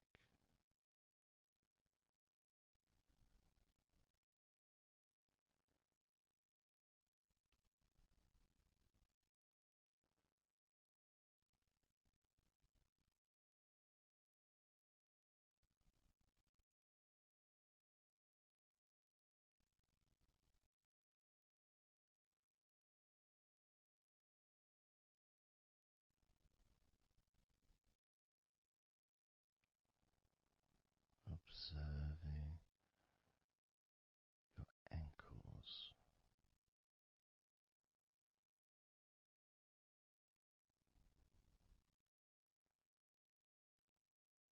Being aware of the physical sensations in your ankles.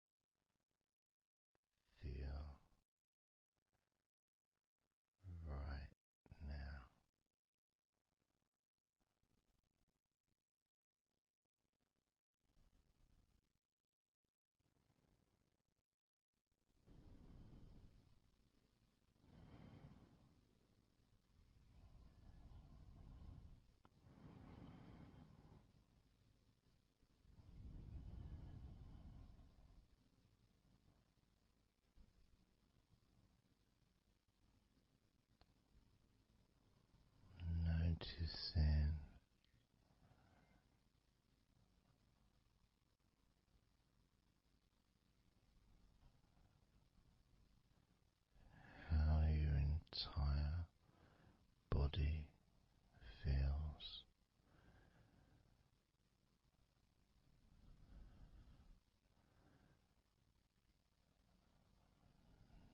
Noticing how your mind feels now.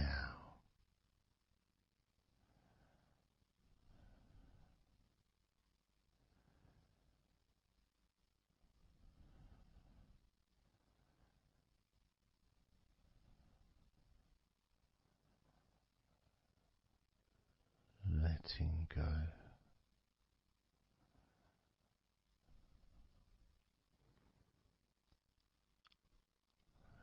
letting go,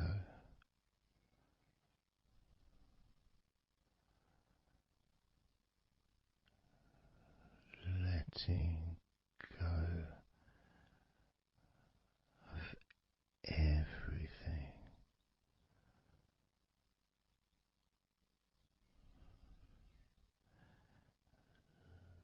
letting go,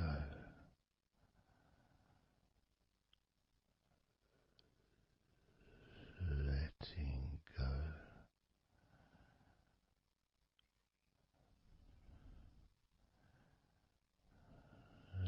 letting go of everything,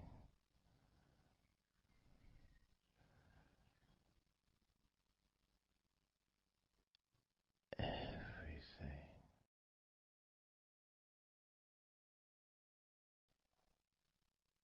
I'm going to start now, and I'd like you just first of all just to see yourself lying down on that massage table, lying on your front, your head is supported, your arms are supported,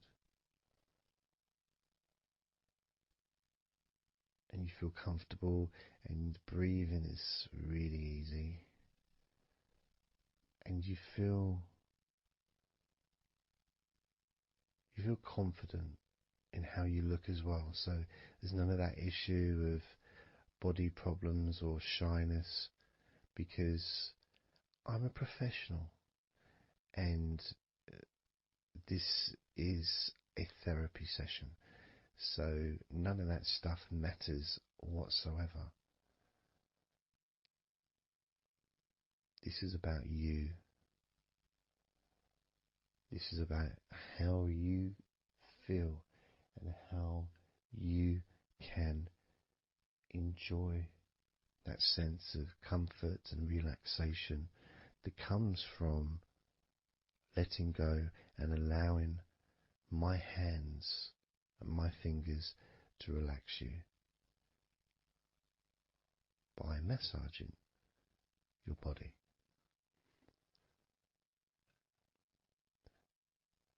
So I want to start off just by placing my hands on the back of your head, just gently, just so you can feel what my hands feel like really on you. So you can maybe feel the warmth of my hands on the back of your head. And I'll move my hands to the side of your head, not pressing, but just holding them there very gently. Maybe over your ears and a little bit on your face, just so you can feel my hands, so you can become accustomed to them.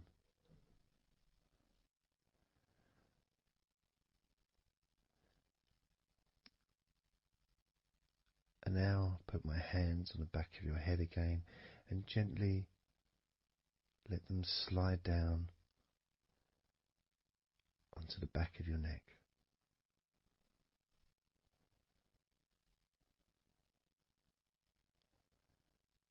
You can feel my hands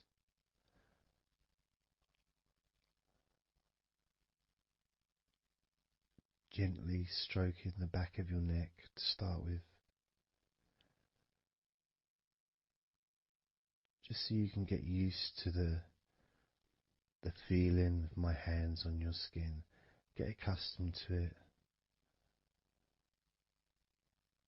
Realize that you're safe and it's all good, it's all fine.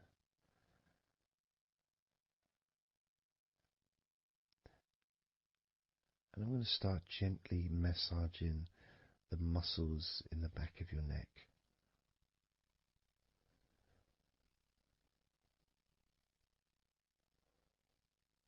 With both hands.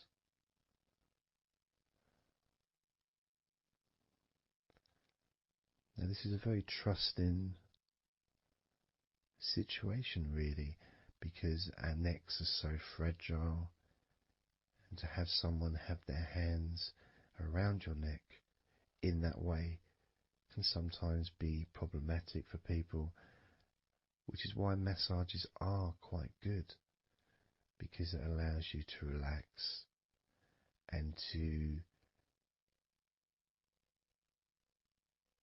get in touch with trust,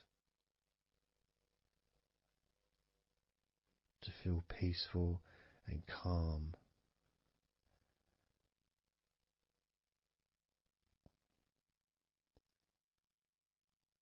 And as I massage the sides of your neck gently, moving from the bottom of your neck, which would be sort of near where your shoulders start, I guess, all the way up to your jaw, your ears kind of area, that side of your neck, of course, is a lot longer than the front of your neck.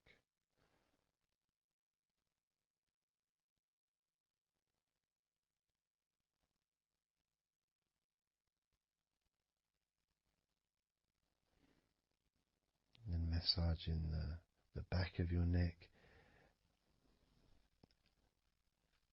especially that area where perhaps we hold tension.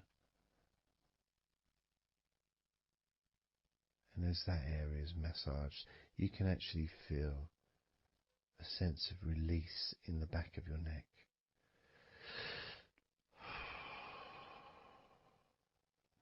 And maybe you can breathe it out as well. Notice how it feels. Notice how you feel.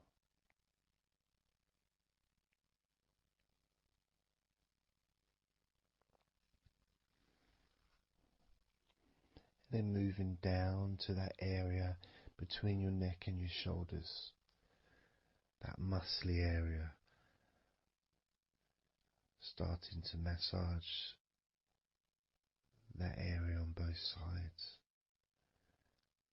I mean, this would be the area that a lot of people would massage if they were going to give you like a shoulder massage.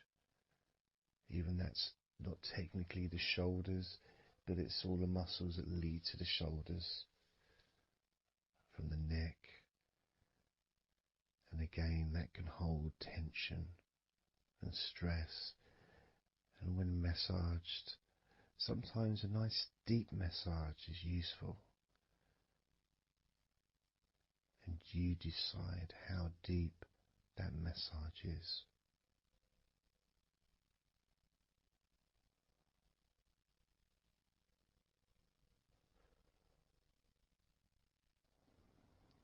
And just allow my knuckles just to dig in, to get to those muscles and to really relax them. All the time being firm yet gentle with you.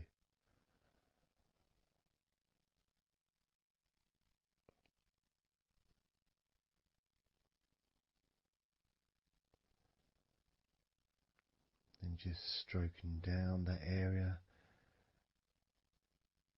to your actual shoulders, moving to the muscles of your shoulders.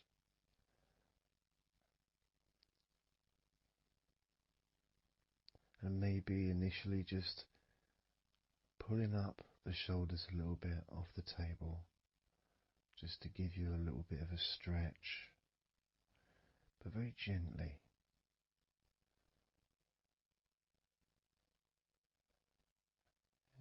And you've got the muscles at the front of your shoulders, the sides and the back.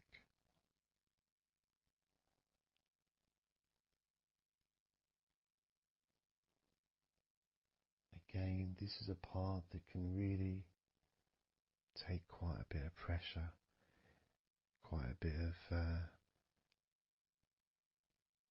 needing, if you wish, to really release the tension, to really get into those muscles, and you can let your fingers in there and it can feel really nice. Sometimes just being stroked gently or being massaged quite strongly can all be beneficial to the relaxation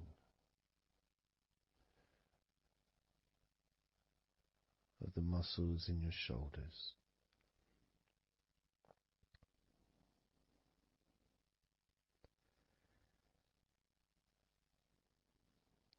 Now, as we move down your arms,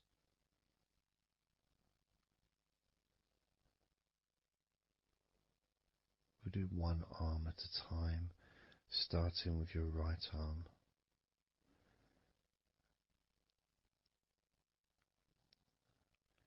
What I'll do is I'll just lift your arm up, just hold it to the side of you. Don't worry, it'll still be attached. And I just massage the tops of your arms.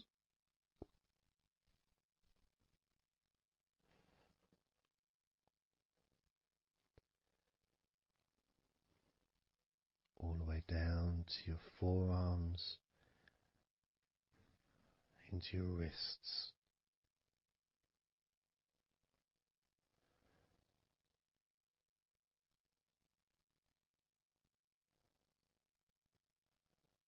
Gently massaging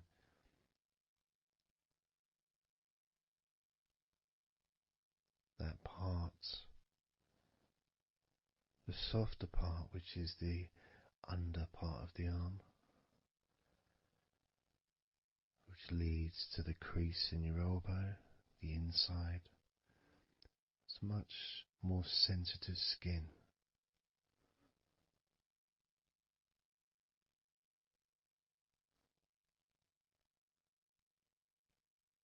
Sometimes just having that stroked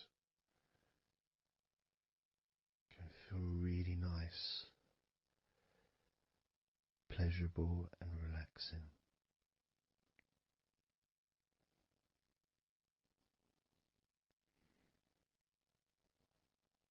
Now moving down to your right hand.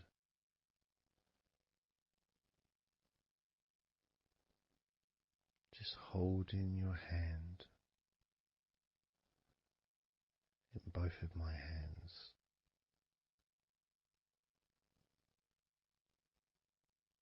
Just pressing gently on the back of your hand and stretching your fingers ever so lightly.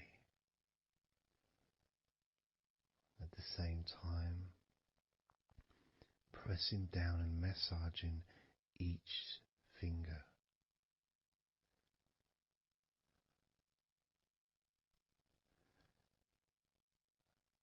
And then starting to massage the palms of your hand.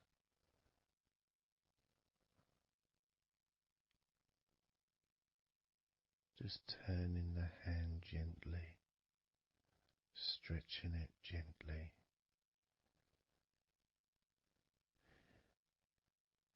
And actually having your hand held can really be an emotional experience sometimes, even if it is with a stranger.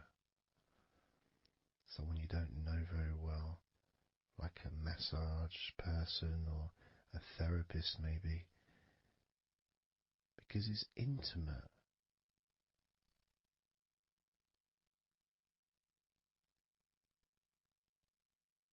And it can feel nice and you can feel safe.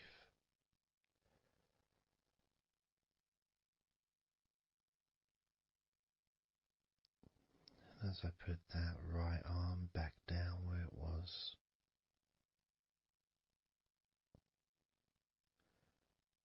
we're going to do the same with your left arm. Exactly the same. Massaging the muscles in your arm all the way down to your wrist. Stroking the inside of your arm.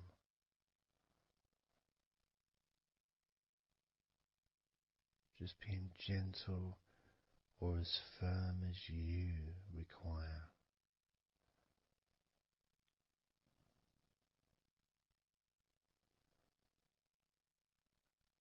And then massaging your left hand.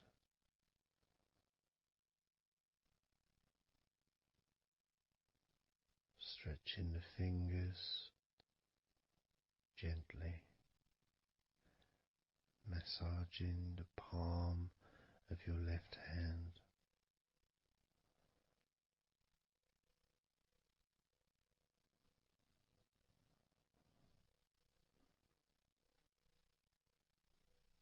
You can feel so relaxing.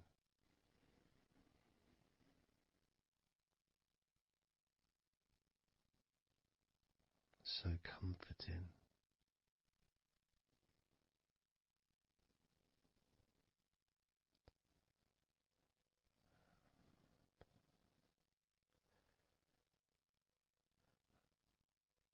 Now just rest your left arm back down.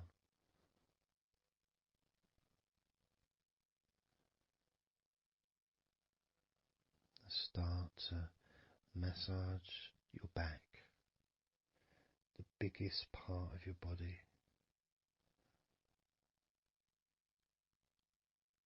Starting at the top,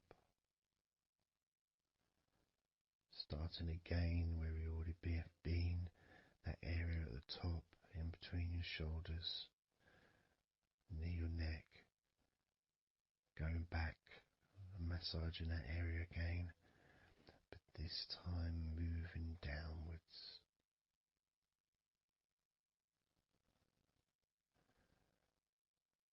Making a downward stroke to the middle of your back, working from the outside inwards. So massaging your back, but the outsides of your back.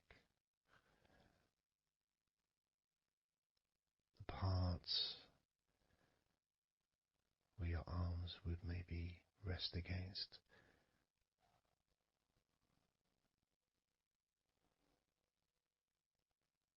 Almost the part that connects your front to your back.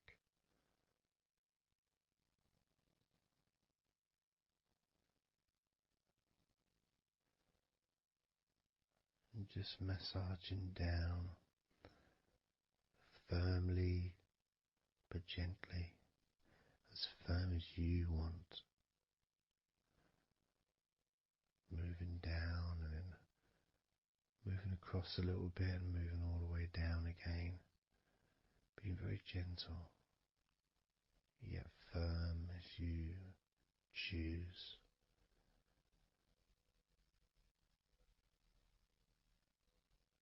Eventually we get to the spine. We can massage the muscles on either side of your spine from the top of your neck all the way down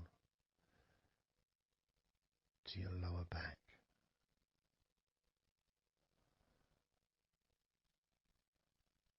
We can do that a few times Sometimes people would use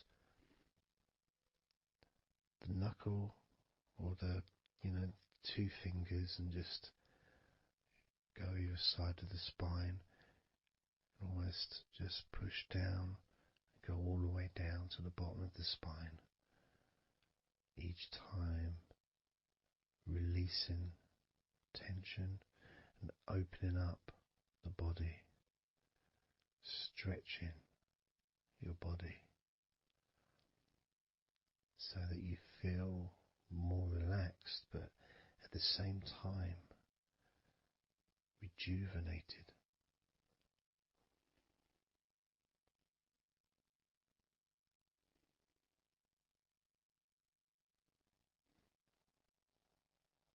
And now I'm going to move to one side, to your right side, and from the bottom of your ribs to your pelvis, I'm going to massage that area of your back. I'll stretch over the other side and I will pull the muscles gently and massage and push from one end, that side, all the way to my side, to the middle, in fact, to where your spine is, massaging that side of your spine, the opposite side to where I'm standing. It's almost like kneading bread. There's that big area which is firm, yet lots there to massage.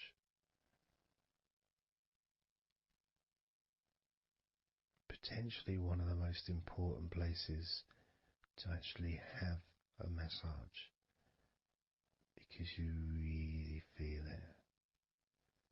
You really feel the release and the pleasure of having your lower back massaged. It releases so much from your body that's not useful, starting a healing process which will continue long after this recording is over.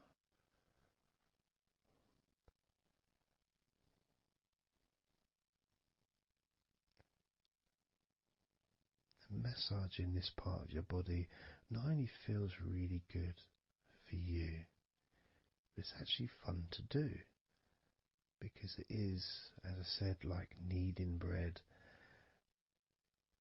It's a part that you can really get a hold of and really massage deeply, if that's your choice.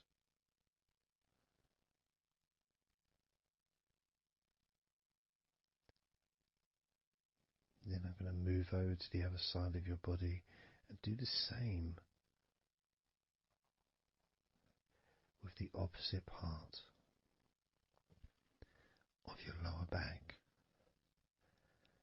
kneading and massaging from your sides all the way to the middle of your back where your spine is.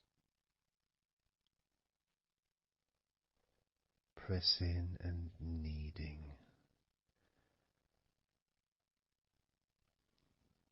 Firm and gentle at the same time. It feels so releasing. There's a mixture of pleasure, comfort, release, calmness, relaxation, all mixed together.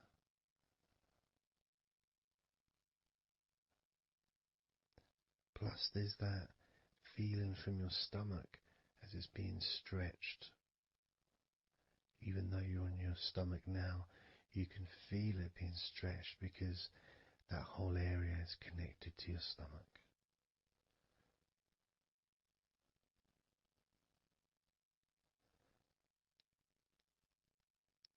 Now we're going to move further up to your top of your body, and I'm going to do the same. This time starting with your upper back, put my hands forward over and massaging that area up to your spine, from the side of your body up to your spine. So some of that massage area, the muscle tissue, or whatever, fatty tissue even, will be possibly from your chest. Because it's all connected, the chest and the back connect together. I'm going to be massaging and just pulling some of that skin from your side up and massaging that area of your upper back all the way to your spine. And then I'll move down a bit and I'll continue with the middle of your back, doing exactly the same thing. As gentle or as deep as you choose.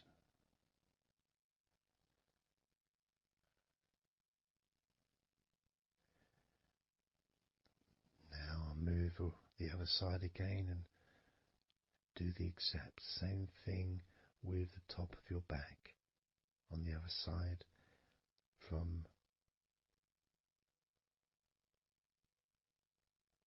pretty much underneath your arm area really,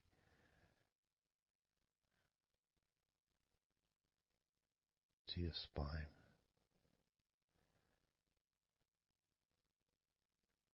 And then continuing that all the way down, including your middle of your back.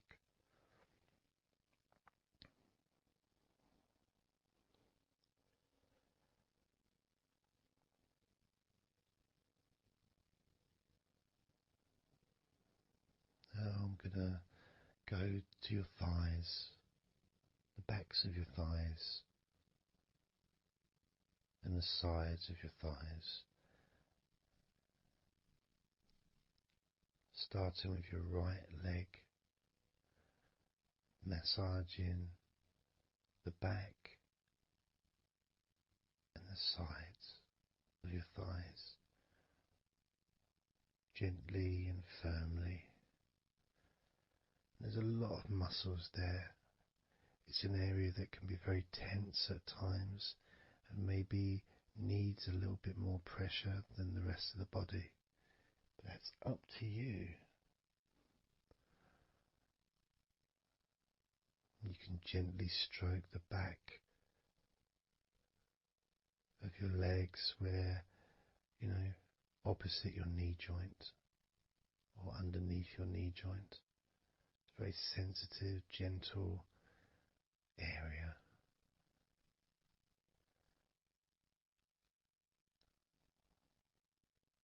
And working down to your calf muscles,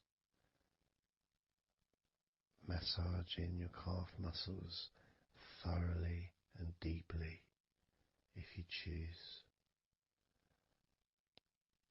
using both hands and fingers, digging deep.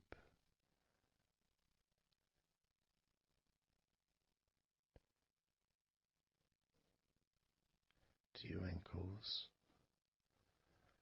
and the back of your ankles, just gently massaging that area.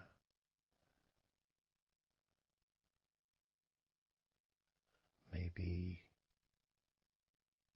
lifting the leg and stretching it a little bit.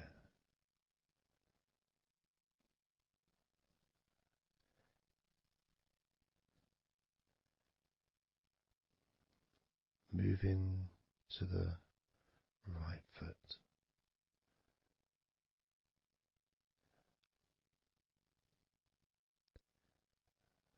Massaging the bottom of your feet and the sides of your feet.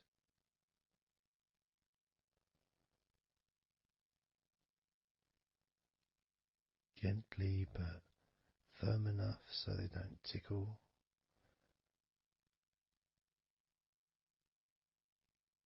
And just allow the pleasure that you get from having your feet massaged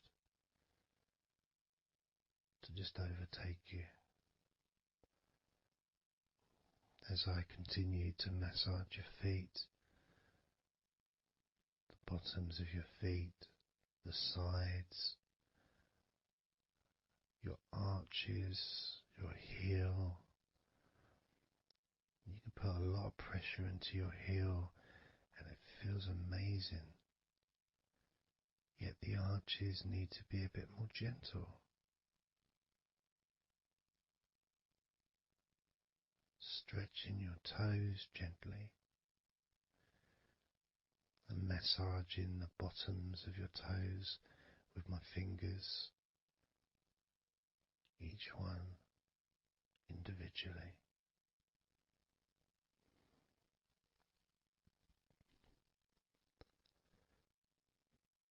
Moving over to the left leg to do exactly the same thing.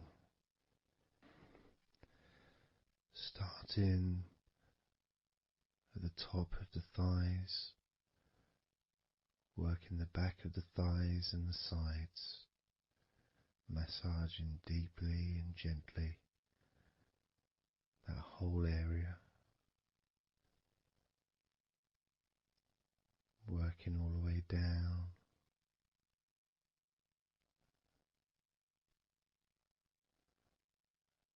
And this is an area that maybe you could like to spend more time relaxing and massaging. So perhaps if you wanted, I could make a future recording where I spend more time on one particular area.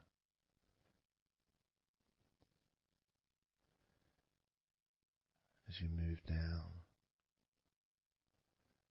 to your calf muscles,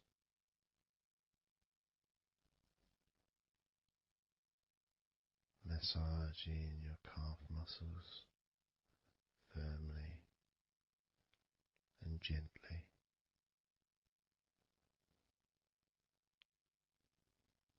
Moving down your ankle and to your feet, massaging the backs of your feet, the bottoms of your feet, stretching your toes and massaging each toe individually. And that feeling of pleasure and release that you experience when you're having your feet massaged feels really good.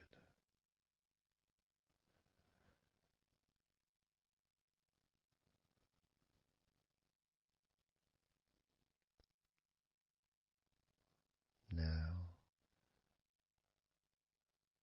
as you turn over in your mind, laying on your back,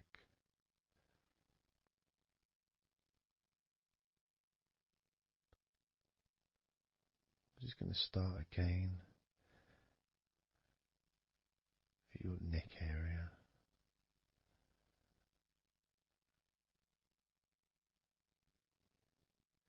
In your shoulders, just to get back in touch with that area.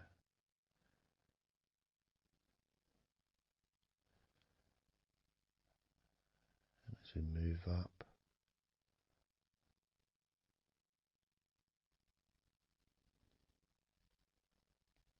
I can clean my hands, make them all fresh, because now I'm going to massage your face gently.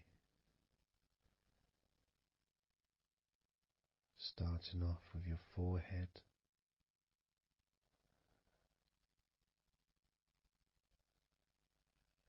your eyes are closed and I can just stretch your eyes a little bit, pushing up on your eyebrows.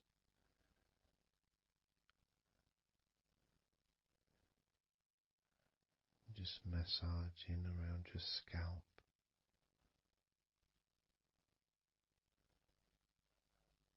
massaging down your cheeks, around your ears, into your jaw, gently, the sides of your neck, your chin,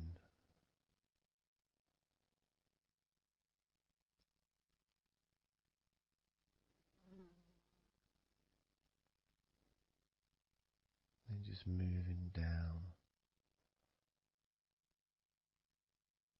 from your neck down to your chest, starting by massaging the very top of your chest, where the collarbone is, either side of the collarbone.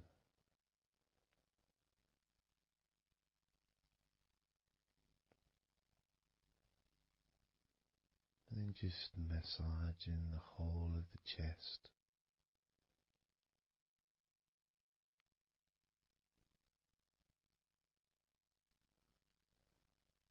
moving the chest around,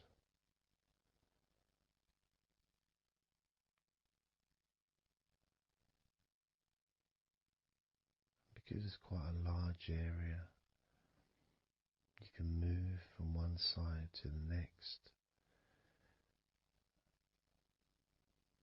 moving my hands underneath pretty much where your arms are,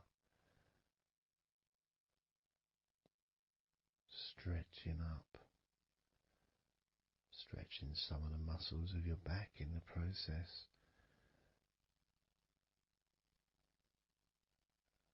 moving up over your chest, and then moving down again.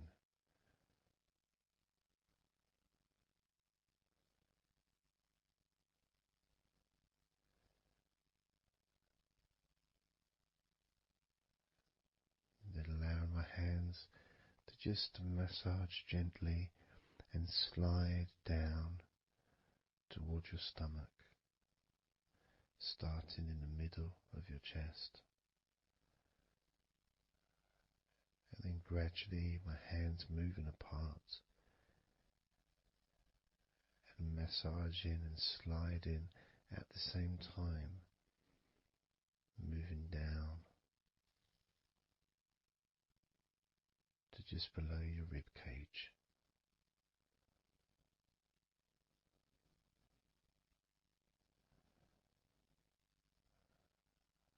Moving down, then massaging up again, giving your chest all the attention that it needs to feel completely relaxed.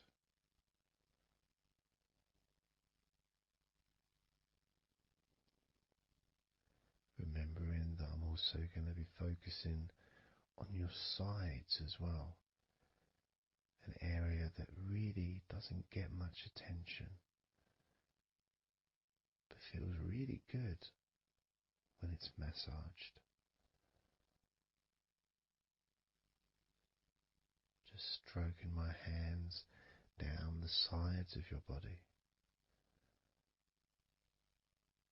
just below your arms, all the way down to your hips.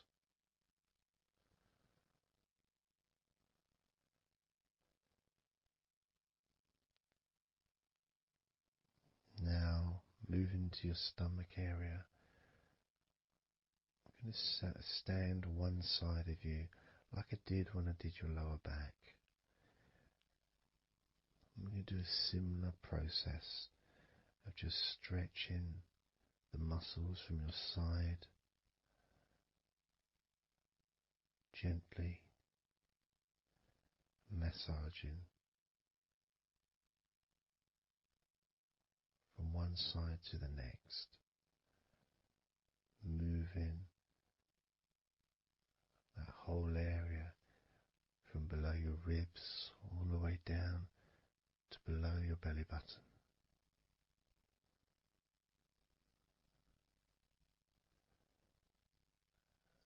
And then move around to the other side of you and repeat that.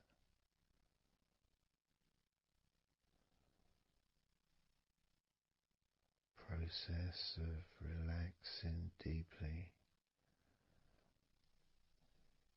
calmly. You feel loose, you feel free. And there's something about having your stomach massaged that's different from any other part, because we do have a tendency of holding a different kind of stress in our stomachs that we may not be aware of.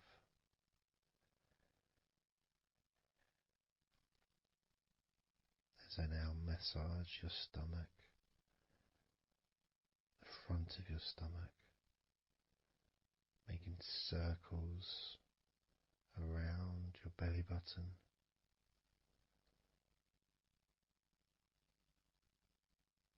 and then going the other way around.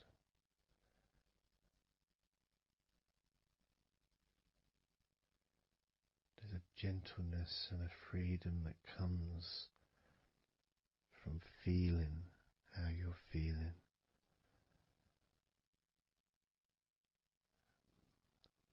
As I now move down the tops of your thighs, the muscles, massaging them. And I can do this two legs at the same time, pressing down, massaging deeply those muscles in your thighs, the front of your thighs.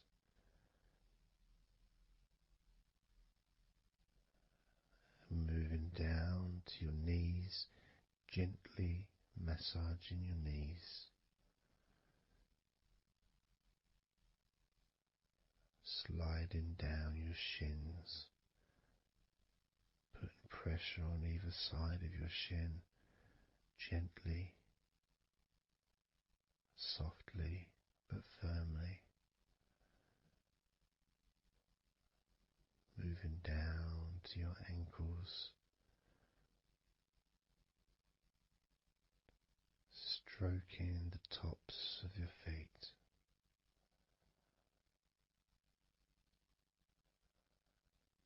And then with each foot in each hand, just gently massaging the whole of the foot. The top, the bottom, your heel, your ankle, your toes. Massaging every part of your feet.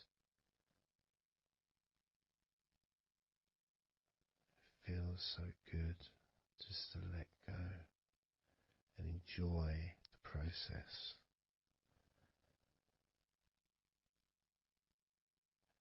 Enjoy feeling so deeply relaxed.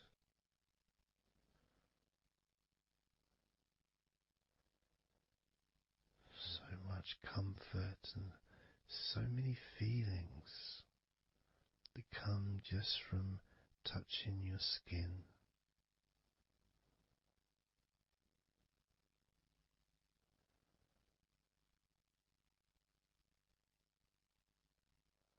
And you can just lie there for as long as you choose, enjoying the feeling of deep comfort from being massaged by me.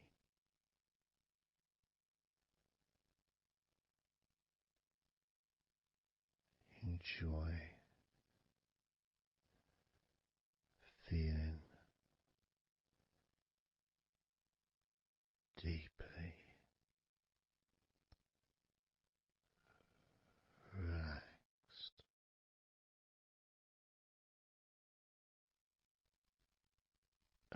going to do is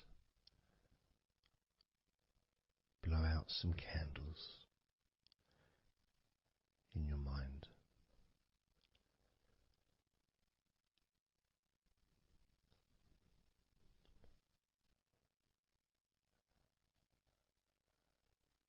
There are going to be 100 candles.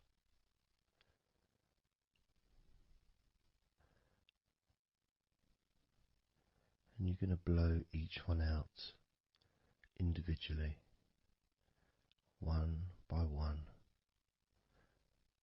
starting at 100 as I count down,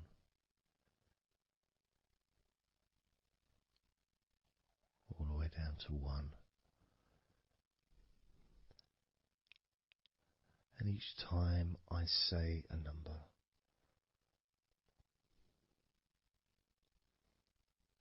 you can imagine that candle in front of you, and I'd like you to actually physically gently blow that candle out.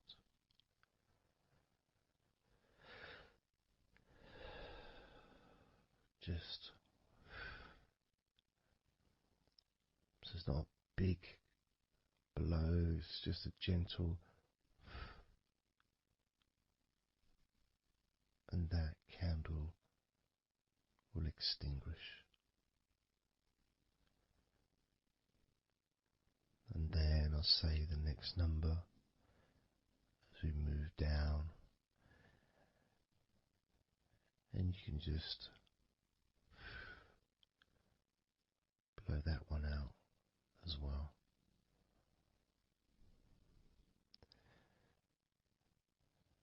And as we move down the numbers, you'll find yourself feeling more and more relaxed. And if you need to sleep, you'll also find yourself becoming incredibly tired and sleepy. In fact, you may struggle to blow out all 100 of these candles.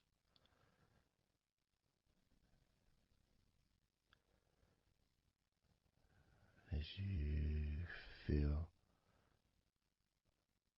more and more deeply relaxed,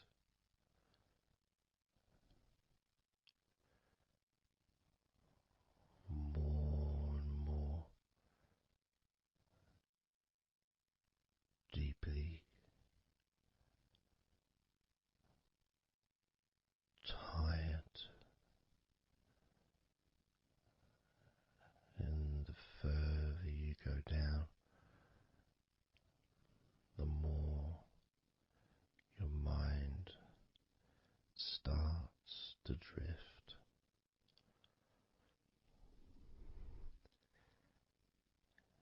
And you may find that you stop listening to me after a while.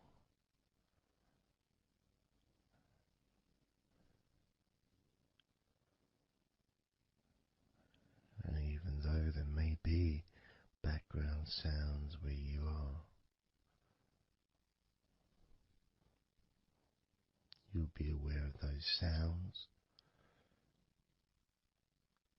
at the moment. You may start to just not even notice them at all, because they're unimportant.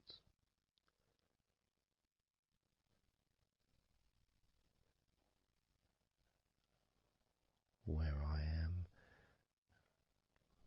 I've got the sounds of the birds.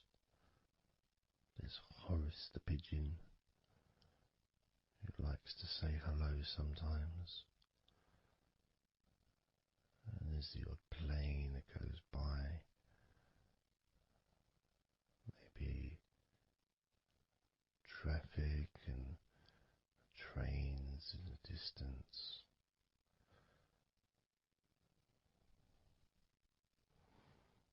But none of that seems important whatsoever. The more candles you blow out, the less important anything is.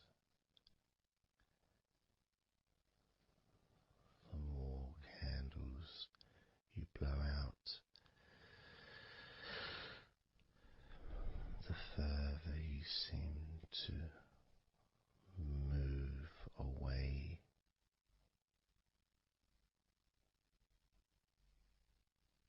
from sounds and from general day-to-day stuff. Seems to just move away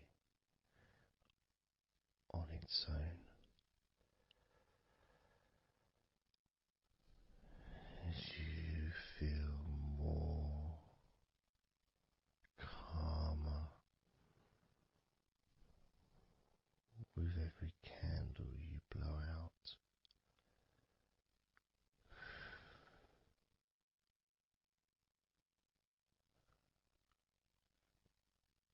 Guiding you to the next number that you hear me say,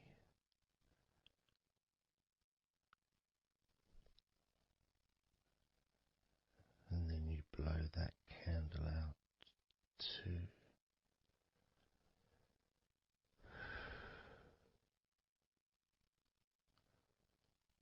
So easy, so simple.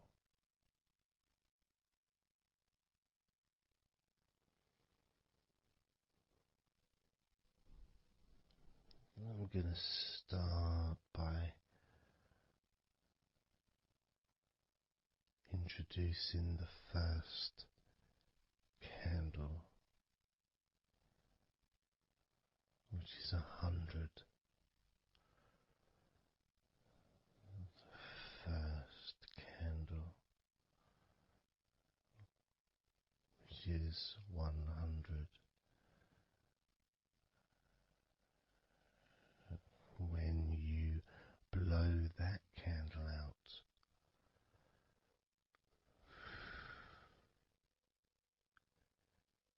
you'll find immediately a slight change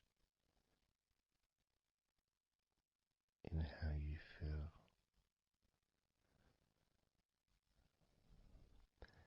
as well as a real sense of positivity growing within you.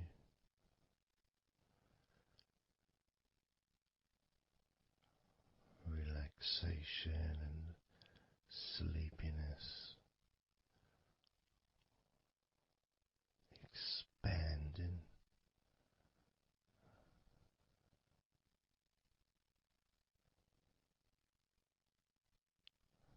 starting with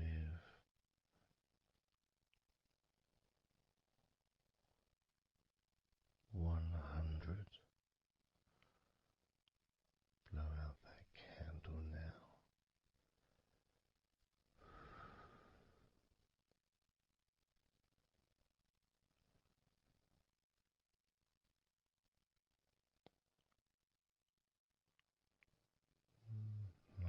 99.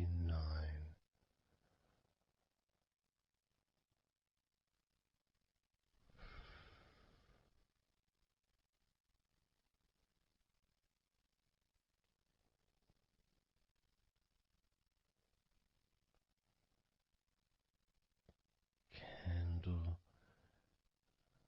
99.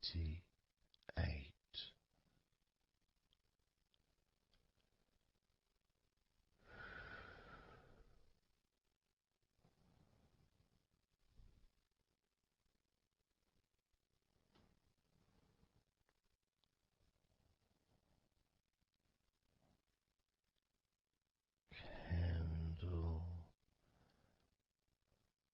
97.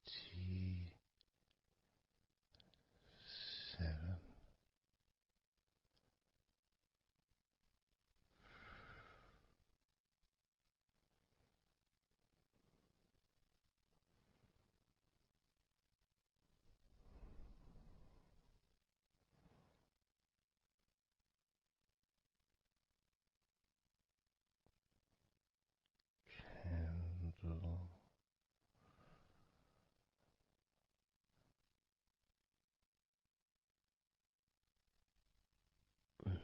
96.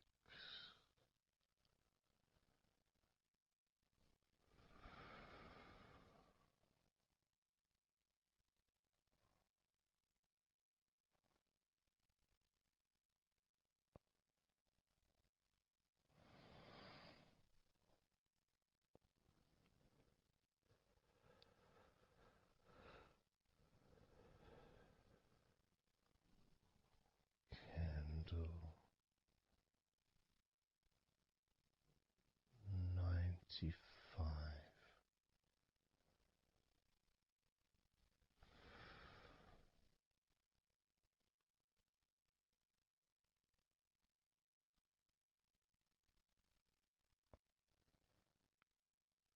Candle 94.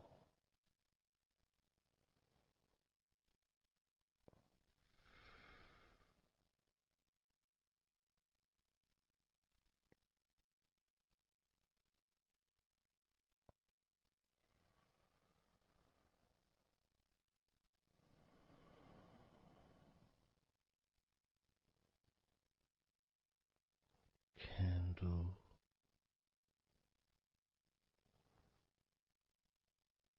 93.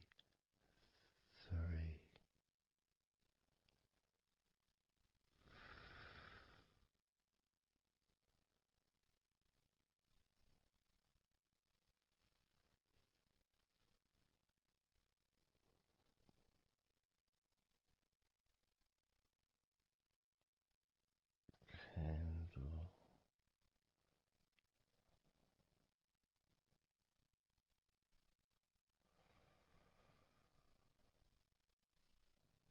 92.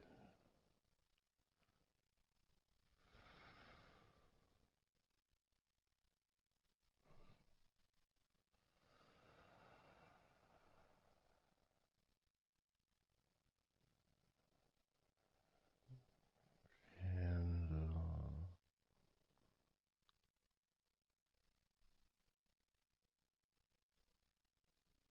91.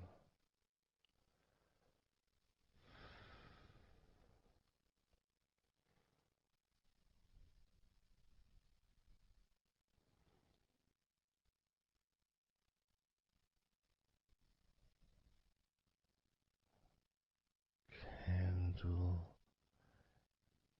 90.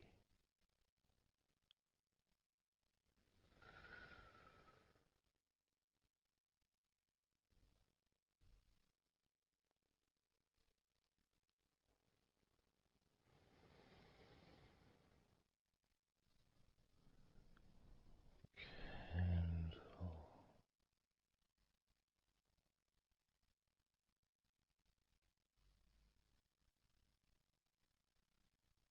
89.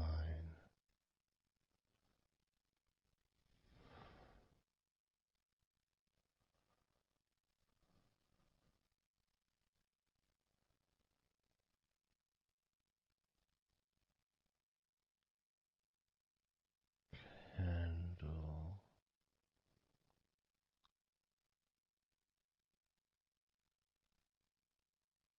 88.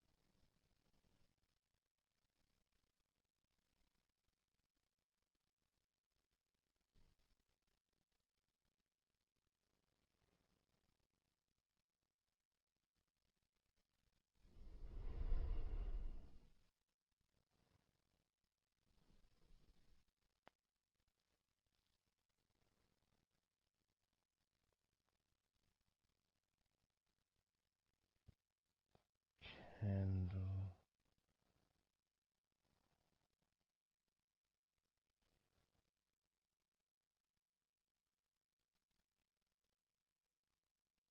85.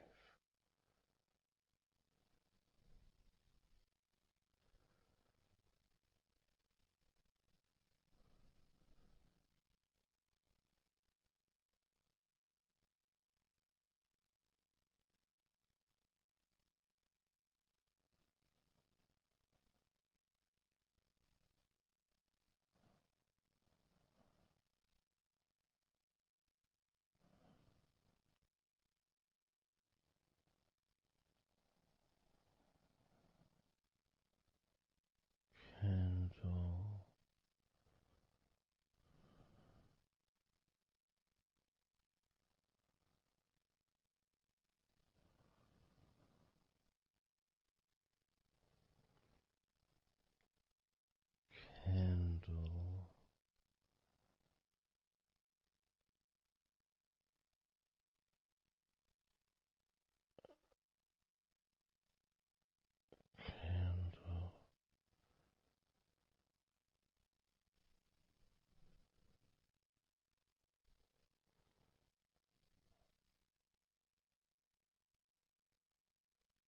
82.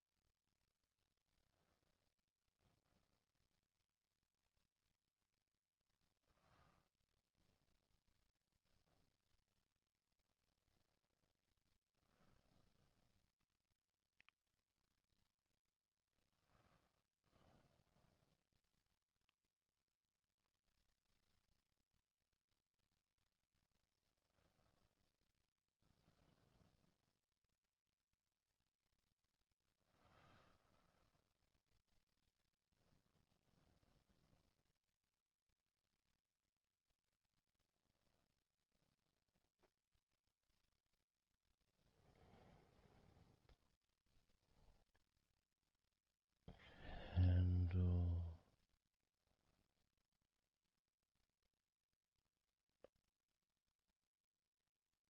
81.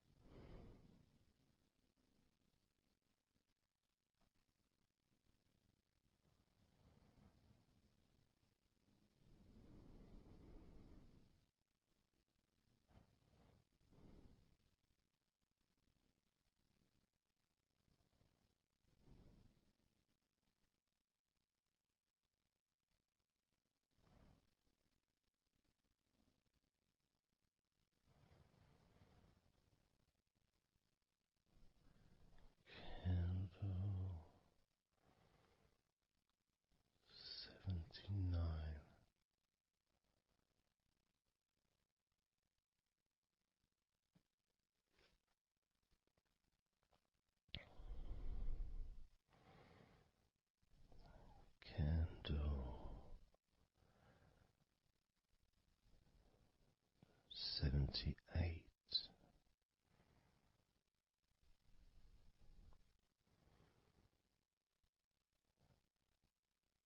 Candle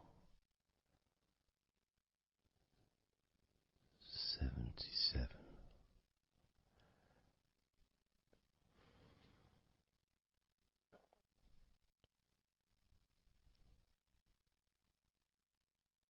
Candle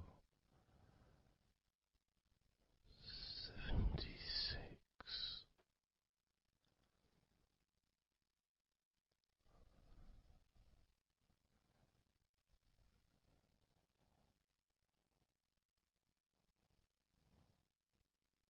Candle 75.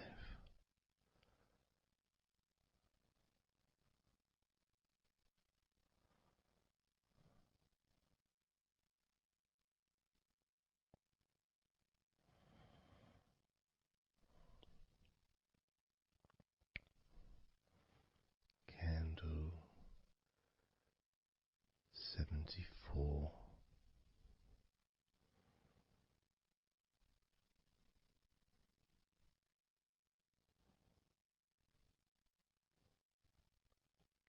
Candle 73.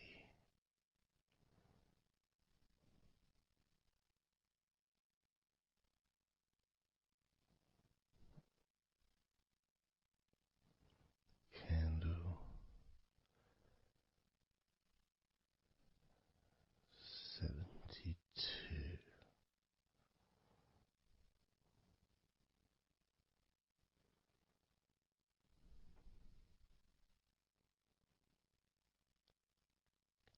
Candle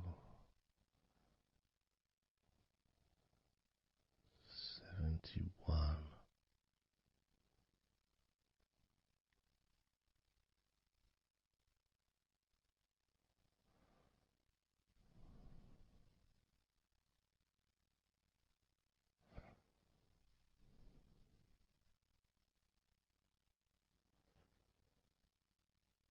Candle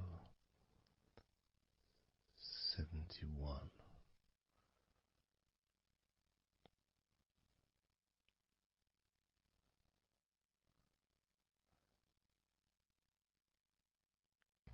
Candle 70.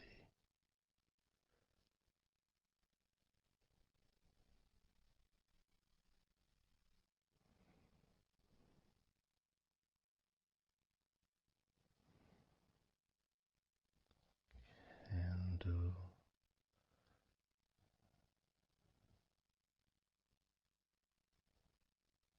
69.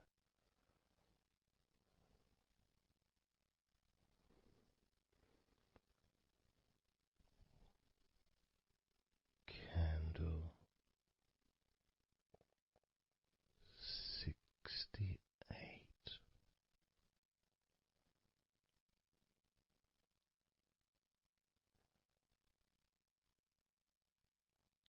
Candle 67.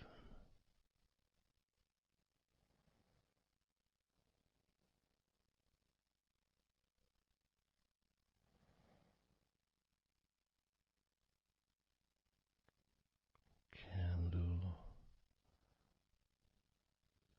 65.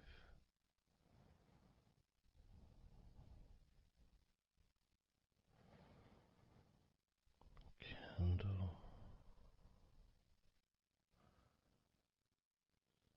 64.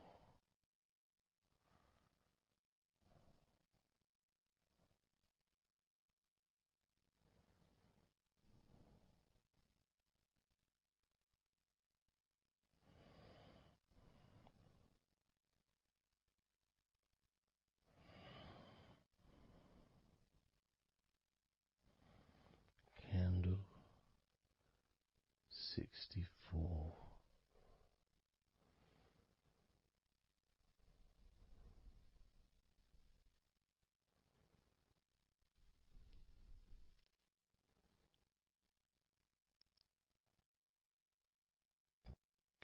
Candle 63.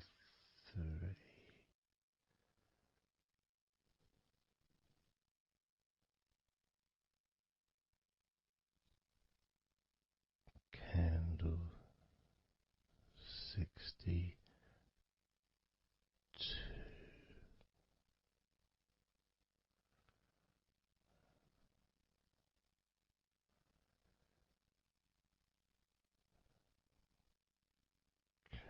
Candle 61.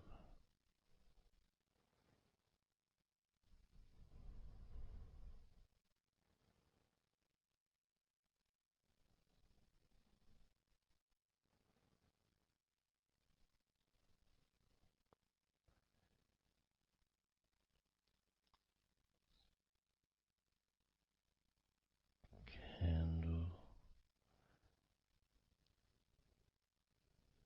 60.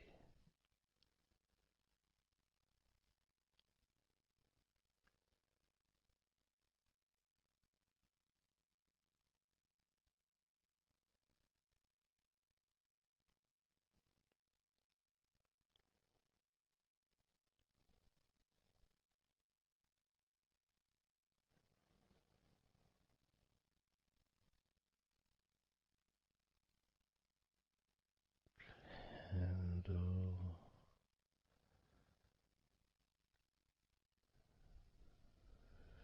59.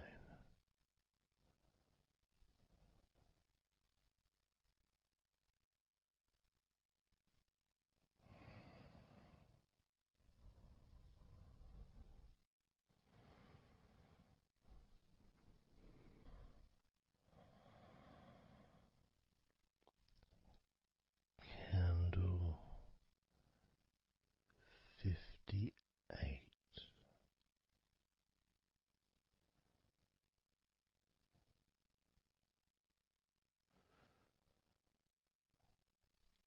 Candle 57.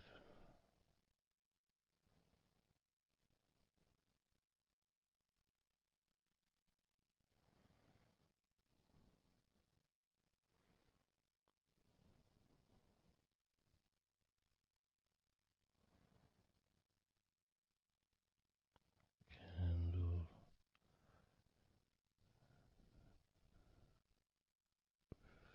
56.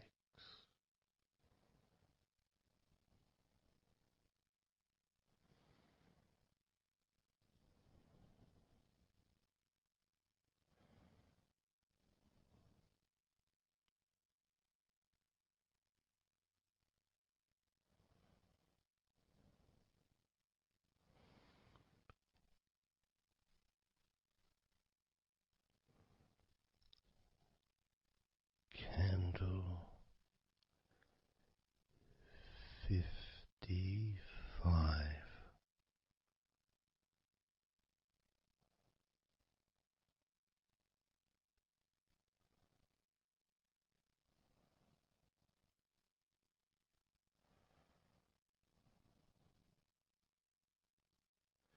Candle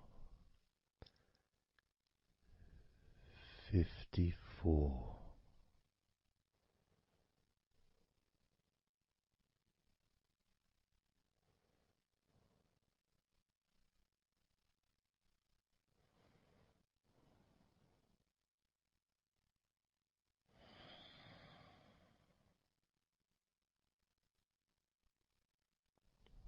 Candle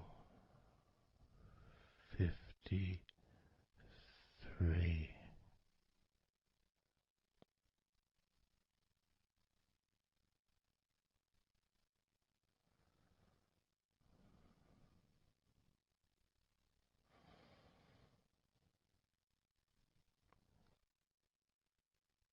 Candle 52. 2.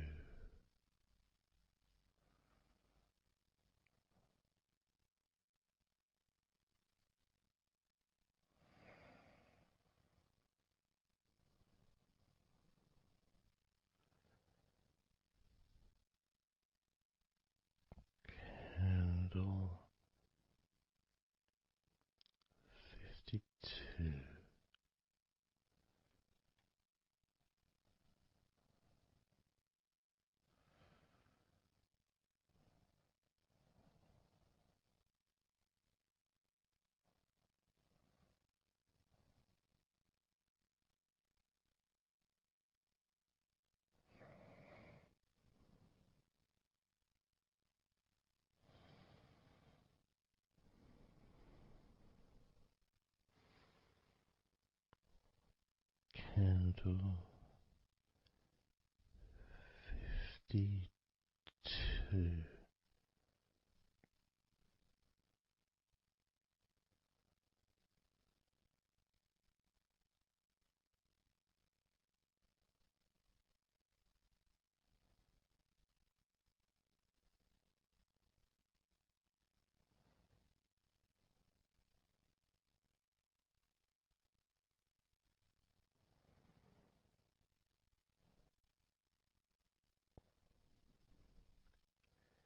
Candle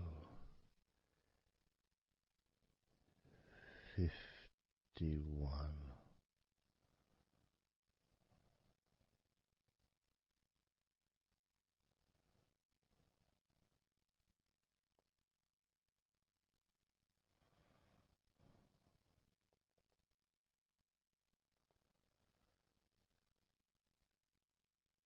Candle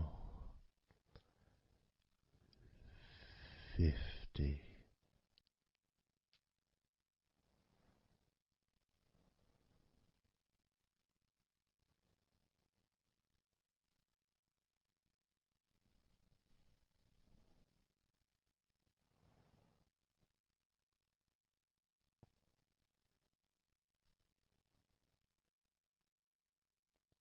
Candle 49.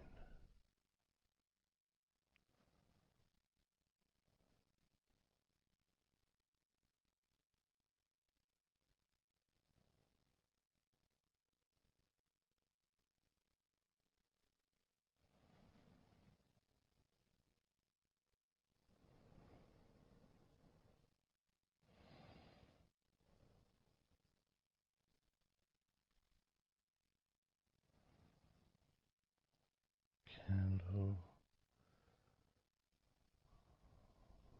48.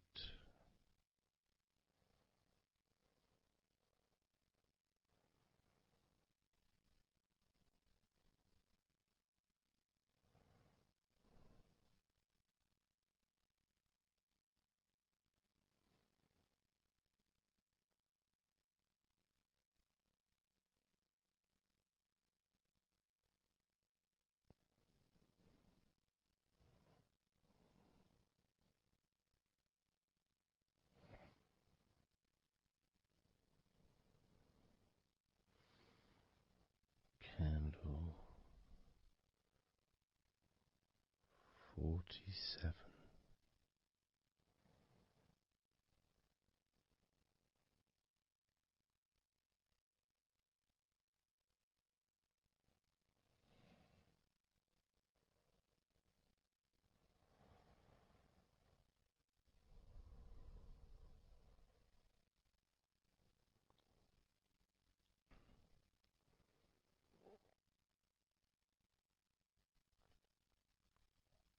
Candle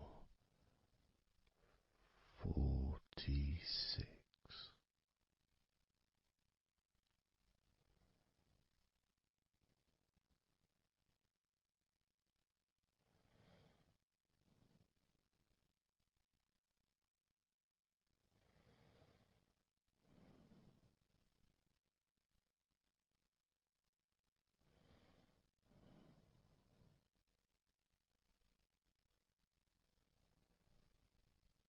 Candle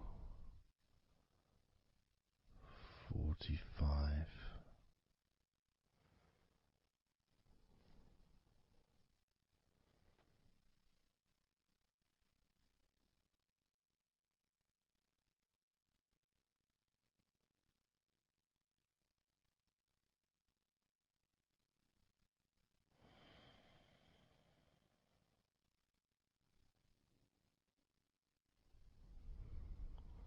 Candle 42.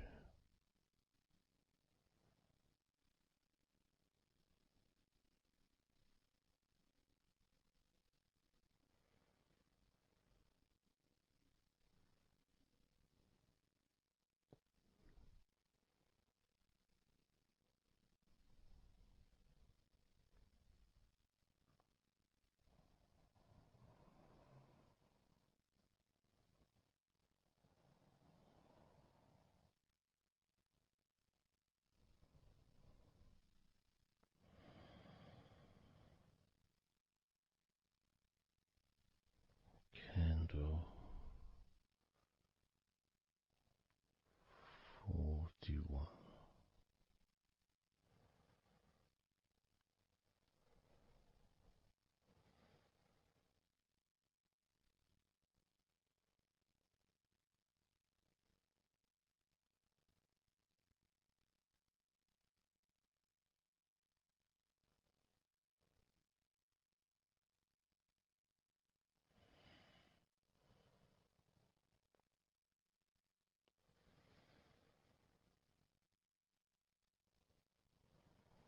Candle 40.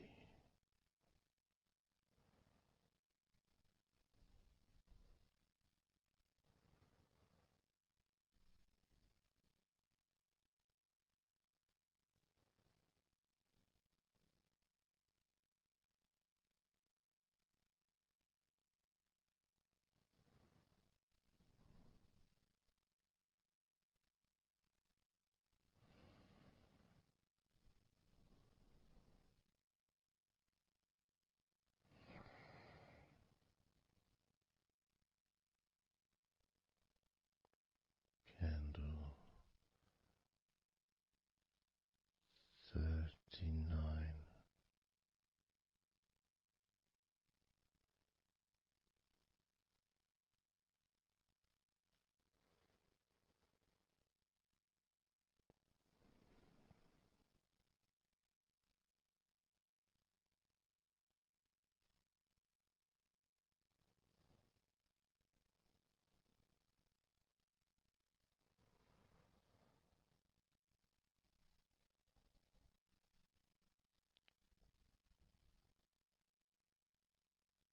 Candle 38.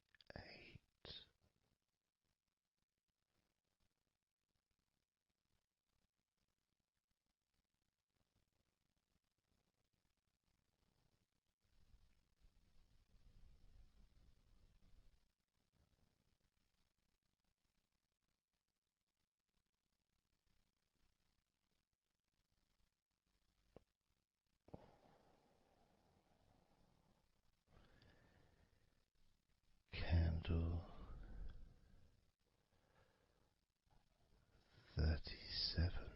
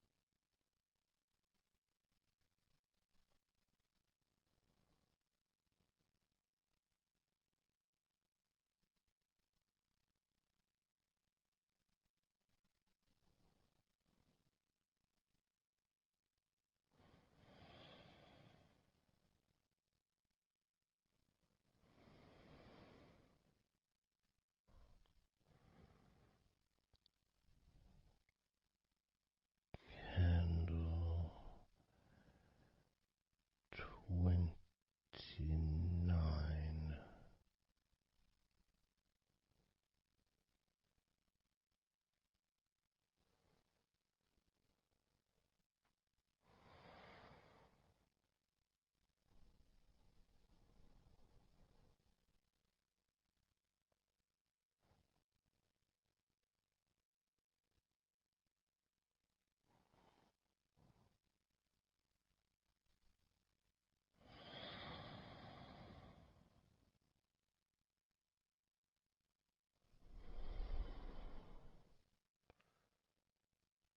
Candle 28.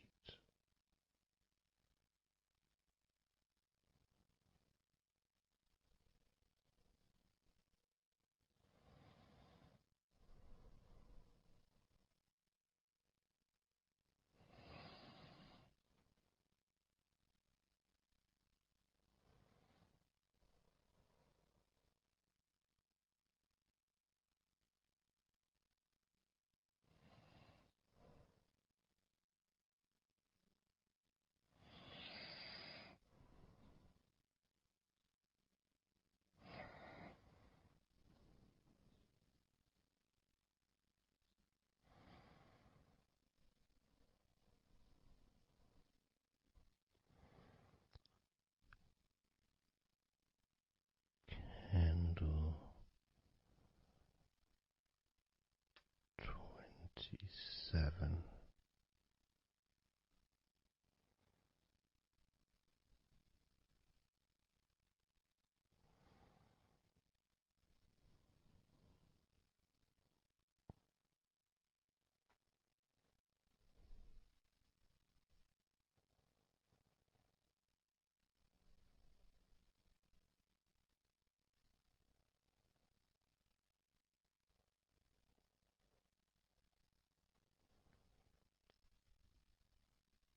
Candle 26.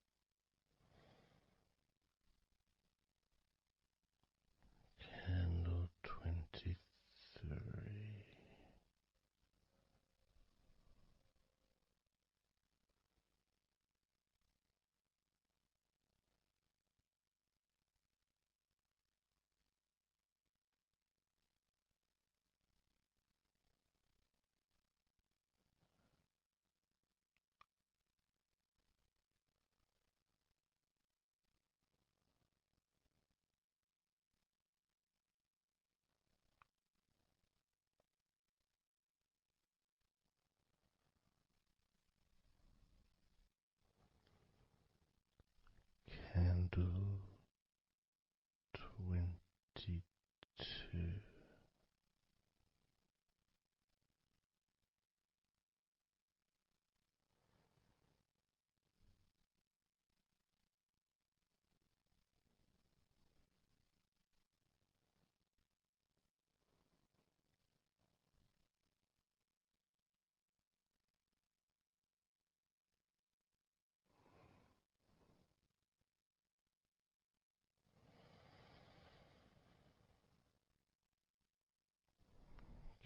Candle 21.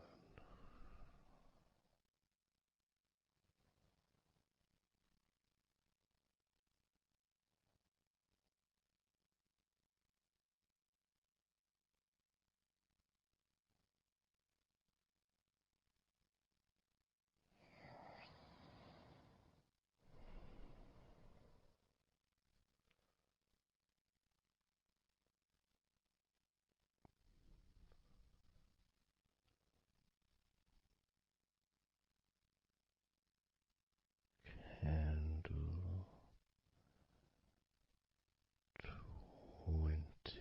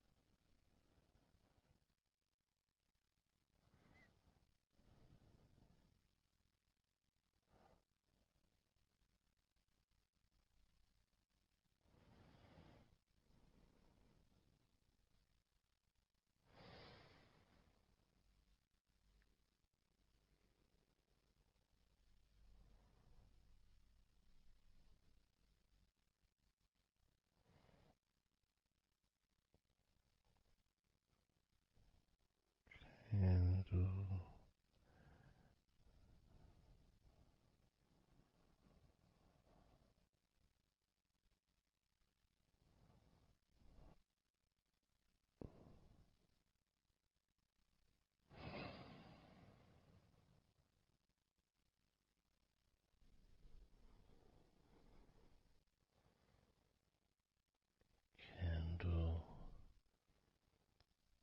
19.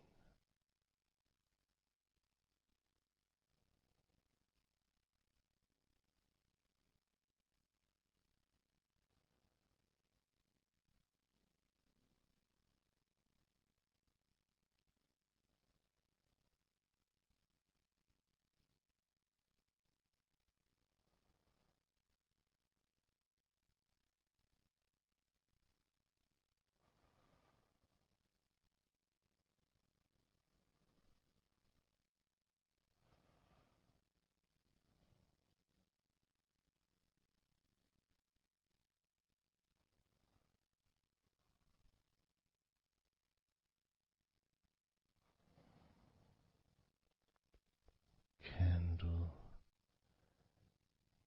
17.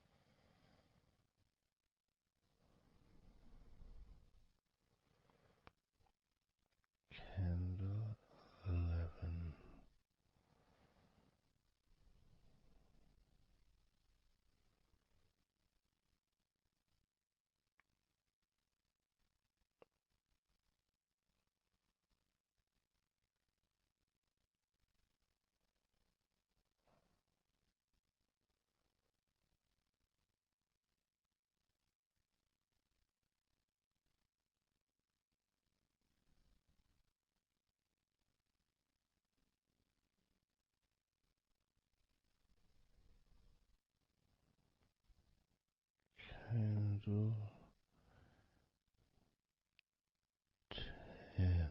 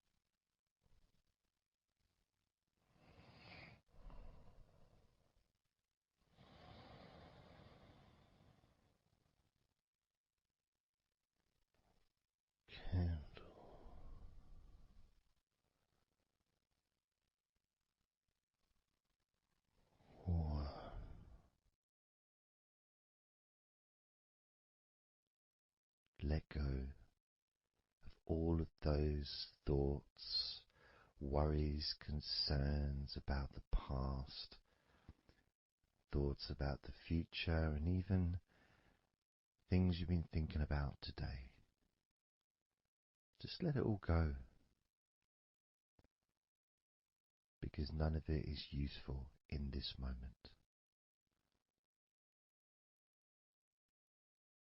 This is your opportunity to just focus on feeling relaxed, allowing yourself to get in touch with that natural sense of peace that we all have within us. It's available for everyone. It just sometimes takes a little bit of effort to set up the right time and place in order for you to just let go. Because when you do decide to let go and relax, that's what your body starts to do. Because you've chosen to just allow your body to unwind, and your mind starts to slow down. And it's a nice feeling. It's a nice feeling at the beginning just to know that you have chosen to decide to relax deeply. And because you've made that decision, your body will just follow suit. Because sometimes all the muscles in your body need is just permission from you to relax. Because so often we're busy, we're going from here to there, we're walking around and we're doing stuff, and the body doesn't have any time or space to really relax deeply. So it kind of waits for you to lead the way, waits for your permission. And when you do give your permission, when you give the say-so, when you say, okay, it's time for your body to let go completely and relax totally, your body just follows. It's almost like a breath of relief. Ah, good, I can now relax. That feeling at the end of a day, of a very physical day that you may experience in the past, where you get home and you just sit down on a chair, maybe you kick your shoes off and feels so nice. Knowing that you don't have to get up again for a little while at least. And if you choose, you can just sit there for maybe an hour or two. It feels blissful. And just by sitting down like that, your body knows that it's time to relax. Your body has been given permission from you, because it's a mindset. In your mind, you're prepared to let go of everything and just completely allow all the stress of your body to evaporate. tensions can just gradually vanish.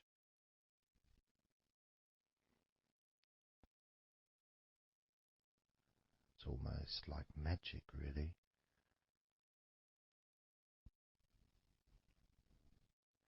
because that sense of relaxation in your body is a very natural state. It's not something unusual. It may feel unusual when you first start to relax if you haven't really spent a lot of time focusing and giving yourself this space to let go completely and relax. It may seem almost alien, but it isn't. It's actually the most natural thing in the world to let go completely, to relax totally. The most natural thing in the world to allow yourself to feel really calm in your mind. And it is almost like a literal unwinding. It's like you press a button and all the tension just releases.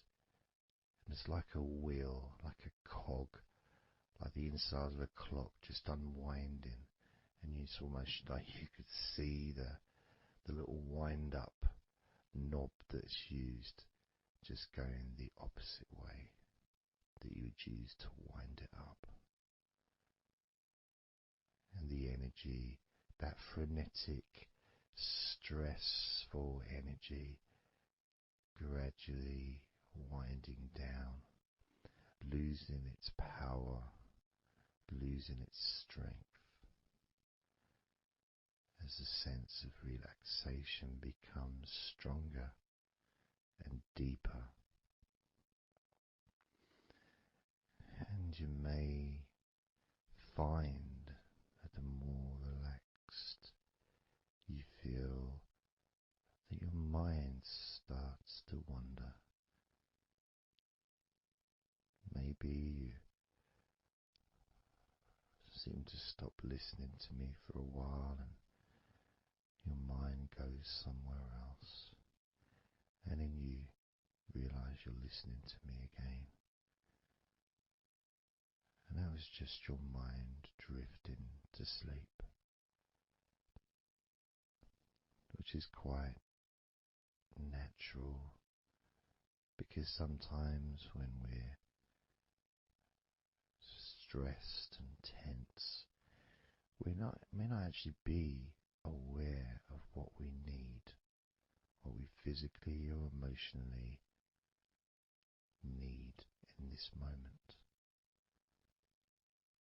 But when you allow your body and mind to relax completely, and you let go of all thoughts, concerns, worries, ideas, all letting them go, allowing them to drop onto the floor.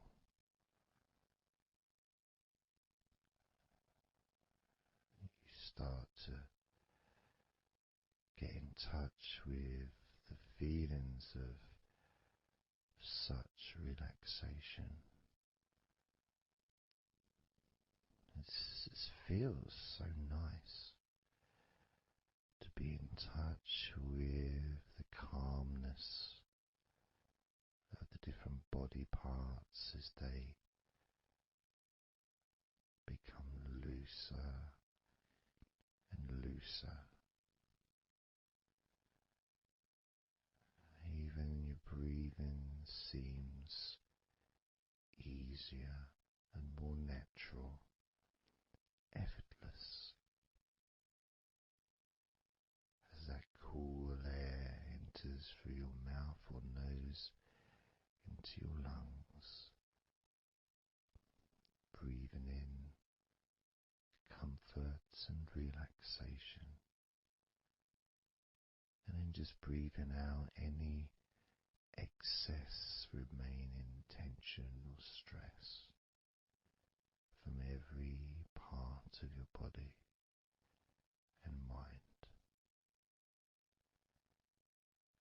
As you start to focus on your mind, maybe you notice that things have come to a standstill, or maybe just much, much slower than before, because your mind is not really needed when listening to my voice, which allows your mind to relax just as deeply as your body. And that synchronicity between the relaxation of your body and relaxation of your mind lets you know that feeling completely calm, loose and relaxed really is a great healing experience for you, and has so many positive benefits for your body, your mind, and your life, to be able to let go of everything and to relax completely in all parts of your body and mind. Even your bones are relaxed. All your muscles are relaxed.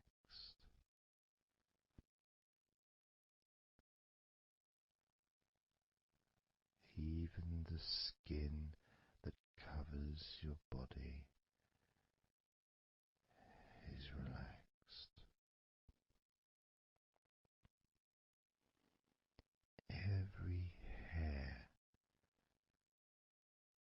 that you have is also deeply relaxed.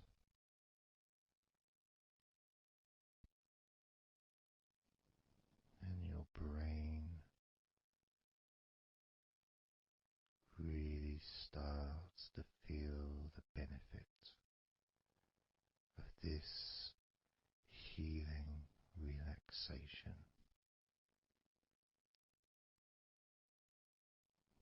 And as you focus on the inside of your scalp, where your brain is, you can start to realize and notice the benefits of your brain relaxing deeply. And as your brain continues to relax, it sends those messages to the rest of your body and your mind to really relax even more deeply, relaxing even more completely, letting go of any remaining thoughts or concerns.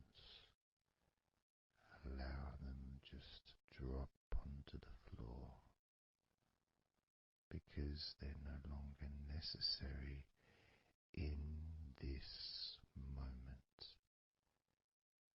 this moment of deep relaxation and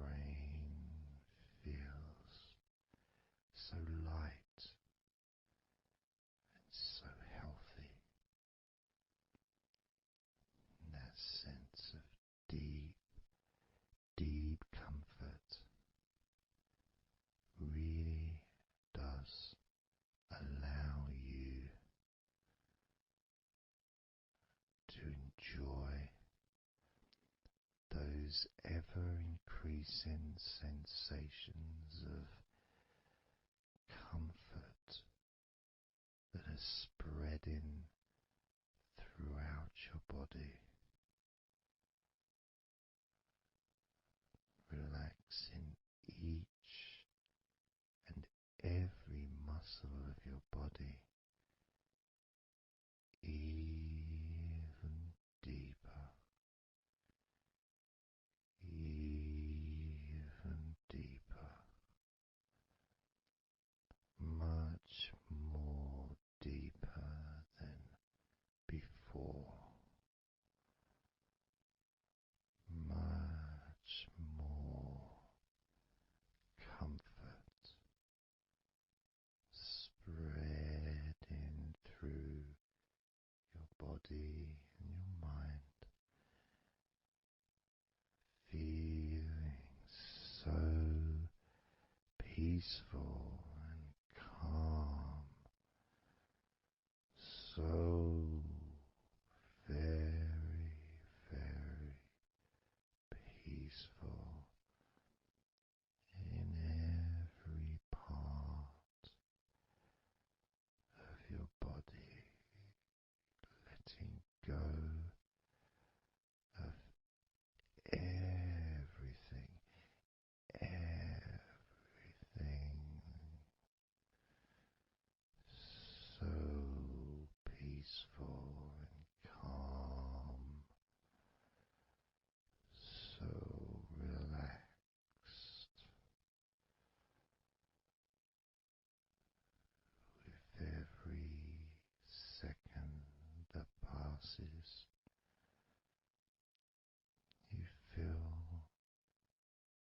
deeper and deeper relaxed, deeper and deeper relaxed, calm, so calm, peaceful, so very peaceful, from your head down to your toes, such peace and comfort growing all the time, such peace and comfort spreading through your body and mind, deeper and deeper, such comfort spreading and sinking deeper into every muscle of your body, so that you feel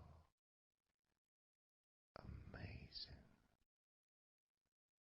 so relaxed, so peaceful, so relaxed and peaceful, letting go of everything. We're going to do a body scan, focusing on firstly how you feel in your body, not trying to change how you feel, not trying to relax, not trying to move away from any discomfort or stress or tension, just accepting, observing and accepting how you feel in the different parts of your body, just allowing yourself to be exactly as you are, to notice, to get in touch with how you actually feel in this moment. So we're going to start off by focusing on your hands. Just be aware of your hands.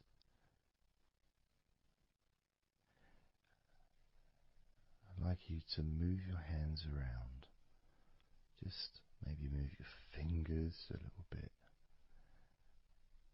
opening and closing your hands very gently, just so that you can get in touch with how your hands and your fingers feel. With very, very slow movements.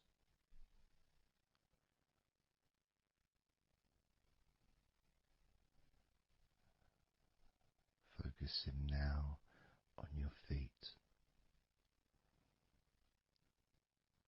And if you can, just do kind of an equivalent with your feet as you've just done with your hands. Maybe turning your ankles, moving your feet around, moving your toes gently, but only very gently and very slowly. Noticing how your feet feel in this moment.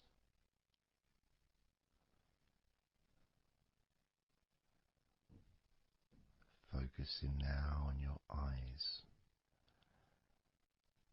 I'd like you to just focus on your eyelids. Maybe you can open and close your eyes a couple of times to really get in touch with how you feel when you do close your eyes. The muscle changes in your eyes when you do close them. Maybe raising your eyebrows, which stretches the tops of your eyes. Perhaps squinting your eyes, scrunching up your eyes, just so you can really get in touch with all aspects of how your eyes feel right now.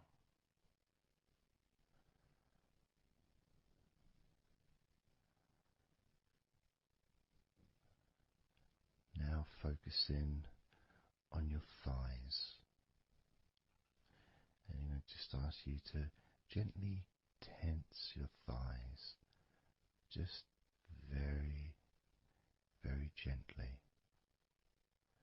just enough so you can become more attuned to the physical sensation of your upper legs, the front of your thighs and the backs of your thighs. Noticing and observing how your thighs feel right now.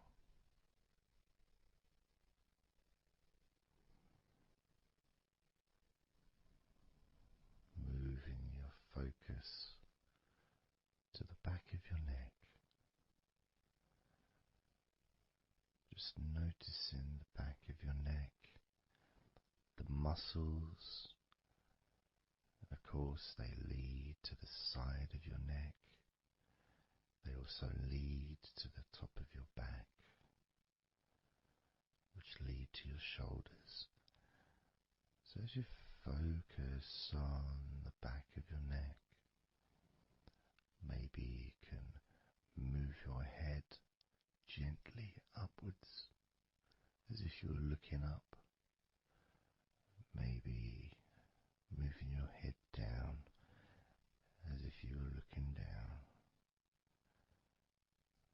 Perhaps moving your head side to side, right to left, but only very slowly and very gently.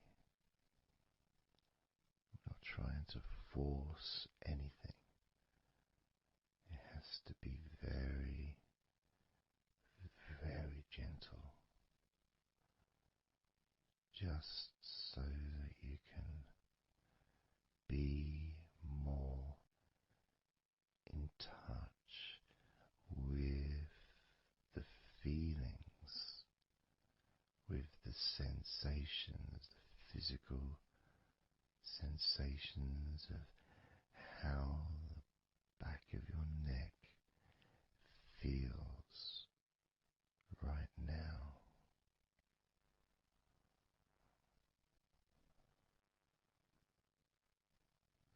As we now focus on the tops of your arms, the parts where your biceps and your triceps are, between your elbow and your shoulders. As you focus on those parts, the tops of your arms, you may like to just tense them, but very, very gently and slowly, so you're not straining or putting any pressure whatsoever on your arms. It's just so that you can gain more of a sense of how your upper arms are feeling in this moment, and just noticing as you gently, very gently and slowly tighten the muscles and then let go. Notice how the tops of your arms feel right now.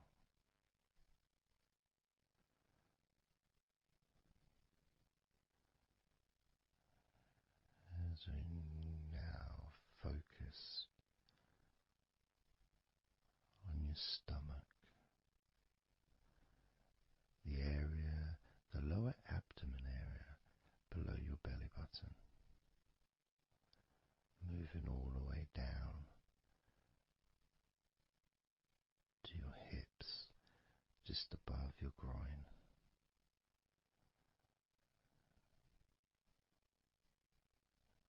Maybe you're able to tense these muscles in that area very, very gently and slowly.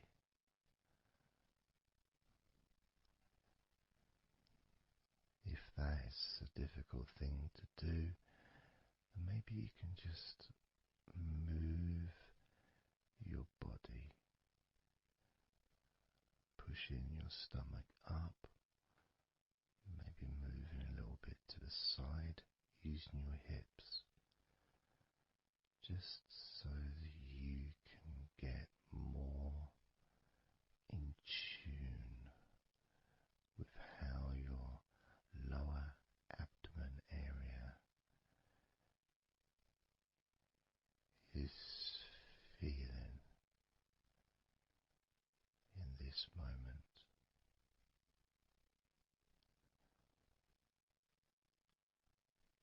Just noticing the physical sensations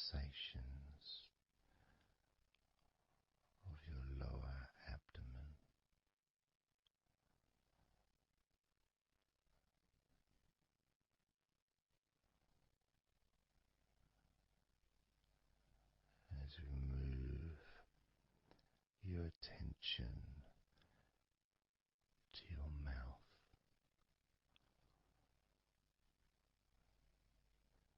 noticing your lips and inside your mouth, your teeth, your gums, your tongue.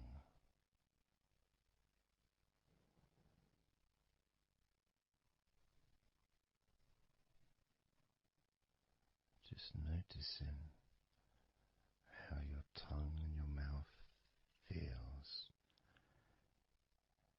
and it may help by moving your tongue around your mouth, moving it to your left, maybe pressing it gently against the side of your mouth, and then to the right, gently to the side of your mouth,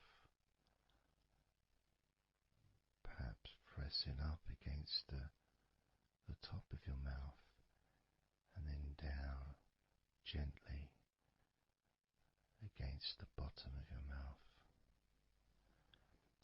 Always very slowly and very, very gentle, so that you can be aware of how you feel in your mouth area.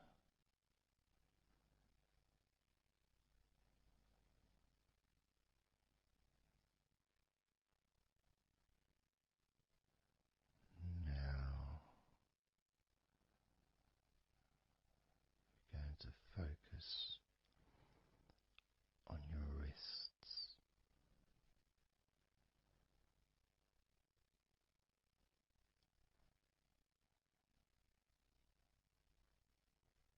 And I'm going to ask you to maybe just rotate your wrists by moving your hands in a circular motion very gently and slowly,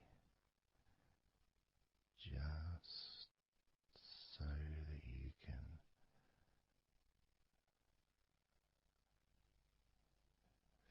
feel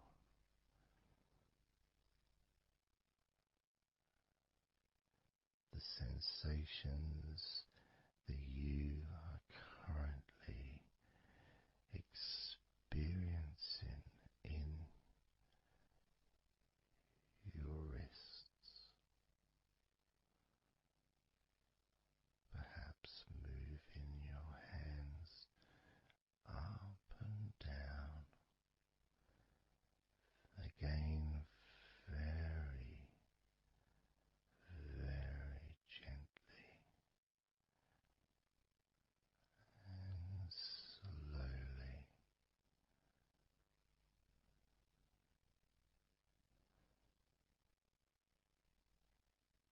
Very gentle and slow.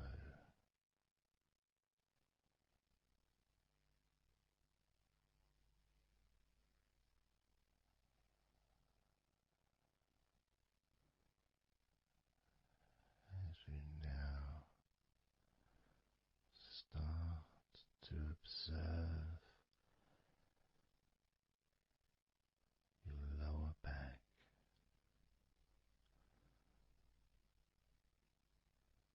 that back part is just above your hips, where your coccyx are.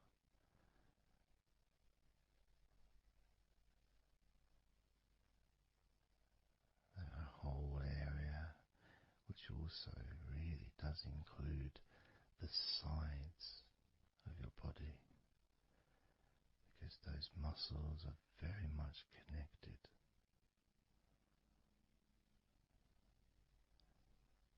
As those muscles also move into your hip area, connecting to your buttocks, the sides of your hips.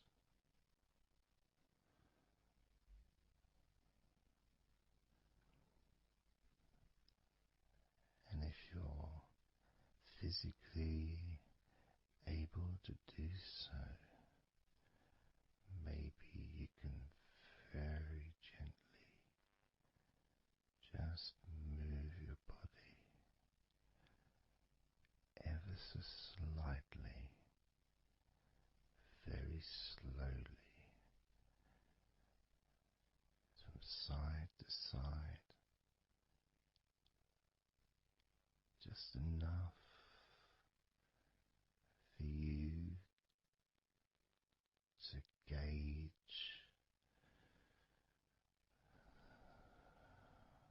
how you feel in your lower back.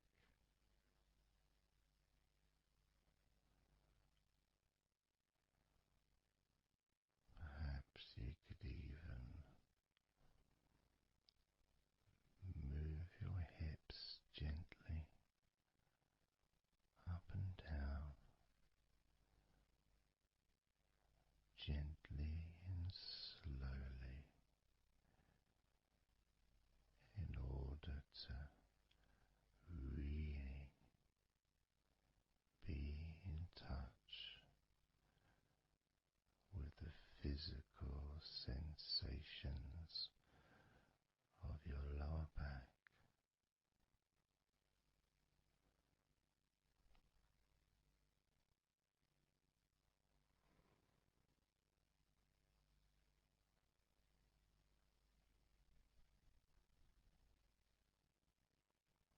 As we now move your attention to your jaw, that area from your chin all the way up to near where your ears are, the whole of your jaw.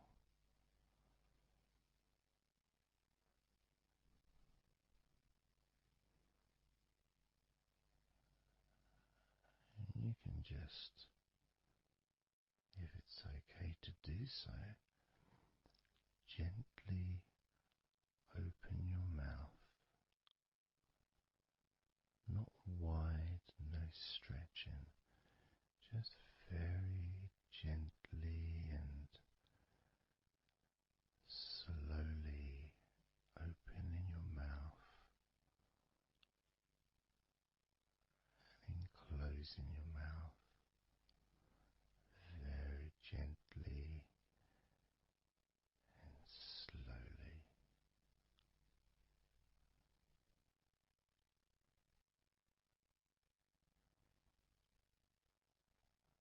So you can be in touch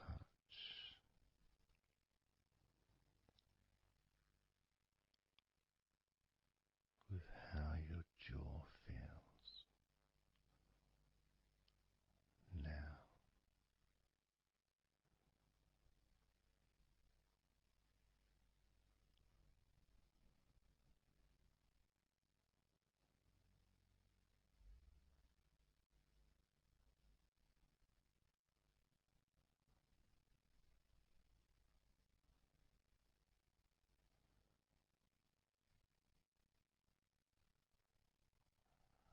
Noticing now your chest area.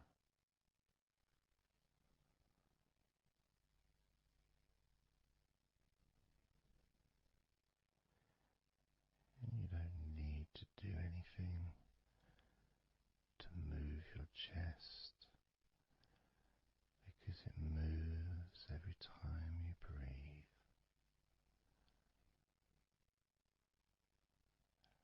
And it moves very gently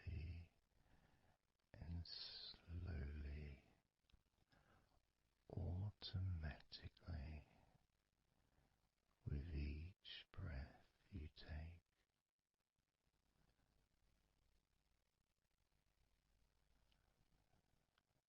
As you focus on how your chest feels when you breathe.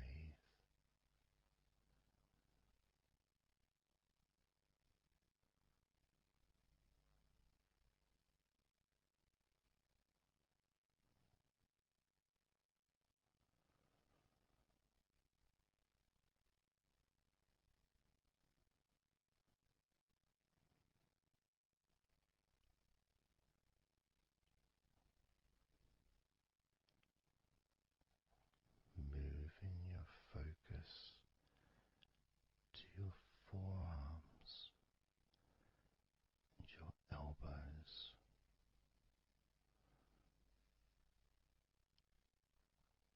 Maybe you're able to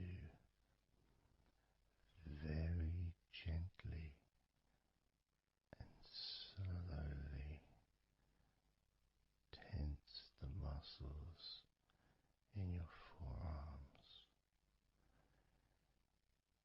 And when you do that, you can feel your elbows as well.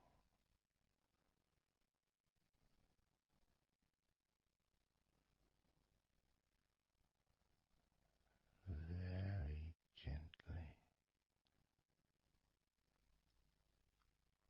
and slowly.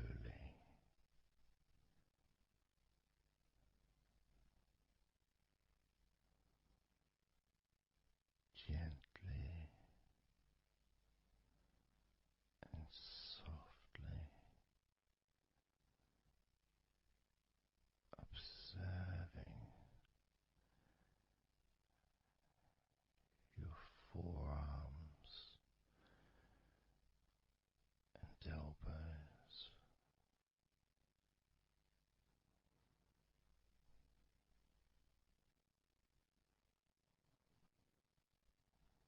Now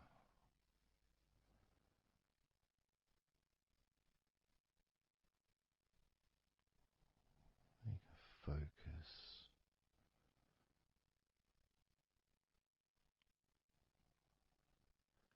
on the rest of your back, your upper back, and the middle of your back.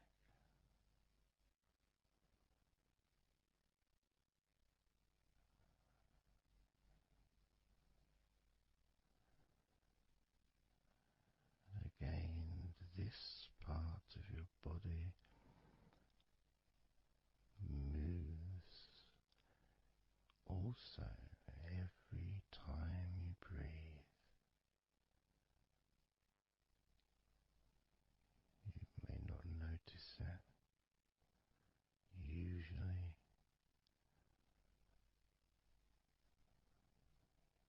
but as you observe your upper back and the middle of your back, you can really feel that gentle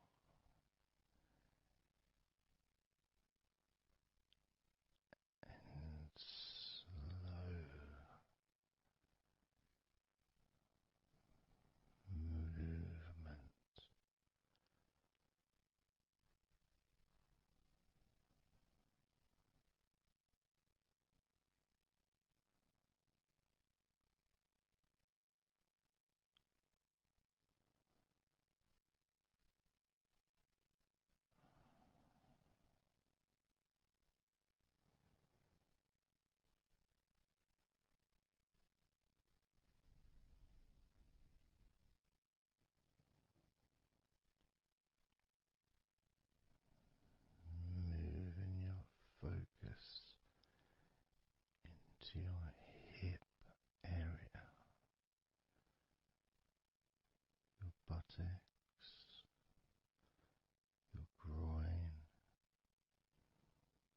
those muscles and those bones in your midsection.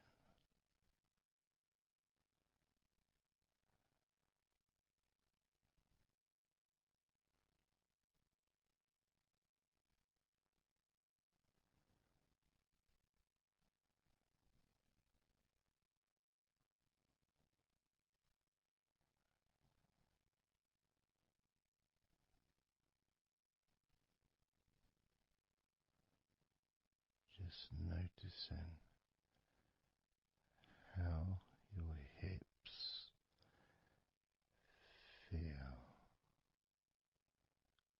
right now.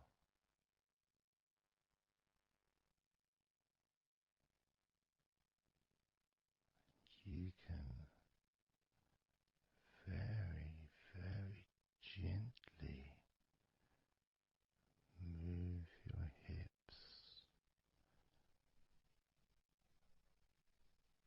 maybe side to side, very gently and slowly.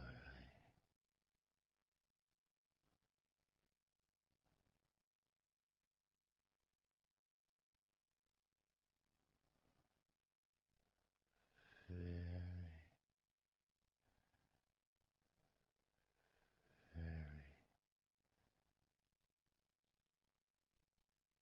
gently,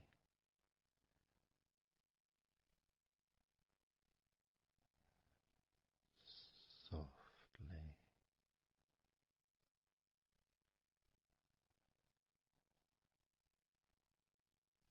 and slowly.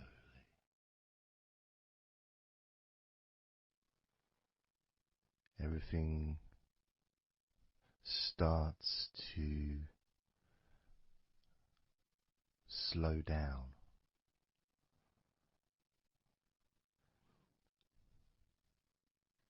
including the thoughts in your mind, and your mind itself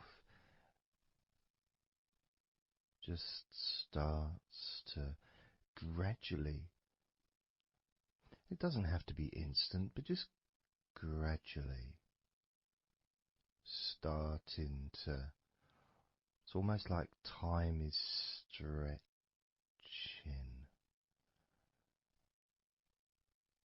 It's a slower pace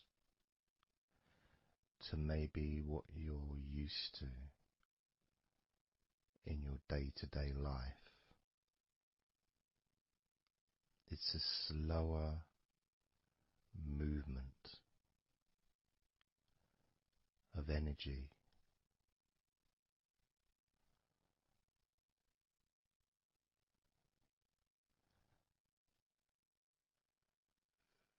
Very small movements which make up the larger movements, which is always the case. When you move your hand, it might seem like it's one movement, but it's lots of minute different muscles moving in accordance with each other, and what happens in this space that we're sharing is we move from that big movement into those smaller movements,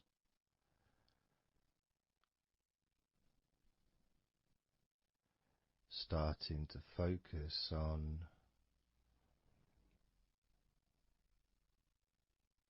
how your body feels, but not just as a whole, not just, oh, I feel in this way, I'm feeling stressed or tense, or I'm feeling relaxed and calm, I'm feeling this way, I'm feeling that way.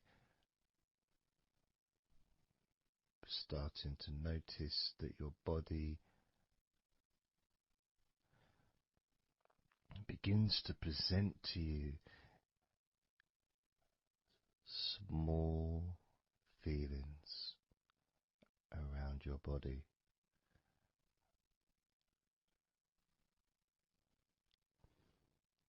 Small physical sensations in your legs, whether pleasurable or not.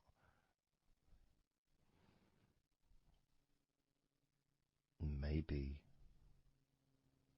resisting the temptation to label them or to judge them, those feelings, just thinking about them as just being neutral, just feelings.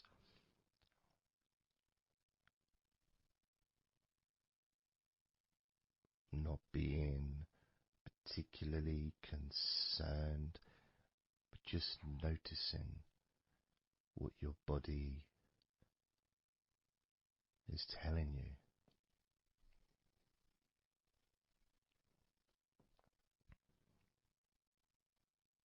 The feelings in your arms. Instead of feeling the whole of the arm, maybe notice those individual feelings, all those different muscles and the skin, the hairs of your arms, all the internal parts of your arms, the veins,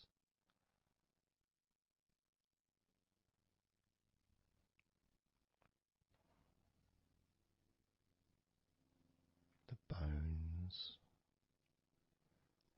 Just being aware of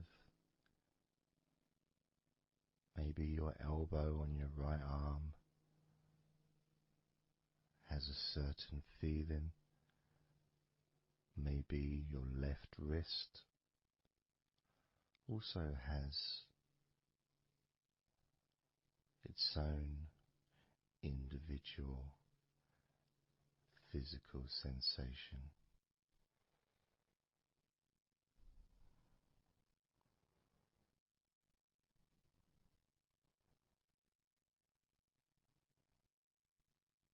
What about your forearm on your right arm?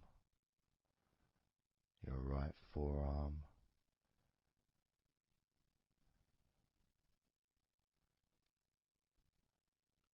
There may not be any particular feeling that you could even give a name to. May not feel like anything other than just a feeling.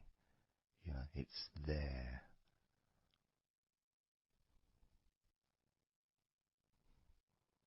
The feelings in your shoulders. Perhaps your shoulders, when you think about them, kind of almost like they're the same, you know, the same feeling. Almost like both of your shoulders are just one thing. Of course they're not.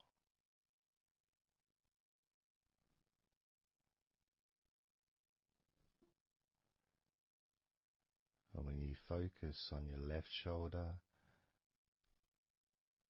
and then on your right shoulder, maybe you find that you move the muscles a little bit.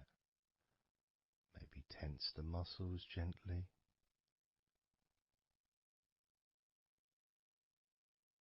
Noticing the difference in each shoulder.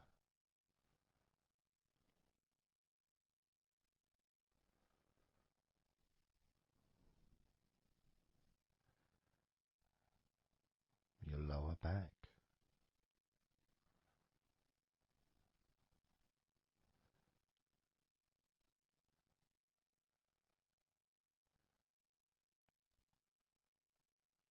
The left side of your lower back and the right side of your lower back.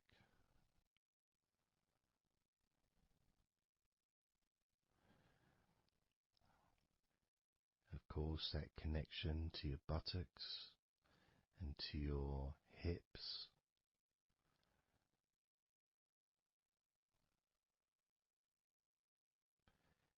And also moving up into the middle of your back.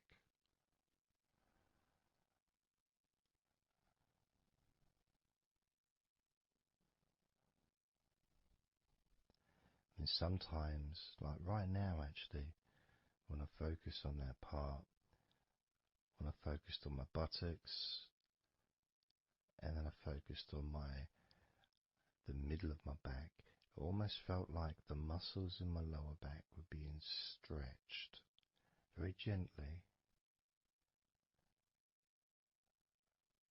but just stretched a little bit, even though I wasn't doing anything to try to stretch your lower back. It just seemed to happen. The feeling of very gently stretching your lower back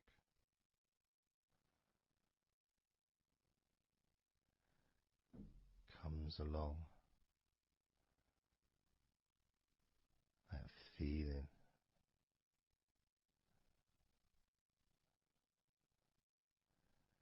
in your chest.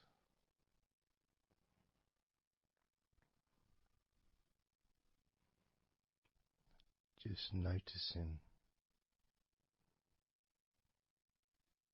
what sensations you are experiencing in your chest right now.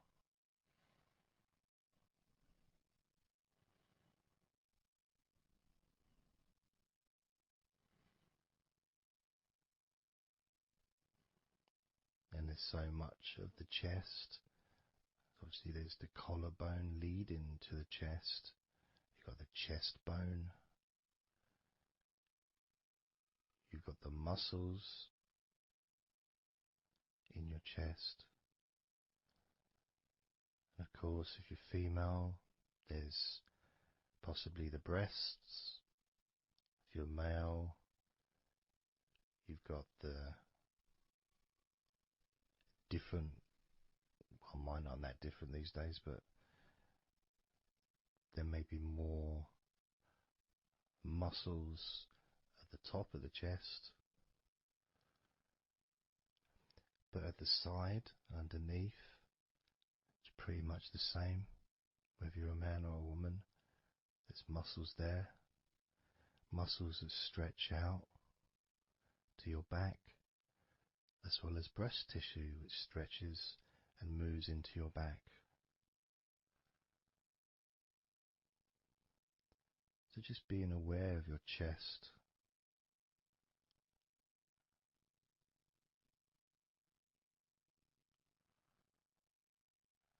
being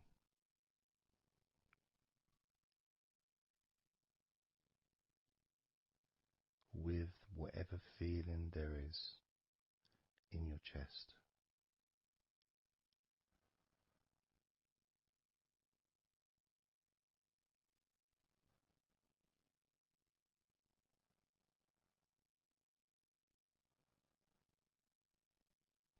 And when I notice that I focus on my chest, I feel it in my back, my upper back. I mean, I guess the obvious reason would be because, I breathe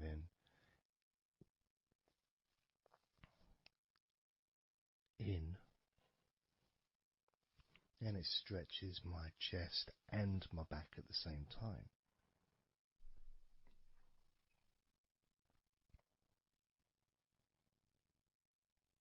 Yeah, it feels okay.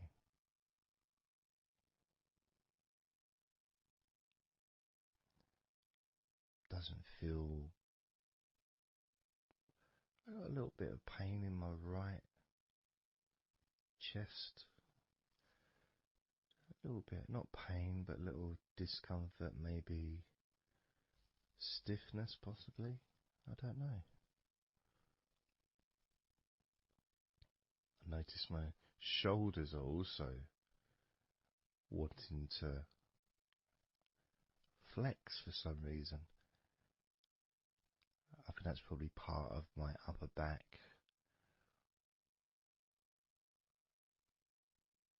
That connection between my shoulders and my upper back. Because I can move my shoulders and stretch the muscles in my back. Moving the shoulders backwards or up, which then moves I think it's the scapulars in your back.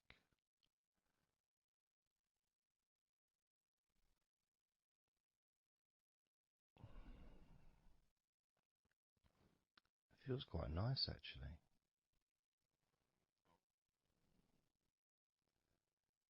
The good thing about this is you can, if you want to, you can just flex or stimulate the various muscles in your body gently in order to get more of a sense of how they feel.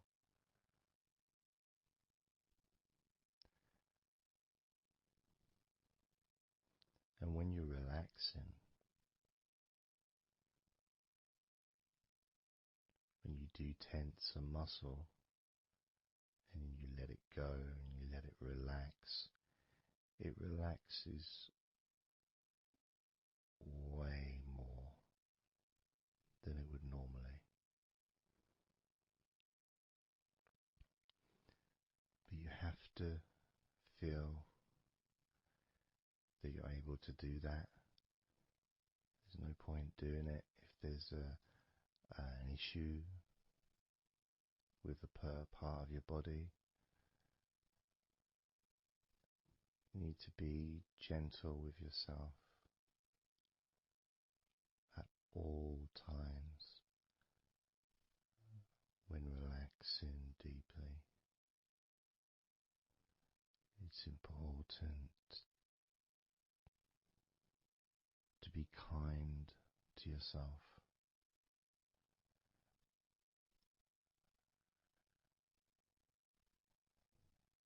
As you notice your mind, how much has your mind slowed down since we started this recording?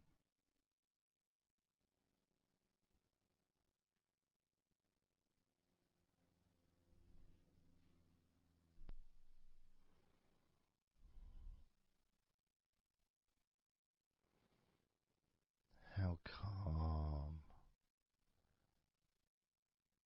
and peaceful is your mind right now?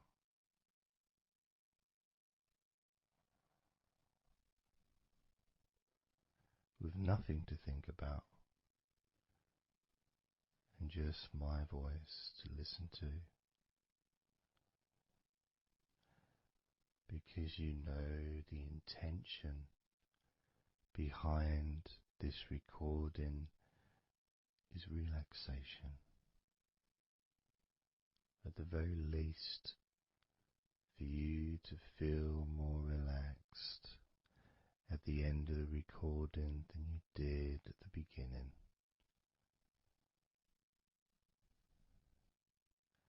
At the very least, for your mind to slow down as your body continues to relax, because that's what you want to happen. That's what you expect to happen.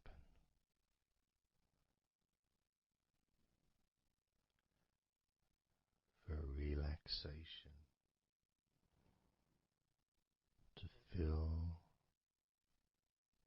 your body.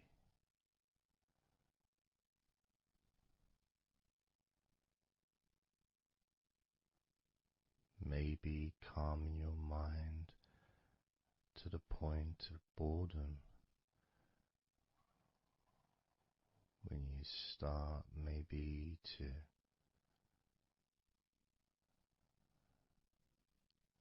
drift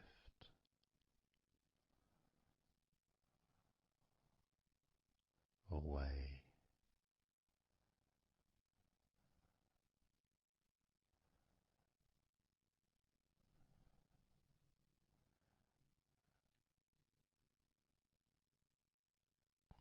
Drifting.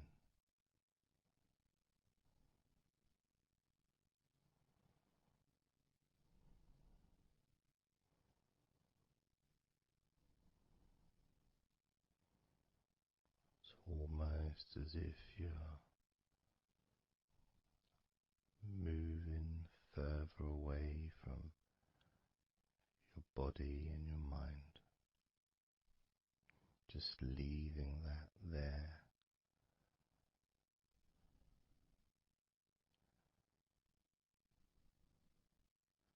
Kind of like an escape pod in a spaceship, a movie, a space movie, you know, when they get into that little pod and it sends them far away from the spaceship.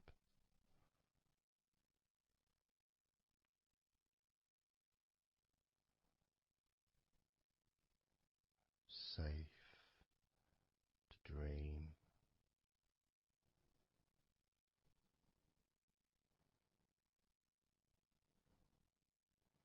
And continue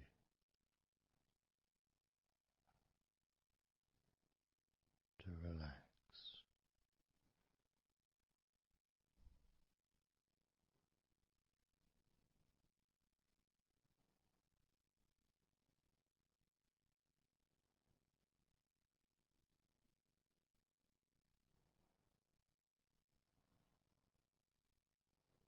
Drifting.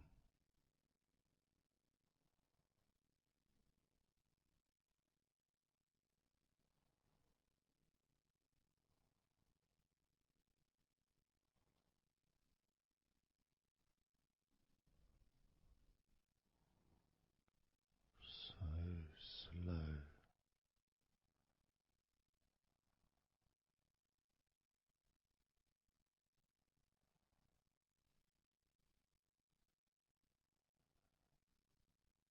And peaceful.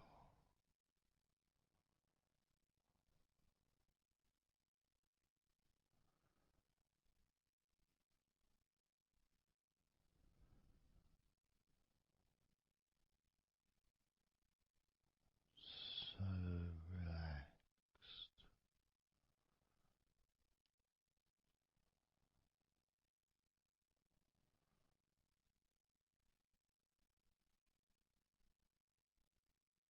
And peaceful.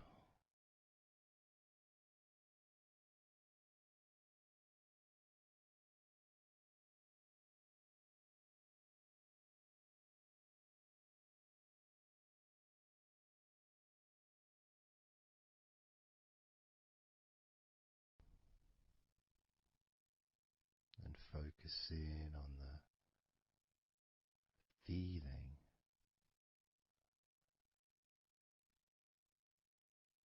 of those individual parts of your body that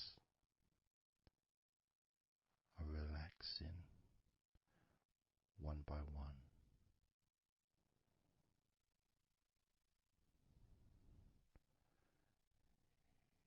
You may find that every now and then you realize that you weren't listening to my voice because your mind started to imagine something different. Maybe you started to almost move into some kind of a dreamy state. And then you become aware of my voice again. And even though you may want to focus on my voice, you may also wish to allow your mind to just drift naturally into that space of comfort and safety.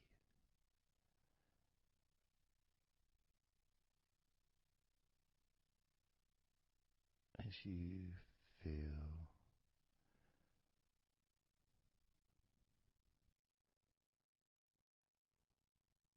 more comfort spreading through your body like a warm blanket, covering you gently, keeping your body at just the perfect temperature.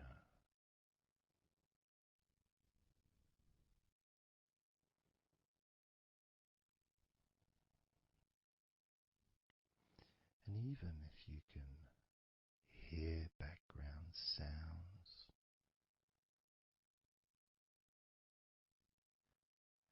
they just don't seem to matter anymore.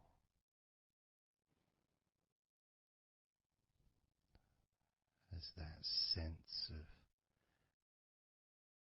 peace spreads through your mind,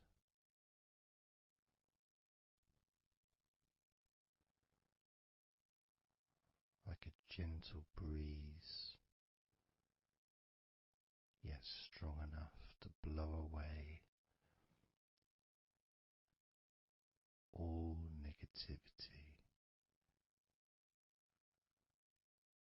strong enough to remove from your mind any anxiety or stress that was there before.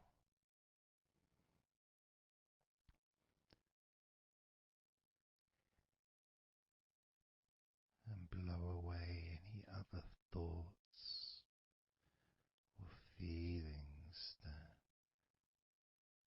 just don't fit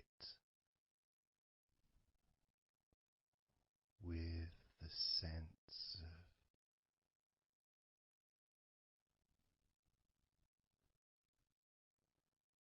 relaxation that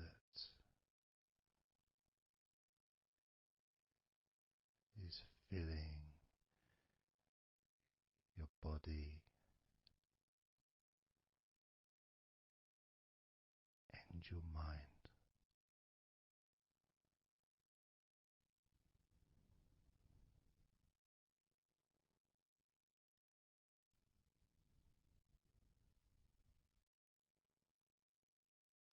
And as you focus on your mind, I'm going to count down from 10 down to 1. And with each number you hear, your mind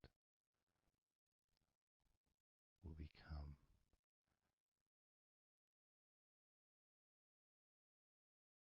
slightly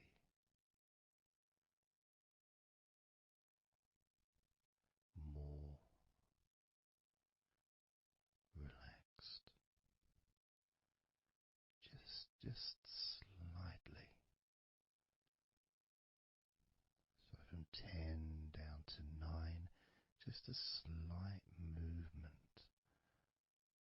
From 9 down to 8, just another small change in how you feel.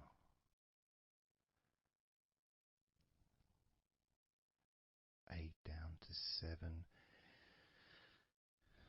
that feeling is a gap, almost like a gap that starts to get wider. The gap between those feelings that you used to have in your mind compared to the feelings you have that are growing now. Feelings of comfort and security and confidence. And that gap becomes wider. 8 down to 7, 7 down to 6. And when you get to 5, your mind will start to have a certain physical sensation. Almost like there's a magnet outside of your head, sucking the tension and the stress and any remaining feelings that you don't want, sucking them out through your skull.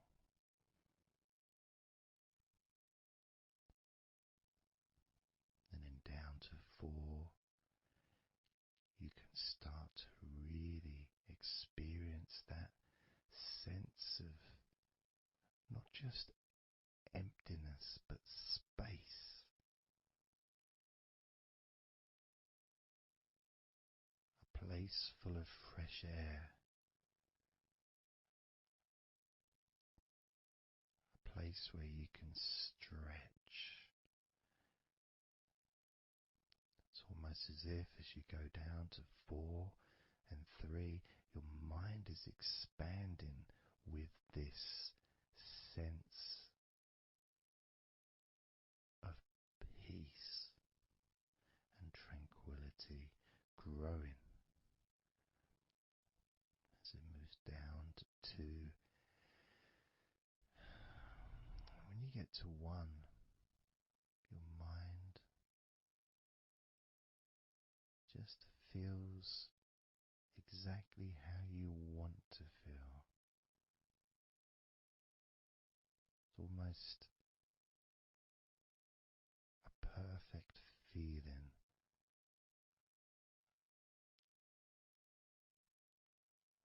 Maybe a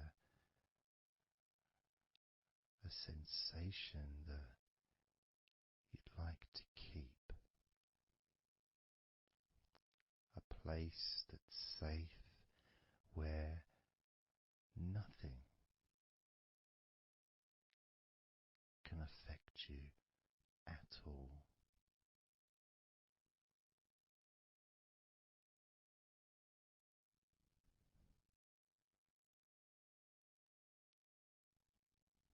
And you can stay in that space of comfort and confidence.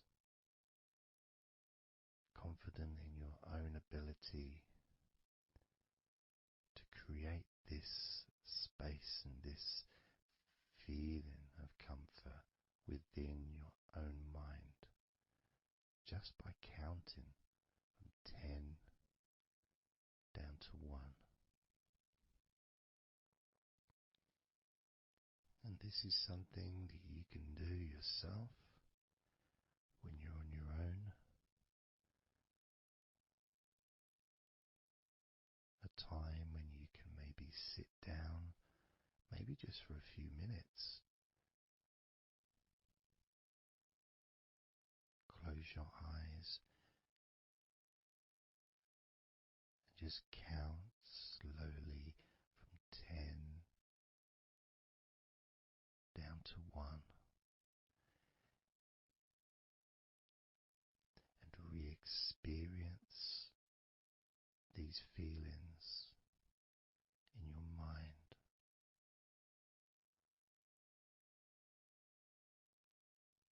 And when you feel that way in your mind, your body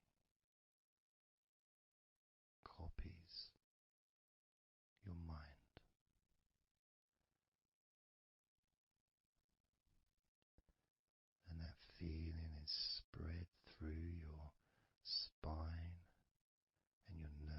system into every part of your body. It travels through your bloodstream,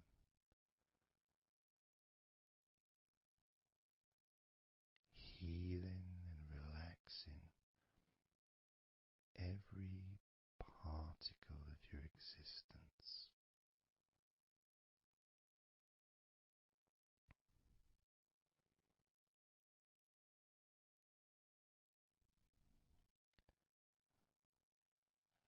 And we can practice this a few times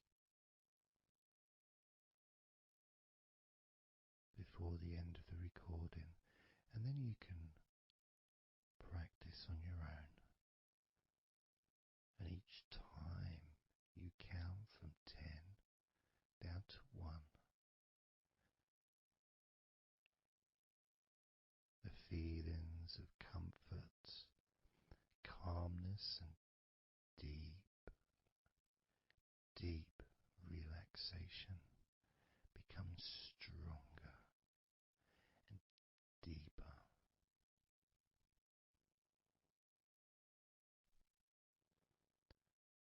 Filling your mind and your brain with these positive chemicals that spread throughout your body, relaxing you so quickly, relaxing your whole body and mind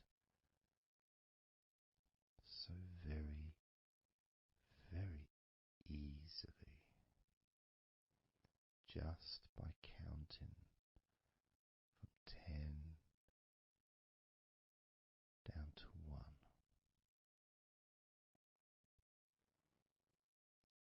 So we're going to do it now.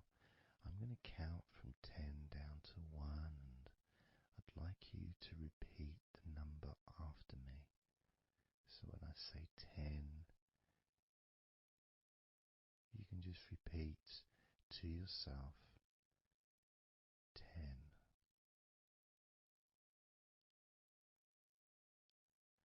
Just notice, be aware of how you feel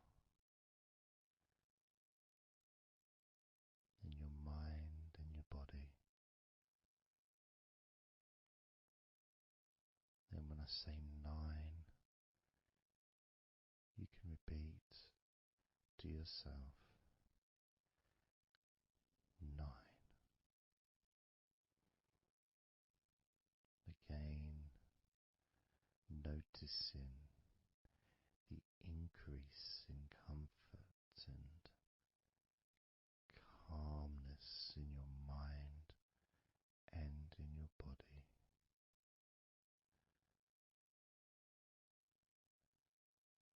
The same when I say 8, when I say 7, 6, when I say 5, 4, when I say 3, 2, and lastly when I say 1, you can repeat that number.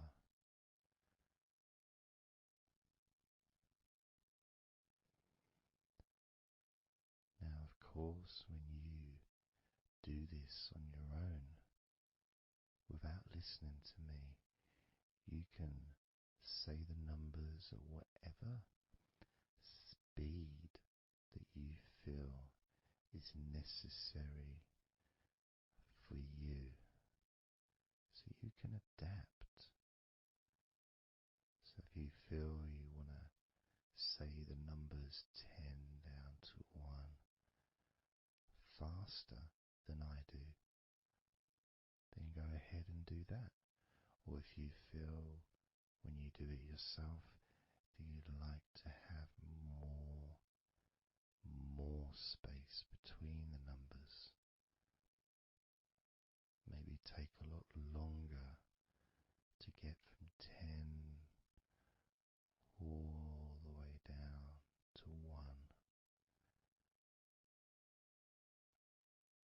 your choice also to do.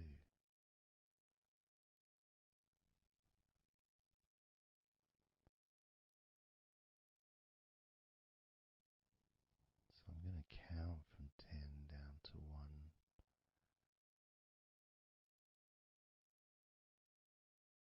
And when I get to 1, that will be the end of this recording.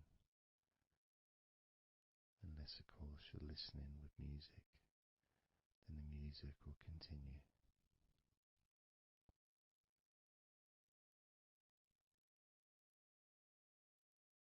10.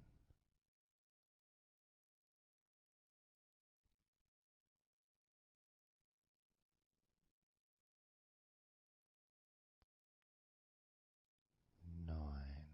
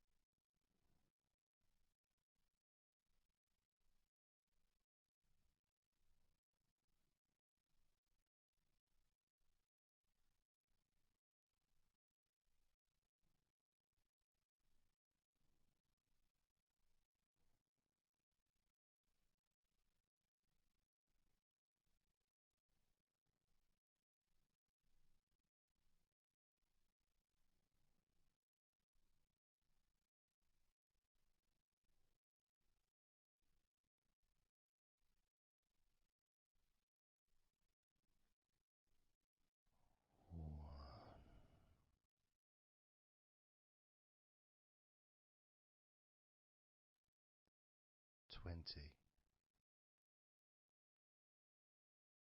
19,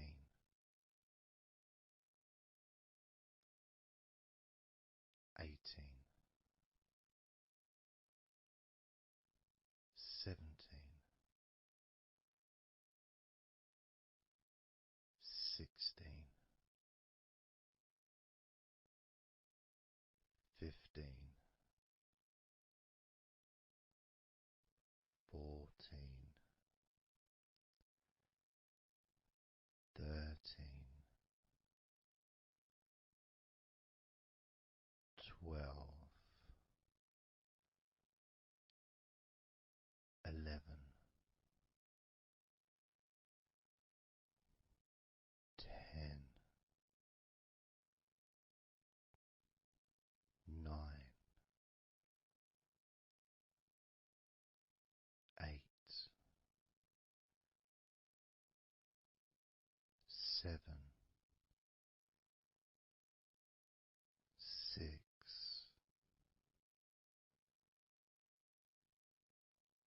5,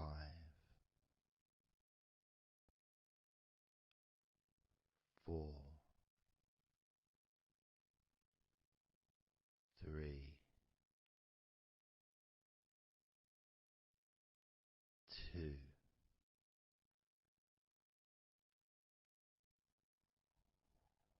1.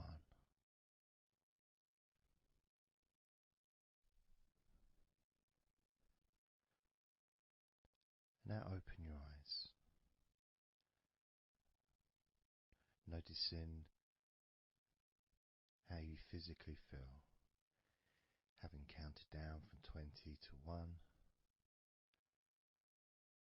allowing stress and tension to leave through your fingertips and your toes. And as you focus on your fingertips, maybe they feel a little bit tingly, which is, I suppose, quite understanding considering the tension has been exiting your body through your fingertips.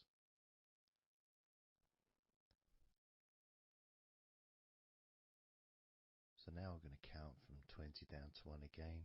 This time you're going to feel relief of tension and stress, any anxiety that you may have, leaving through your stomach. Just leaving through your stomach, almost as if it's just releasing the whole of your stomach, from your navel to just above your chest, or below your chest rather.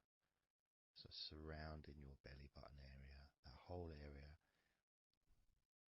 you can feel the tension of your body, whatever's left, just releasing from that area.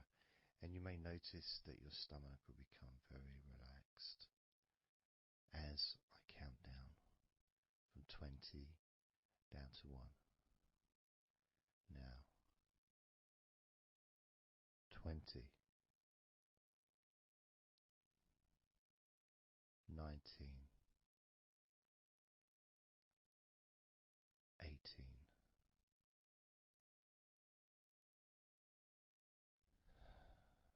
17,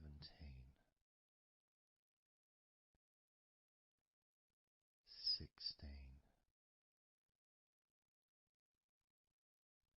15,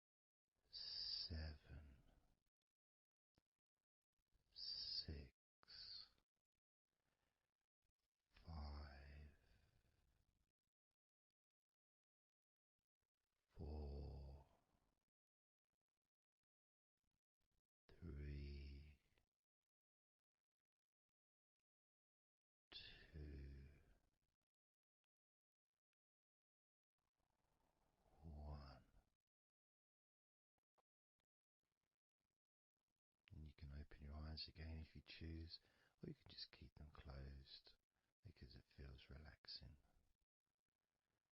Just notice how your stomach feels. And notice as you focus, just do a little scan of your body. Just notice how your body feels. Focus in on your upper body, your back, chest, stomach, legs, arms, hands, feet. Just noticing. And you may start to feel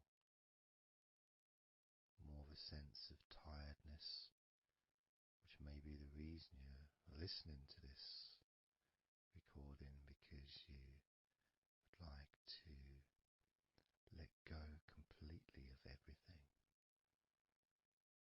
and drift off into a nice, natural, calm, relaxing sleep.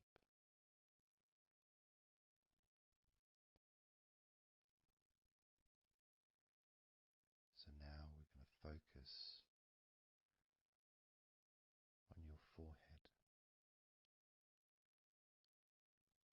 And if you choose, you can incorporate your eyes in this focus as well.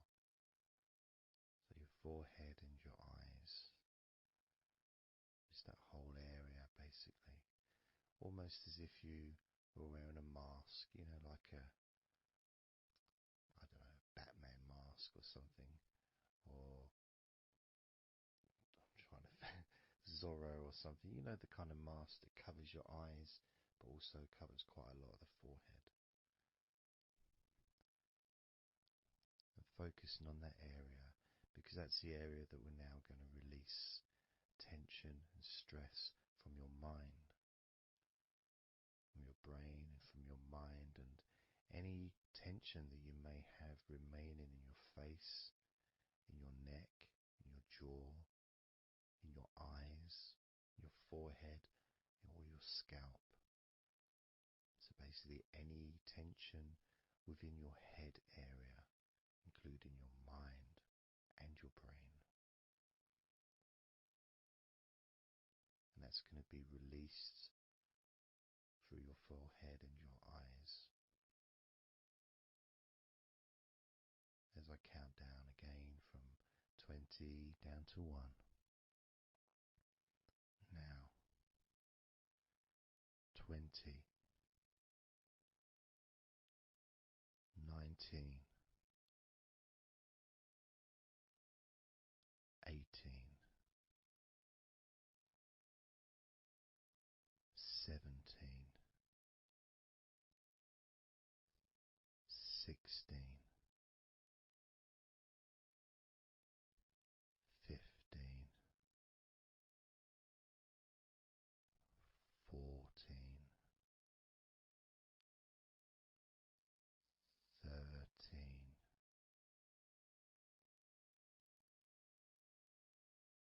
12, 11,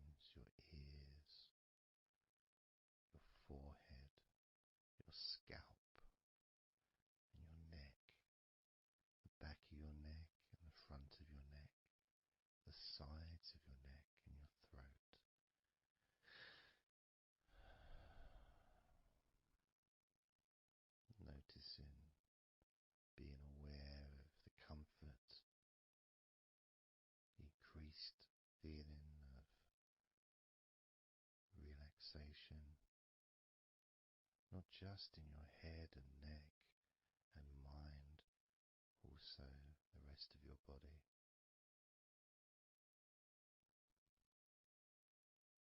Just notice how loose and calm you feel, and how easily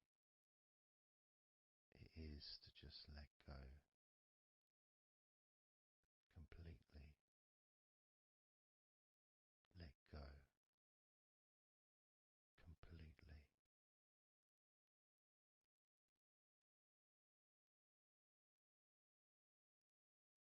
How easily.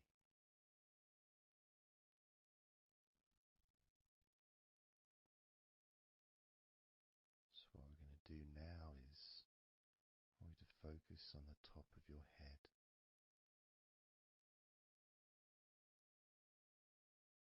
And we're going to allow every last piece of tension or stress that might be lingering or hiding in your body or mind or head to just be sucked out at the top of your head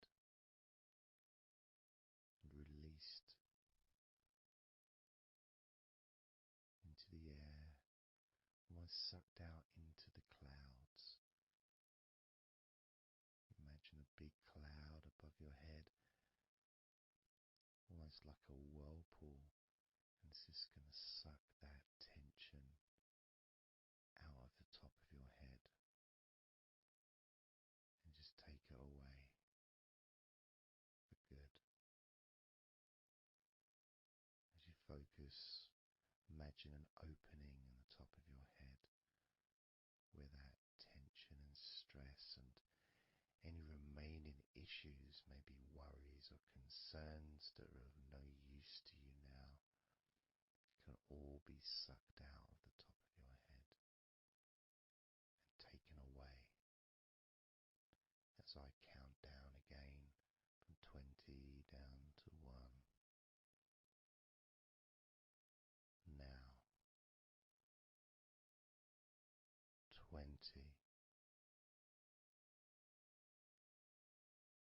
19,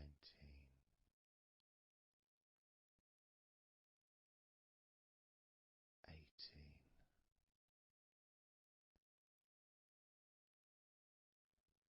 17,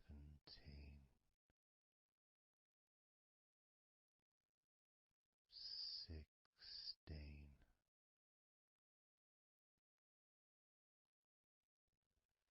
15,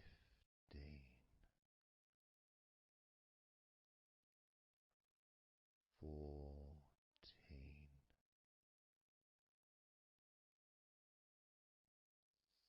13,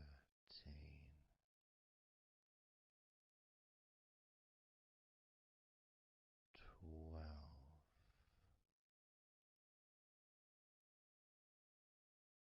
11,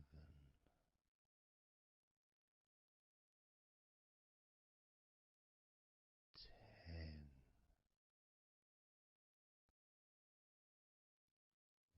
9,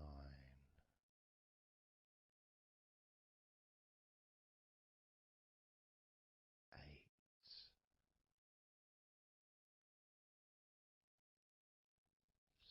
7, 6, 5,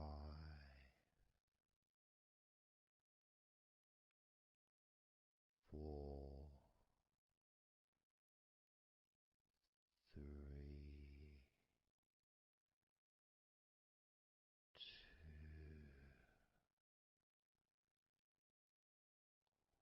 1.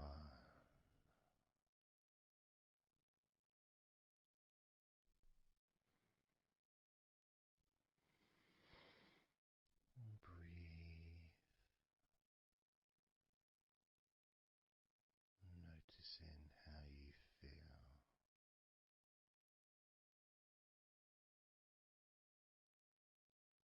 how relaxed and calm you physically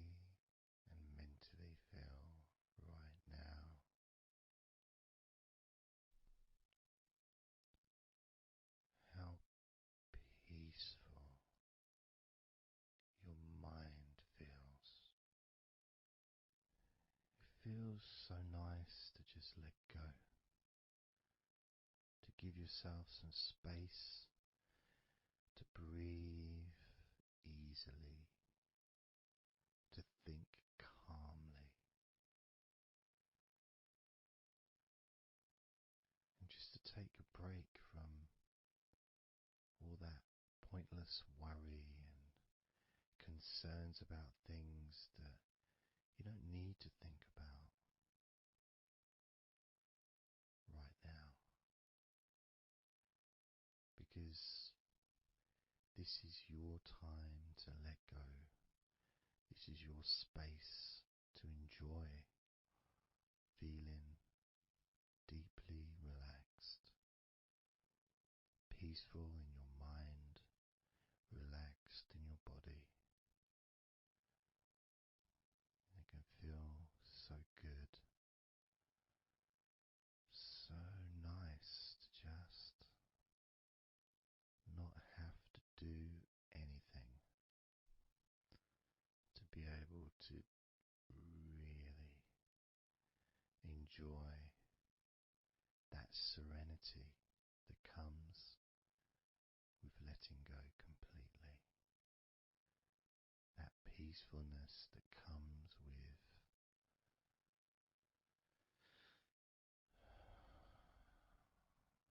being in this peaceful space. And you can keep this sense of calmness for as long as you choose.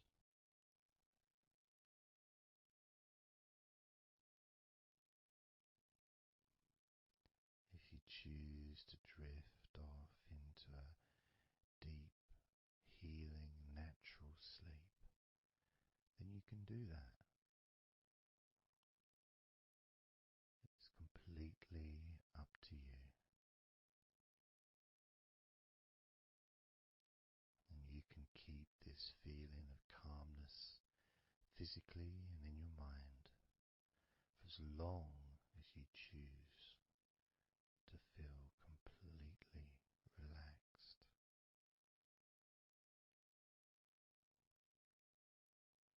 Completely relaxed. And I'd like you to make up your mind that you're going to relax.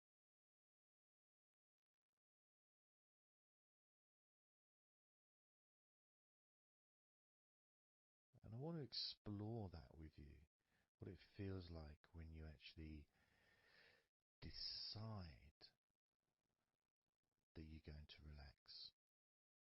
Not forcing yourself, but giving yourself that. I guess it is a command, really, isn't it? When you're telling yourself, relax. In a gentle but firm way that only you can really tell yourself in that way. You can't really have someone else saying to you, now relax, relax, you know. It needs to be gentle, but someone else can't really have the same kind of influence or power that you have over your own physicality, over how you feel.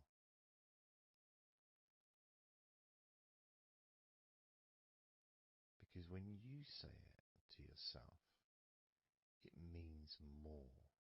It's personal, and your brain and your unconscious mind and your body listens to what you say. So, for example, we'll test it out. We'll do a little test, a few little tests along the way, and you can get more of an idea of the force, the positive force that you can have in creating a sense of comfort and relaxation in your body and your mind quite quickly, just by you telling yourself to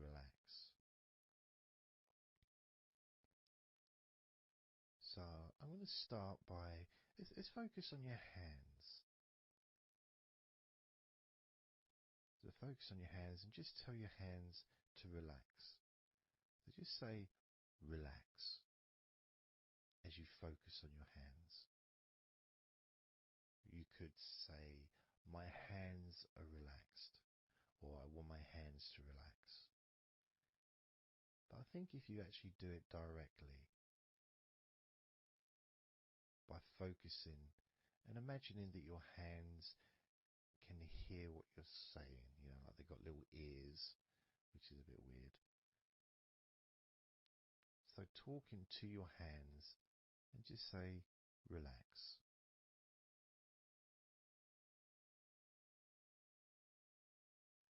Noticing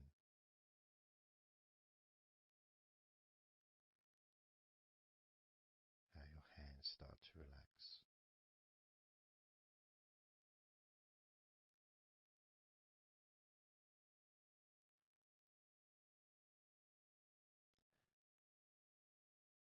Now focus on your eyes and tell your eyes to relax. So you're just saying the same word, relax. And find the right tone for you. I might say relax, but you might say relax or relax. You might say it differently to yourself, and that's important for you to gauge what feels right for you. So just tell your eyes to relax whilst focusing on your eyes, your eyelids, the muscles around your eyes, your eyebrows, and just tell your eyes directly, relax now.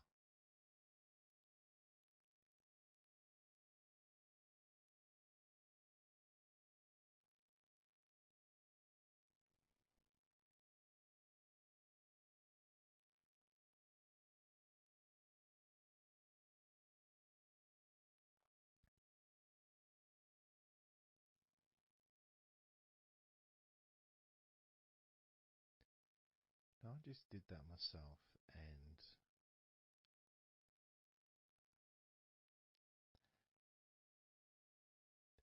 sometimes you may feel that you need a bit more time for the different parts to relax, because I start talking again and maybe that part hasn't relaxed fully.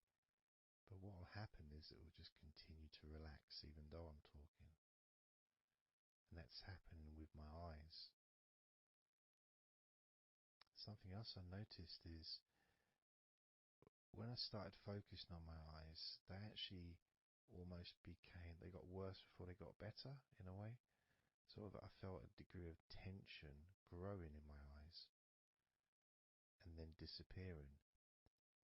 So I think what that was really was just me becoming more aware of the tension that was already there, that I wasn't focusing on it before.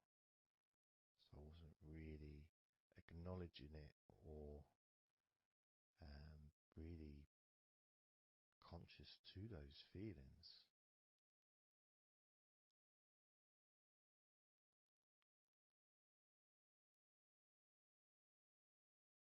Yeah, my eyes are still continuing to relax, as well as my hands actually. My hands have got a certain kind of energy, like not buzzing, but I can kind of feel a degree of energy in my hands. Maybe that's where the tension's being released. Maybe that's causing that.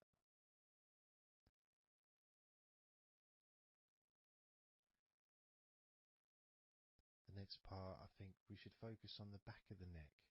That's a part which quite often, well for me, holds tension. I don't know about for yourself, but I think it's quite a standard place where tension is sometimes held. So And I'm doing exactly what you're doing as you do it as well. So I'm telling my body parts to relax as well. So if you tell your neck, the back of your neck, focus on the back of your neck and just say, relax, in your own words, in your own tone, in your own voice. You can say out loud or you can just say it to yourself internally. But you're focusing and you're saying it literally to the back of your neck, as if the back of your neck can actually hear what you're saying. So do that now. Just say relax to the back of your neck, and I'll do the same.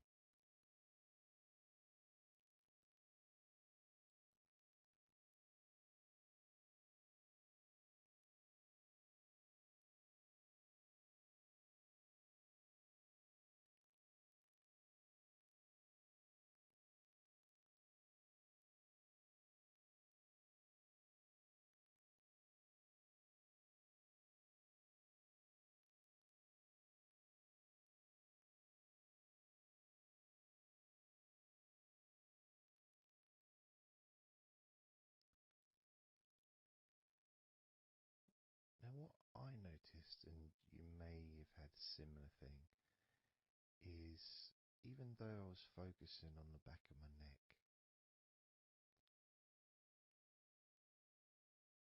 other parts started to, I don't know, show themselves to me, or maybe because they want to be relaxed as well. But I started noticing the feelings in my shoulders, the tension in my shoulders and in my upper back. Whether that was because my back of my neck was saying, well, I'm pretty much okay. It's the other parts that need attention.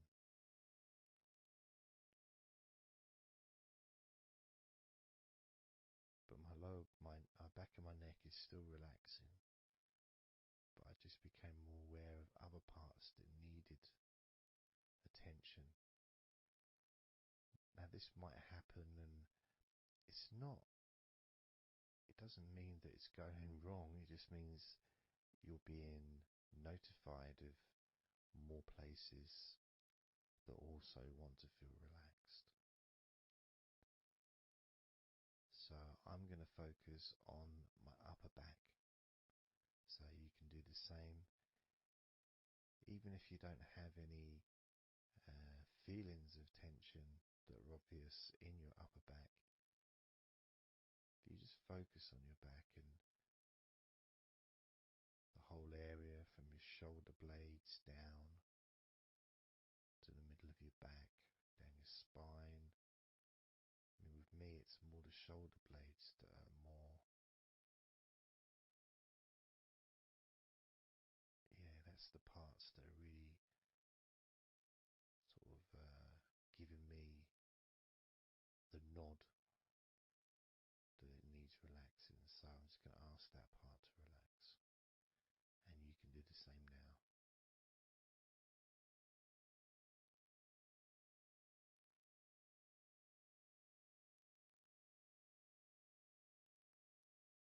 Relax your upper back.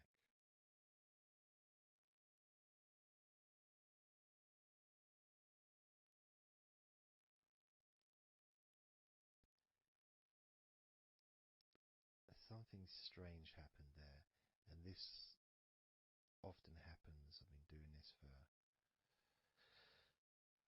16 years or something, and often, I don't know why I'm surprised, but amazed really that there can be a feeling. So when I was focusing on the back of my neck, my upper back was starting to feel quite stressed and in need of attention. As soon as I started talking to you about my upper back and talking about, getting ready to ask the upper back to relax, my upper back already started to relax. It's almost as if it doesn't need to hear the words, just needs tension. Just needs to be noticed.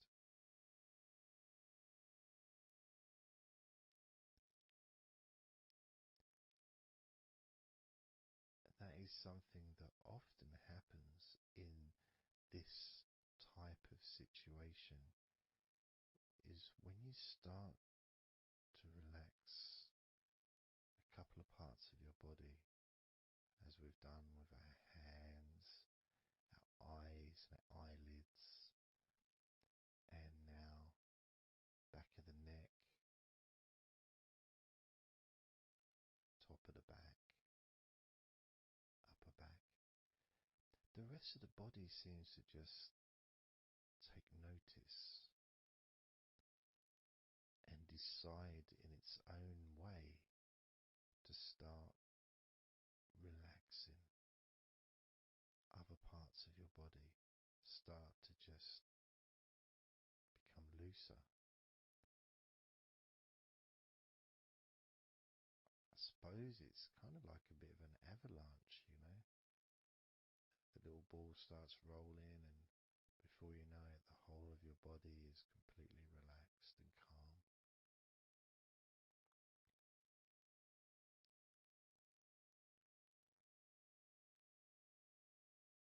And if you focus on your face,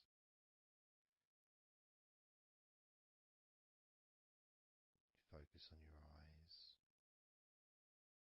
your eyelids, your eyebrows, and the muscles around your eyes.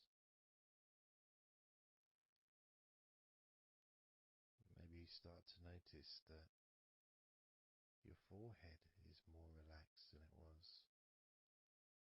Maybe your face is more relaxed. I would say my entire face is a lot more relaxed than it was.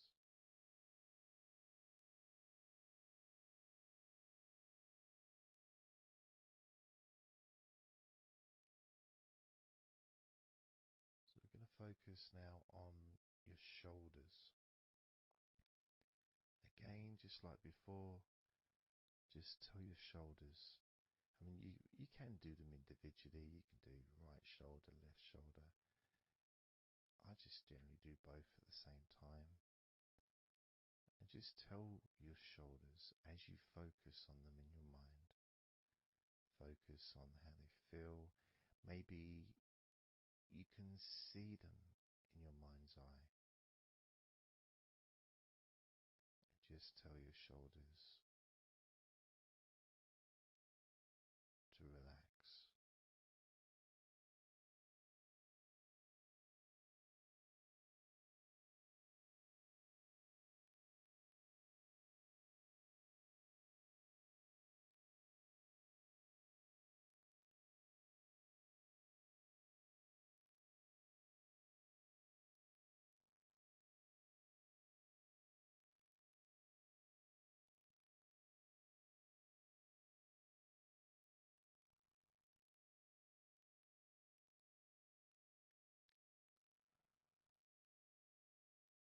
It feels nice as they relax.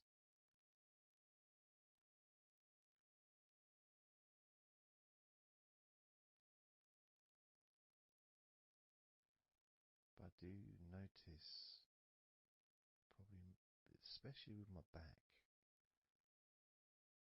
is the connection between the different parts. The back, the shoulders, the neck.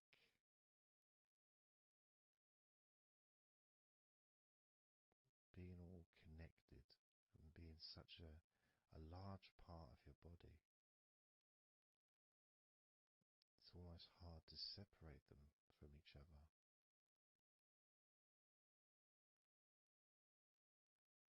And my lower back has started to relax on its own.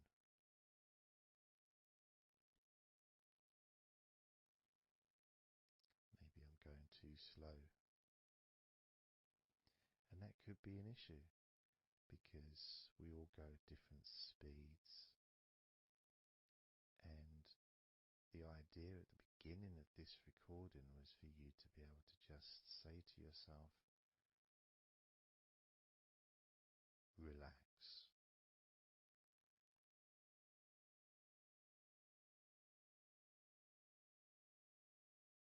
Without focusing on any particular part of your body. Because when you know that telling your hands to relax, and your hands relax, you tell your eyelids and your eyes, the muscles around your eyes and your eyebrows to relax, and they relax.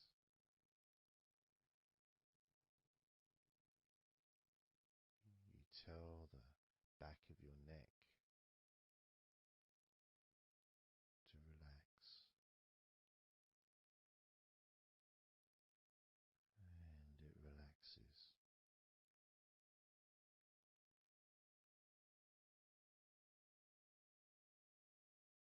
You tell your upper back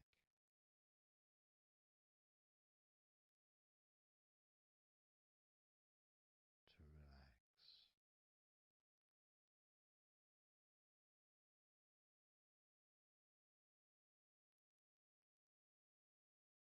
and it relaxes.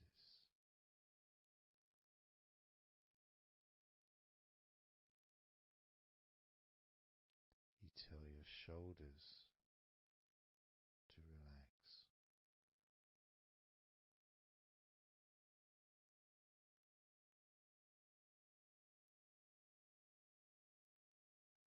and they relax.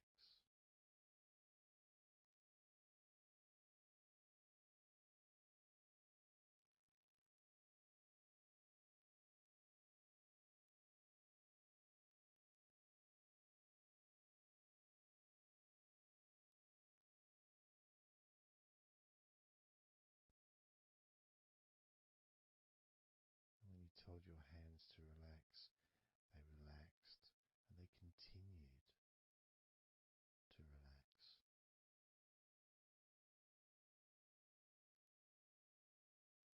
When you told your eyelids, the muscles around your eyes, your eyebrows to relax, they relaxed and continue to relax.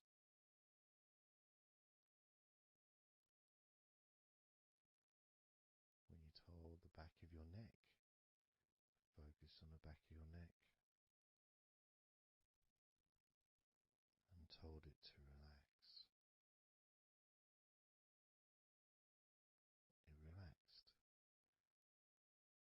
and continued to relax.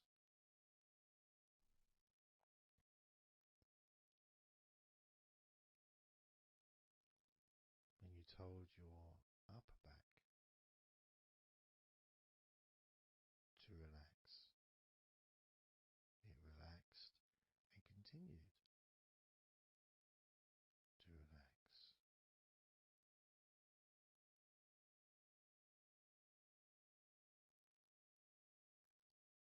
As with your shoulders, you told your shoulders to relax, and your shoulders relaxed and continued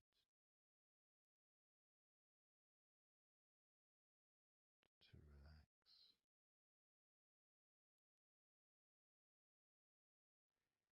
And it's not just that, it's that the rest of your body has also been listening, and that relaxation's been spreading. So from your eyes, the relaxation spread to your forehead, around your face, into your skin, into your jaw.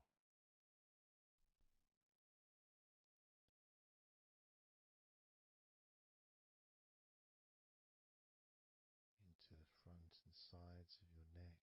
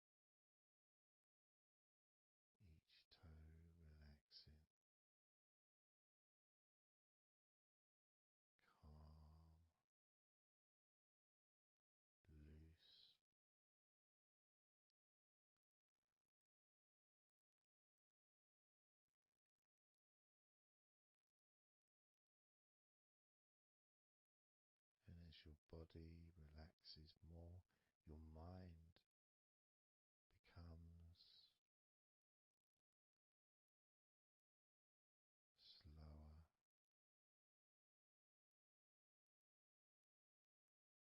more peaceful,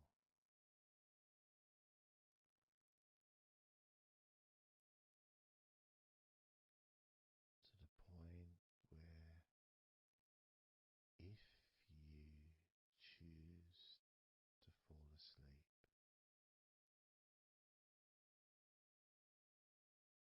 you can easily do that,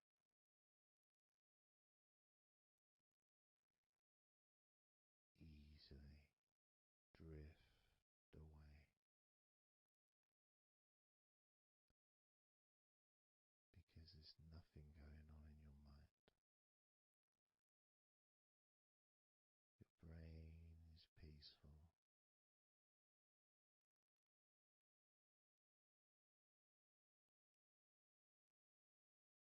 Your body continues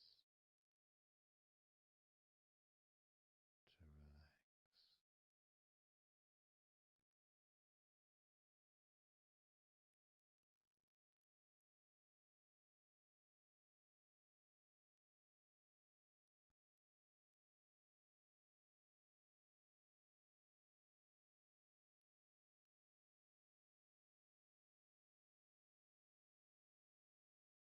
And with that connection between your body relaxing and the word that you say to yourself, relax,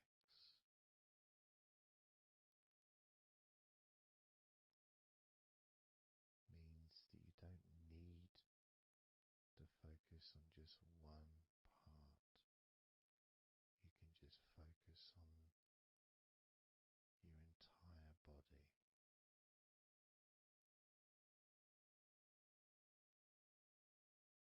Saying the powerful word,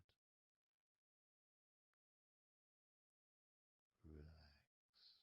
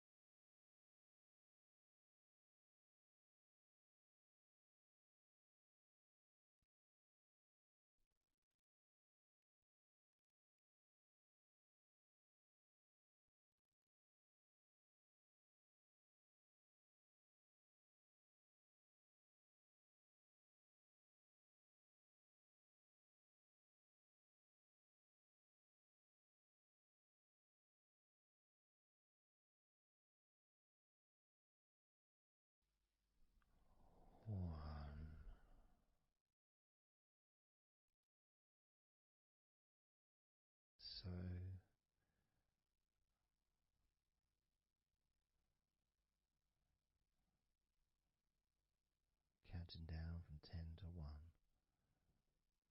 10, 9, 8, 7, 6, 5, 4, 3, 2, 1.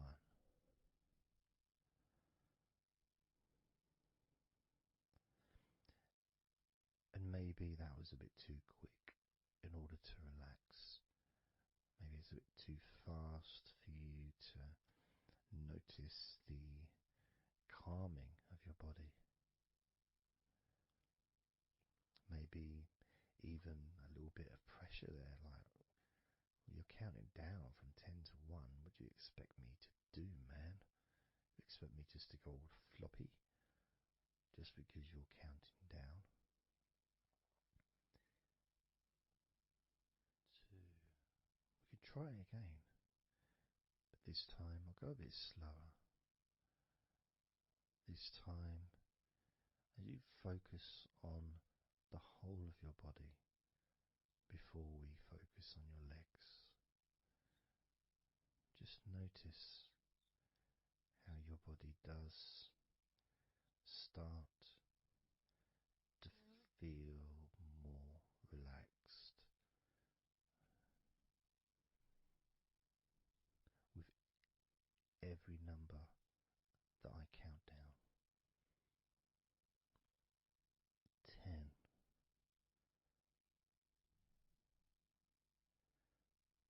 9,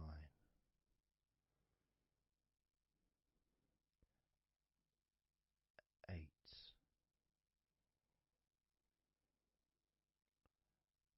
7,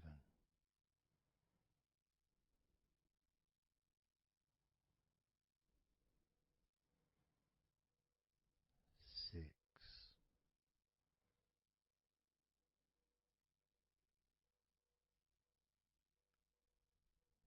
5,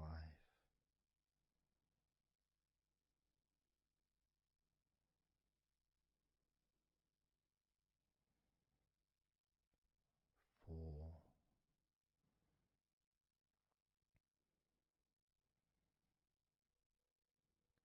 3,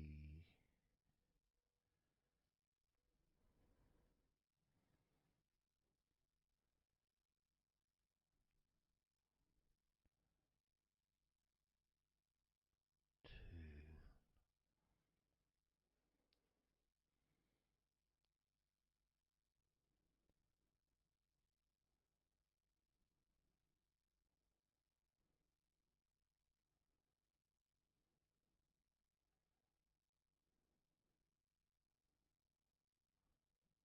1.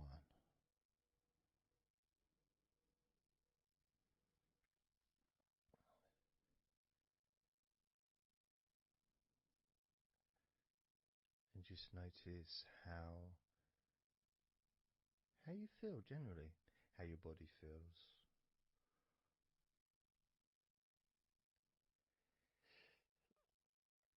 It's not necessarily even about counting down from 10 to 1.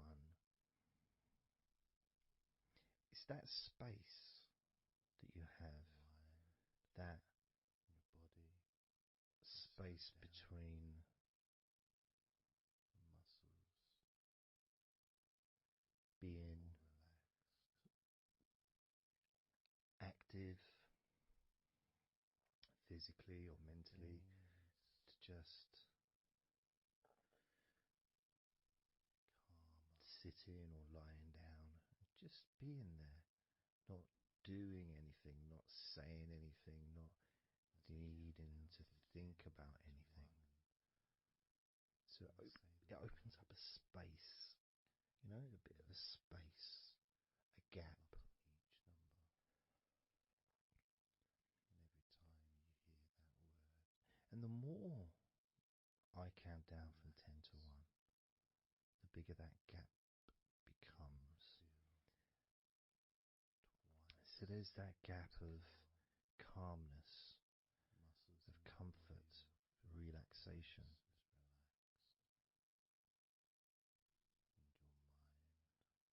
It's a nice feeling.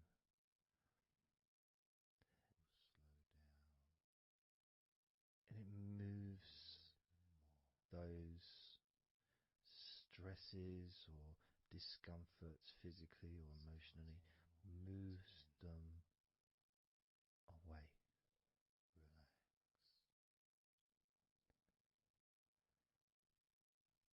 Allows you to just slow down. So I'm going to count again from 10 down to 1 and notice that gap widening. The gap. And as it widens, it's almost like the stress and attention falls into the gap.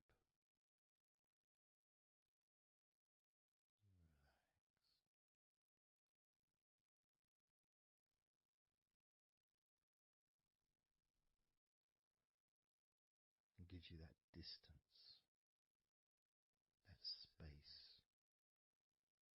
Now, 10,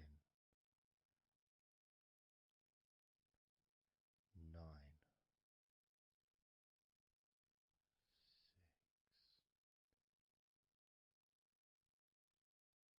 8,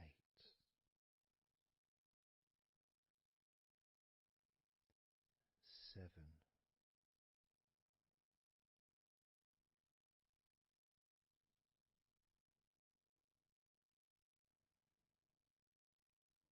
6,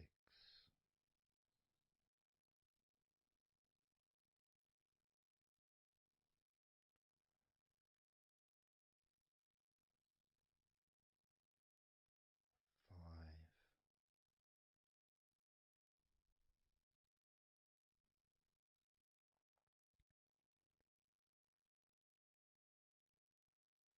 4,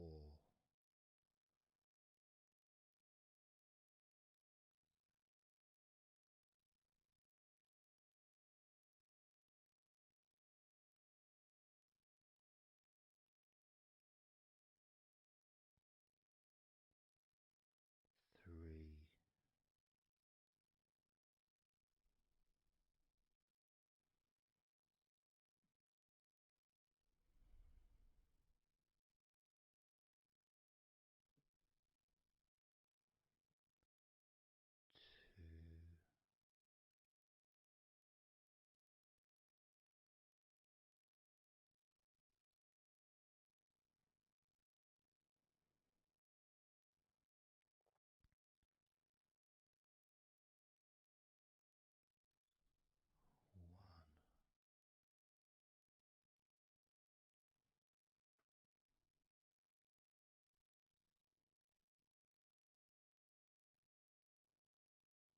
How does your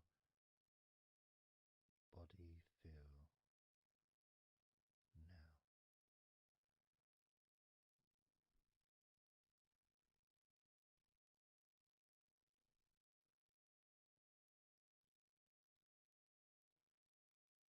Can you notice that you're feeling calmer?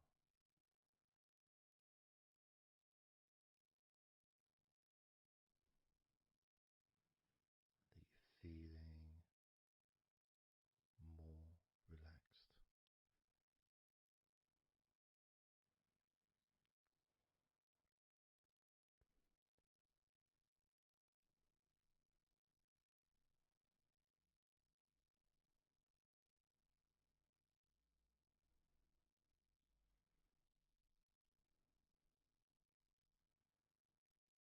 As we now focus on your legs, just your legs.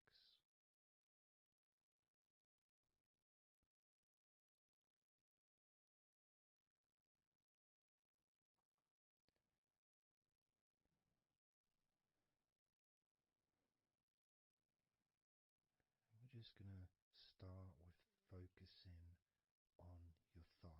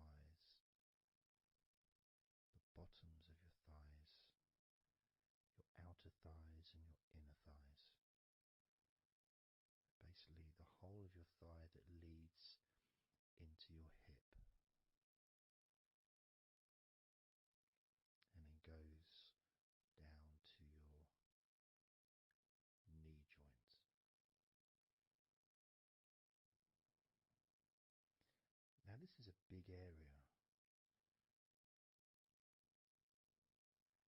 It's a very heavy area. It's very strong. Probably the strongest muscles in your body are in your thighs.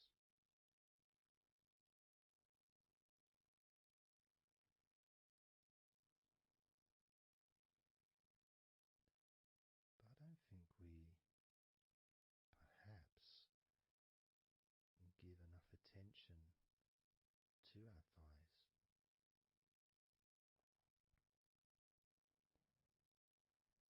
Perhaps we don't acknowledge how important our thighs are to our lives.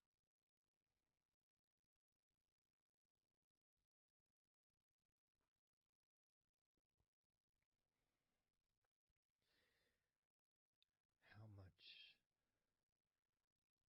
they actually do for us all through our lives.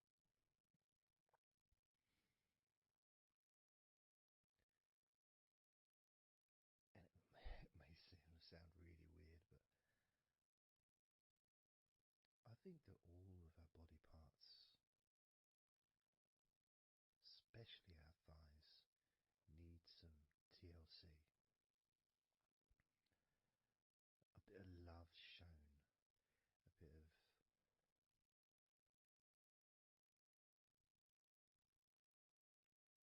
acknowledgement, a thank you, gratitude for what our thighs do for us.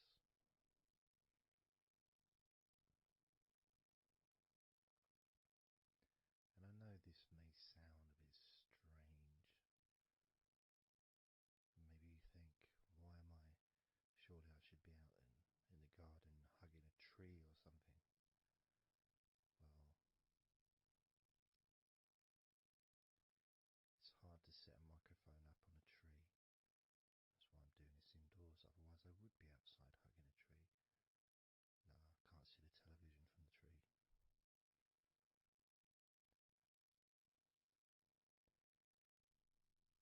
If you move down to your knees, again, such an important part. And I think we don't necessarily, I'll speak for myself here, I don't necessarily appreciate all that my knees do for me until I have a problem with my knee. So occasionally if I ever, maybe I bash it or it's aching for some reason, it's then that I realise how much it does.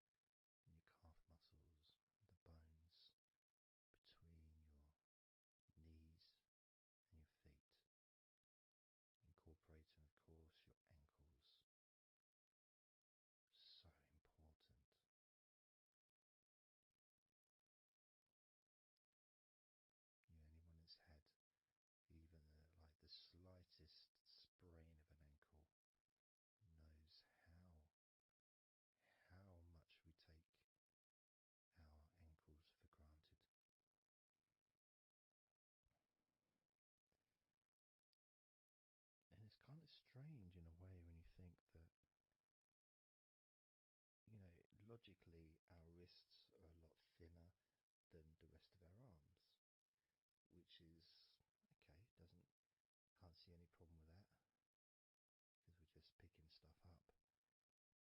But our ankles are so much thinner than the rest of our legs.